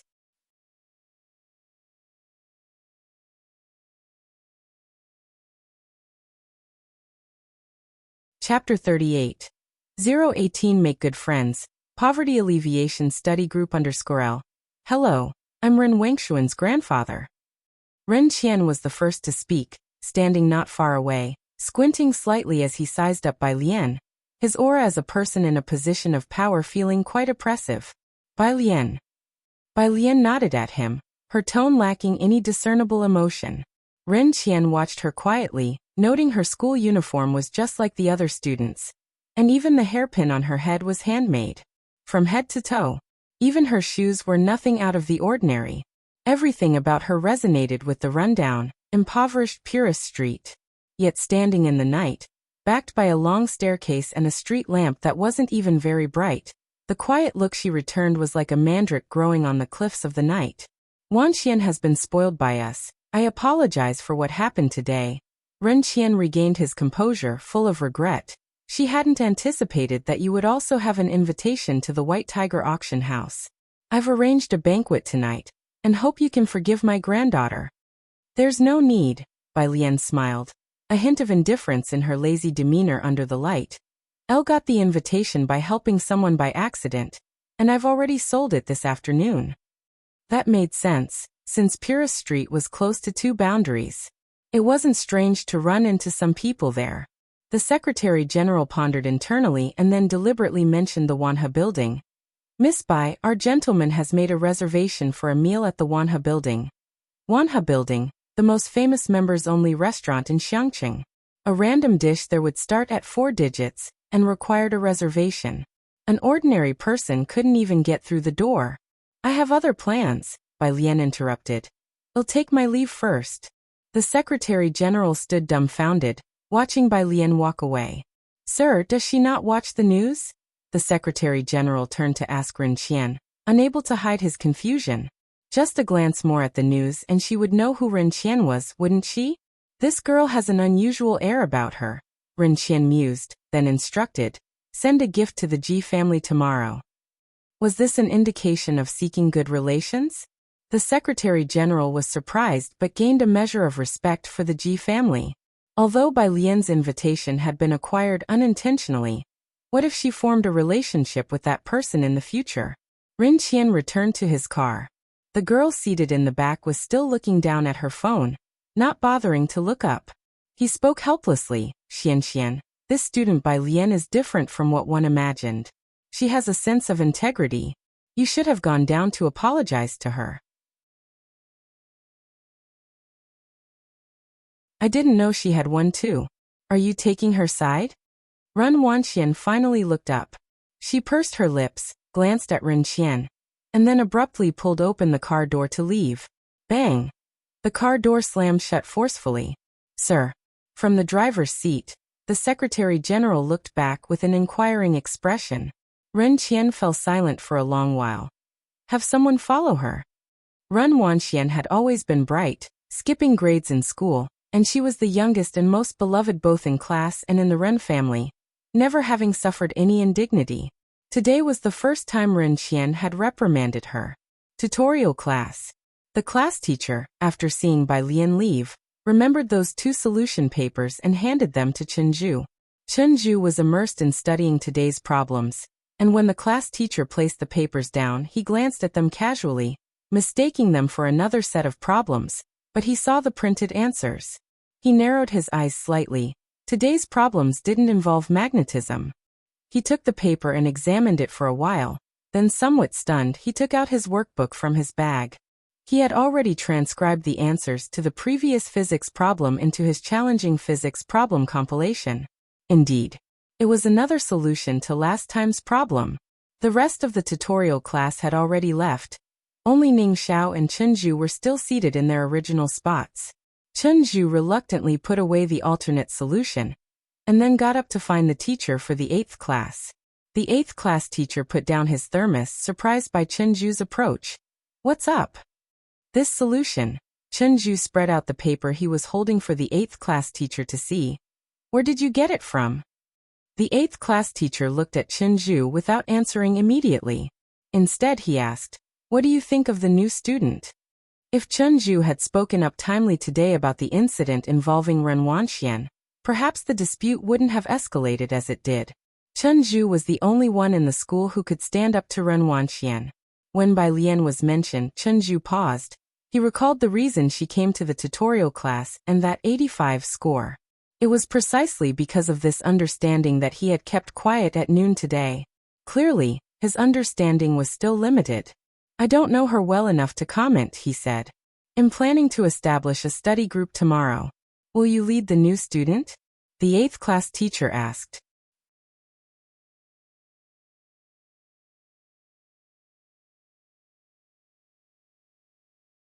Chapter 39, 018 Make Good Friends, Poverty Alleviation Study Group _2 Chenju paused for a moment, without giving it much thought. Elle should probably be in the same group as Ren Wanxian. He had known Ren Wanxian since they were young, and they had been paired together in a group since childhood. Plus, Ren Wanxian was indeed very smart. Being in her group meant he wouldn't have to worry much. Now she had a conflict with Bai Lian. Chenju's meaning was very clear. He was refusing. Elle showed this problem-solving approach to my teacher. The 8th grade homeroom teacher nodded, not saying much more. It is very similar to the solutions provided by the Jiangjing preparatory camp. If similar solutions appear in the future, I will consult her as appropriate and try to make them available to you all.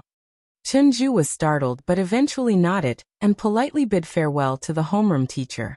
Ming Dongheng was still keeping Jiang He company at the milk tea shop. Every day he would wait for Bai Lian to finish school before leaving. Today was no exception. However, when he said goodbye to Bai Lian, she gave him an extra look. And to be honest, although Ming Dongheng was tall and strong, the way he looked at people was sharp, but his expression rather dull. He didn't seem very smart. In fact, he kind of resembled a paramecium. This sense of identification was somewhat inexplicable. After leaving, Ming Dongheng touched his head, puzzled over the meaning behind Bai Lian's glance at him. Bai Lian sat down next to Jiang He and took out the physics exercises distributed that evening to study slowly. Jiang Fulai's notebook was quite useful, at least making today's studying less strenuous. Physics was like that. Once you knew the formulas and theorems, any static image could play out automatically in your mind. When Jiang Fulai arrived, Bai Lian was memorizing English vocabulary. Are you studying electromagnetism again today? Jiang Fulai noticed the problem she had laid out on the table at a glance. The questions today were normal but didn't hit the mark. Bai Lian nodded, closing her English vocabulary app. Yes. Jiang Fulai put aside his coat and reached for the problems. The answers were apparent at a glance, so he didn't bother flipping through. I'll write a new problem for you. Okay, Bai Lian replied. Jiang Fulai's hand wrote down a series of beautiful numbers. His cold white fingers sketched an electric field diagram, as if it was printed. Once serious, the sense of aloofness around him faded a lot. He wore a white shirt with all the buttons tightly done up. It felt cold yet peaceful. Bai Lian quietly watched him for a while, then suddenly asked, Teacher Jiang, do you think I look like a paramecium? Jiang Fulai. He put down the pen and suddenly felt the urge to sigh. Passing the problem he had just written to Bai Lian, he also explained the electromagnetism exercise left for today. Outside, dinner for him and Jiang He had already been set out. He picked up his chopsticks and glanced at Bai Lian. The corner seats in the milk tea shop had all been replaced with black sofas. She was engulfed in blackness, with her school jacket open to reveal the white t-shirt inside. With her face slightly turned to the side and leaning lazily against the sofa, her complexion was translucent and pale. She didn't resemble a paramecium. Jiang Fulai thought as he lowered his head, carefully pondering. She was more like a cat. When Bai Lian returned, Mao Kuren was waiting for her at the street corner. She handed the invitation she had in her hand to Mao Kuren. Who was that just now? Ji Xiaorong had come to pick her up today. And instead of waiting at the entrance to the alley, he had walked a bit further out. He just happened to see Miao Kuren. Oh that. Bai Lian adjusted her backpack, her eyes not blinking. A relative of the convenience store owner. I had something that arrived and he was delivering it. Ji Xiaorong had grown up here and naturally knew the convenience store owner. However, lately he had heard some news about Purist Street at the Ren family home. This store owner is said to be somewhat dangerous, not a simple character. You should be careful around him. Bai Lian was startled. Is that so? But she thought the store owner seemed quite nice. Ji Xiaorong, shining his flashlight, had nothing more to say. Sorry for the trouble Wanxian caused you. After a long while, Ji Xiaorong finally spoke up. It's okay, Bai Lian replied lazily with her back to the words. I'm more lenient towards people from Xiangqing. Ji Xiaorong didn't quite catch her meaning but spoke again. Elle initially thought you two would become friends. Bai Lian was surprised. That's rather unlikely. Elle no. Ji Xiaorong patted Bai Lian's shoulder, no longer mentioning Ren Wanxian. Your grandfather has been in much better spirits recently, thank you. After taking a few steps, they saw Ji Heng waiting for them at the entrance to the courtyard. Seeing Ji Heng, Bai Lian's eyes lit up. Grandpa. Ji Heng looked into her eyes. Bai Lian blinked. The principle of the constancy of the speed of light. Do you remember it, Grandpa? Suddenly, Ji-hung wondered why he had bothered coming out to wait for them.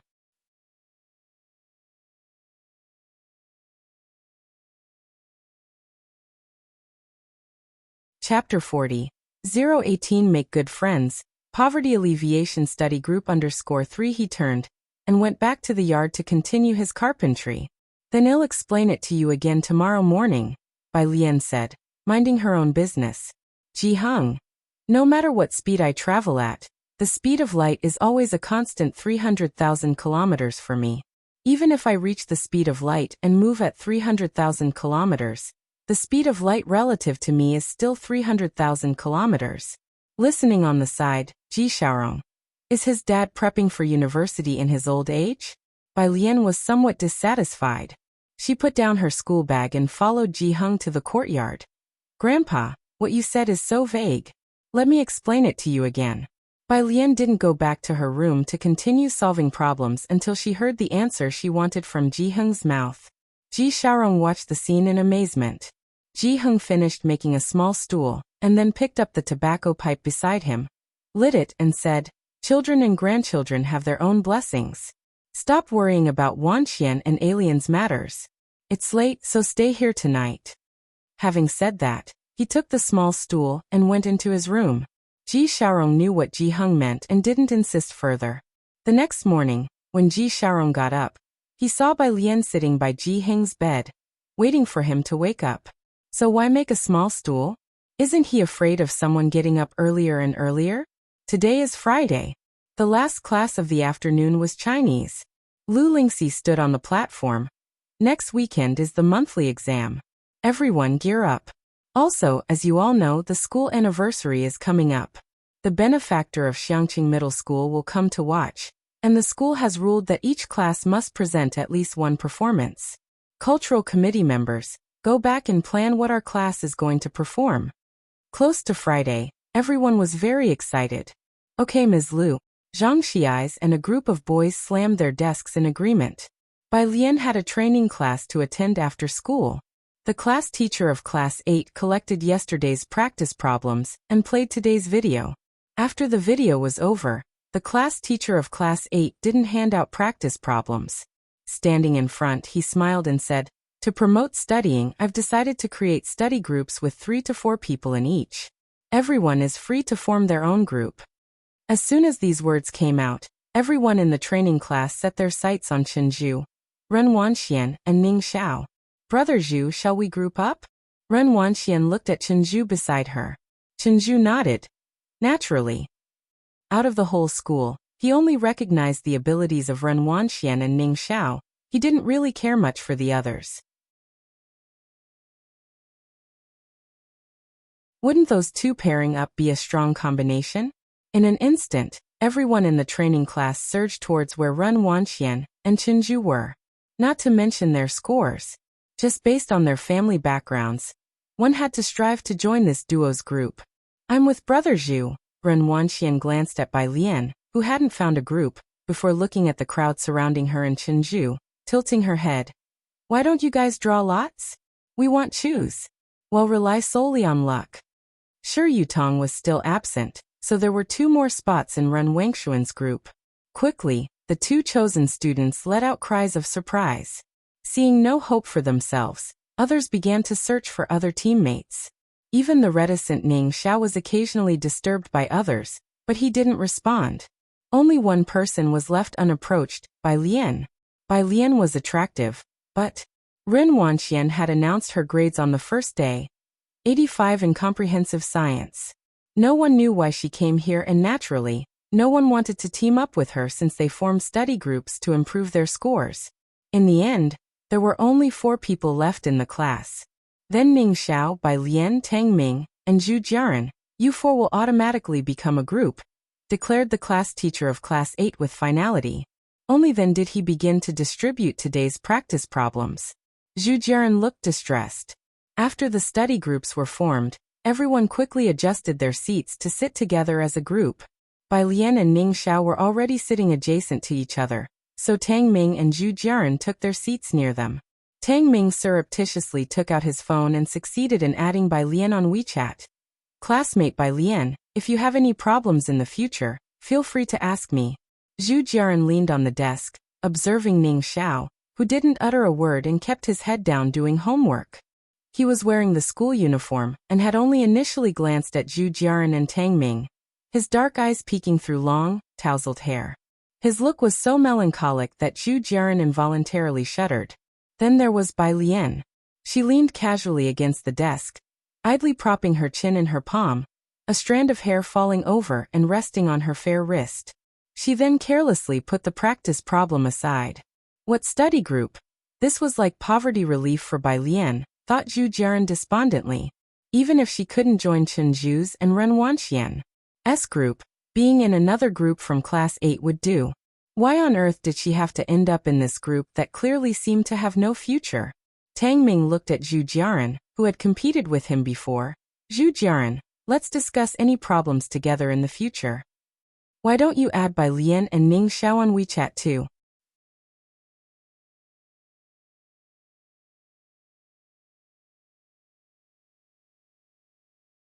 Chapter 41.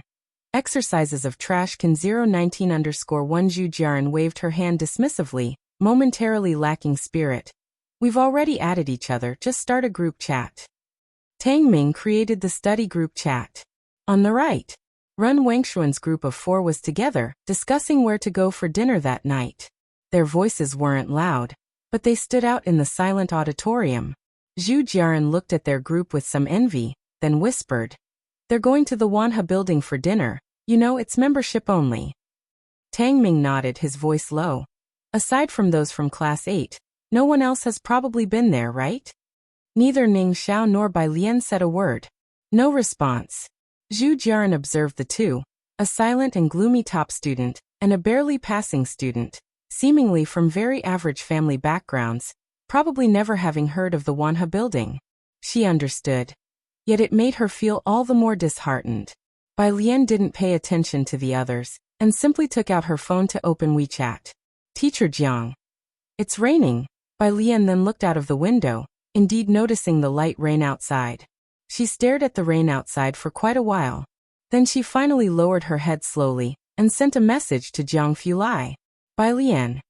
Can I show the problem you gave me last night to a few of my classmates? In the CRFS laboratory, Jiang Fulai was looking at the data displayed on his computer. The lab was cool, and he wore a black coat, his pale index and middle finger holding a pen, pointing at the projection on the wall, methodically analyzing to his group.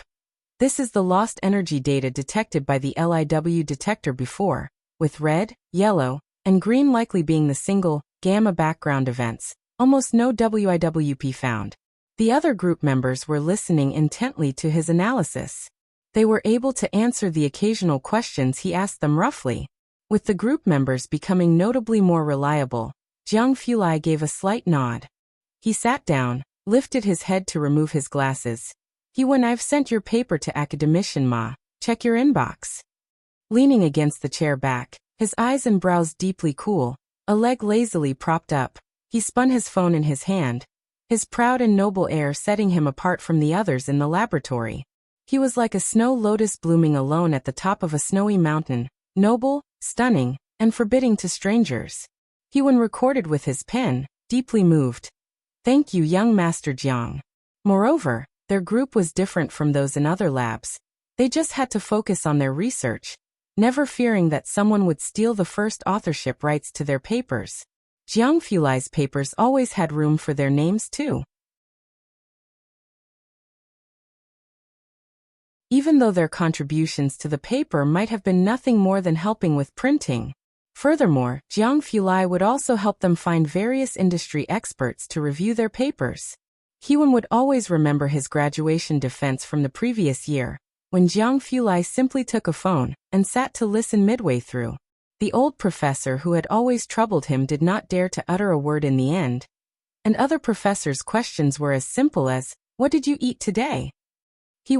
Who thought he wouldn't graduate, not only did so smoothly but was also introduced to Jiang Fulai's lab by academician Ma. He understood why everyone was desperate to get into Jiang Fulai's laboratory. Jiang Fulai flipped to the next experiment report, looked up at one of the group members with a chilling tone. Did I not make myself clear? In your experiment report, except for the first look where I can't make out what you're writing, every other glance tells me nothing. In what state of mind did you write this? The trembling member stammered. I'm sorry. The rest collectively lowered their heads and stepped back. To avoid being implicated, Jiang Fulai stopped on the last page, his tone icy. And you even added my name as the advising professor. Are you planning to defame me? The phone screen lit up. A message popped up, student by. Can I show the problem you gave me last night to a few of my classmates? Jiang Fulai paused. He shifted slightly, his pale, slender fingers tapping on the phone unhurriedly, pondering for a moment before saying to that group member, rewrite it. Jiang Fulai checked the time, replied with a message, and stood to leave the laboratory. Yu Mei, the group member, who thought he would face a storm but ended up being let off the hook, suddenly felt an inexplicable sense of fantasy. He-wen adjusted his glasses again and spoke. This is strange. Everyone else nodded in agreement. After another minute, the reborn group member reached out to Cho Ki-wen. Hee-won, you've completely ruined your image in my eyes. How can someone like you be on the honored list of Jing University?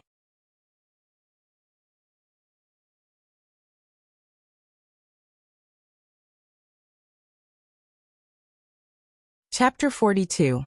Exercises of Trash Can 019_2. Hee-won hurriedly spoke. Elle bought a recording pen for each of you. They should be arriving soon. Hey, stop hitting me. Hee-won, the great scholar. Were you planning on dazzling everyone with your secret recordings? Then you guys also stop hitting my face, thou. Bai Lian had always listened to the teacher's instructions, so when the teacher mentioned a study group, she approached Jiang Fulai. After getting Jiang Fulai's permission, she placed her phone back into the desk cubby and copied the problems Jiang Fulai gave her into 3 sets, distributing them to the other 3 members of the group. Ning Xiao in front glanced at her and reached out to take them. Tang Ming was surprised when he saw the papers. Having never seen such neat handwriting, he gave her a thumbs up. Your handwriting is really neat. Zhu Jiaran also took the problems. Thanks, but what is this? A problem? Bai Lian looked out the window, her thoughts elsewhere, but when she heard the voice, she came back to herself and tucked her pen away. It's quite comprehensive, given by someone else. It's very helpful for physics. You can do it when you have time, and I'll bring you the answers tomorrow. Oh, okay, I'll give it a look. Tang Ming stared at the problem. It was about magnetic fields, but it involved a lot of content, and he was a bit dazed by it.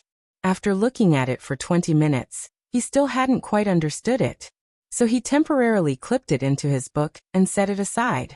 Half an hour passed quickly, but many people didn't leave on time tonight because of the study group.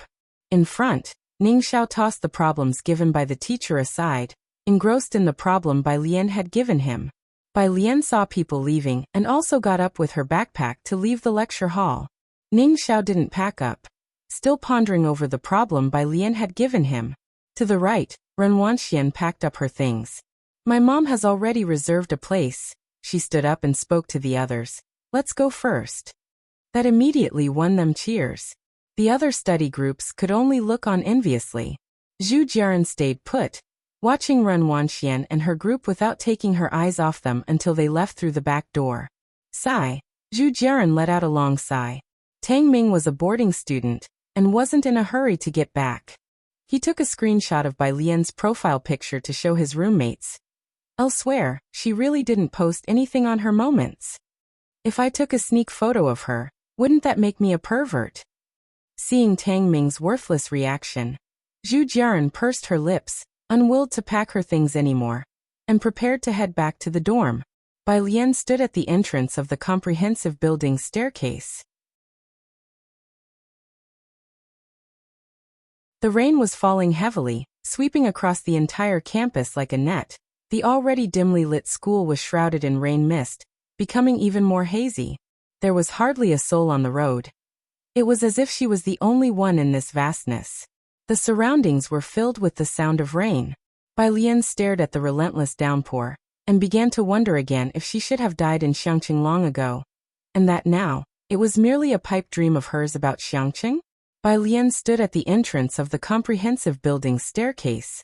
A faint voice came through the curtain of rain. What are you spacing out for? Bai Lian looked up and saw Jiang Fulai standing a step away on the stairs. His figure was tall and slender, wearing a knee-length coat, his pale yet powerful right hand propping an umbrella. Despite the downpour, his entire demeanor was unruffled, as he elegantly tilted the umbrella forward. Is your phone on silent? Jiang Fulai was shaking her phone, the usual arrogance in his eyes slightly diminished. What are you doing here? Bai Lian gradually came to her senses, slowly patted her pocket, then lifted her head.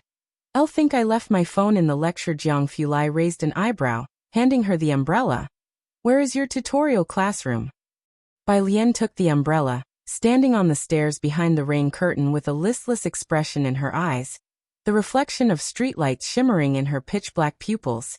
First floor, the last classroom to the right. Fourth row from the left, first seat. Jiang Fulai entered the main building. Because students were having tutorials there in the evening, the lights on the first floor of the main building were all on. His tall stature and exquisite features were as nobly indifferent as ever. Ren Wanxian and people like her noticed him almost immediately. What made Jiang Fulai truly stand out was not his striking features, but the inherent dignity he exuded, making him seem unapproachably aloof even as he simply walked. He passed by Ren Wanxian and Chen Zhu unhurriedly, his pale face sharp and almost edged with frost. He failed to spare them even a glance.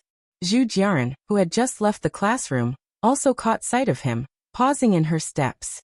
Who is that? Ren Wanxian and her group discussed in low voices as they watched Jiang Fulai's retreating figure. Ren Wanxian and Chen Zhu exchanged glances, both shaking their heads, guessing he probably wasn't from Xiangqing, as his genuine and unblemished air was not something Xiangqing could foster. As soon as they exited, the Ren family's business car was parked at the entrance of the main building. Since they were eating together, Ren Wanxian was picked up by the family driver, who glanced at Bai Lian crouched at the steps, then asked Ren Wanxian in the rearview mirror, "The master said to pick up Miss Bai along with you for dinner." Your grandfather, he. Chen Zhu withdrew his gaze from Bai Lian without interest. He had heard from Ren Wanxian that Bai Lian's invitation had been inadvertently received, a 1 in a billion chance of luck. Just hearing the name Bai Lian made Ren Wanxian inexplicably irritated, her face cold. Don't bother with her, let's go. She directly instructed the driver to drive away. Chen Zhu didn't bring her up again either. Inside the main building, Jiang Fulai found the last lecture hall.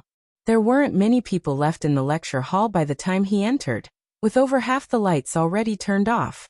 Jiang Fulai found Bai Lian's seat and indeed saw her Xiaomi phone left in the desk cavern. A boy sitting in front was struggling with some math problems, prompting him to raise his eyebrows.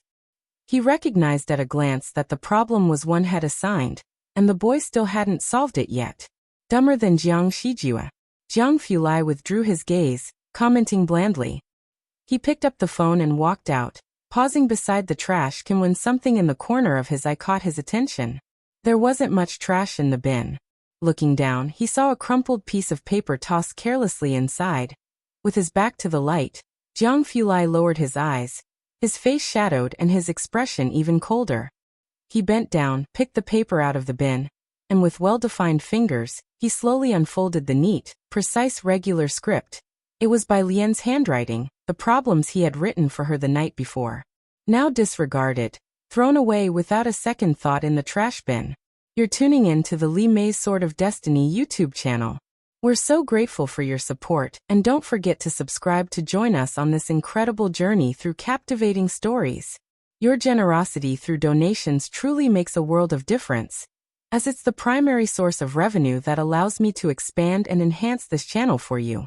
Thank you from the bottom of my heart for being a part of this adventure.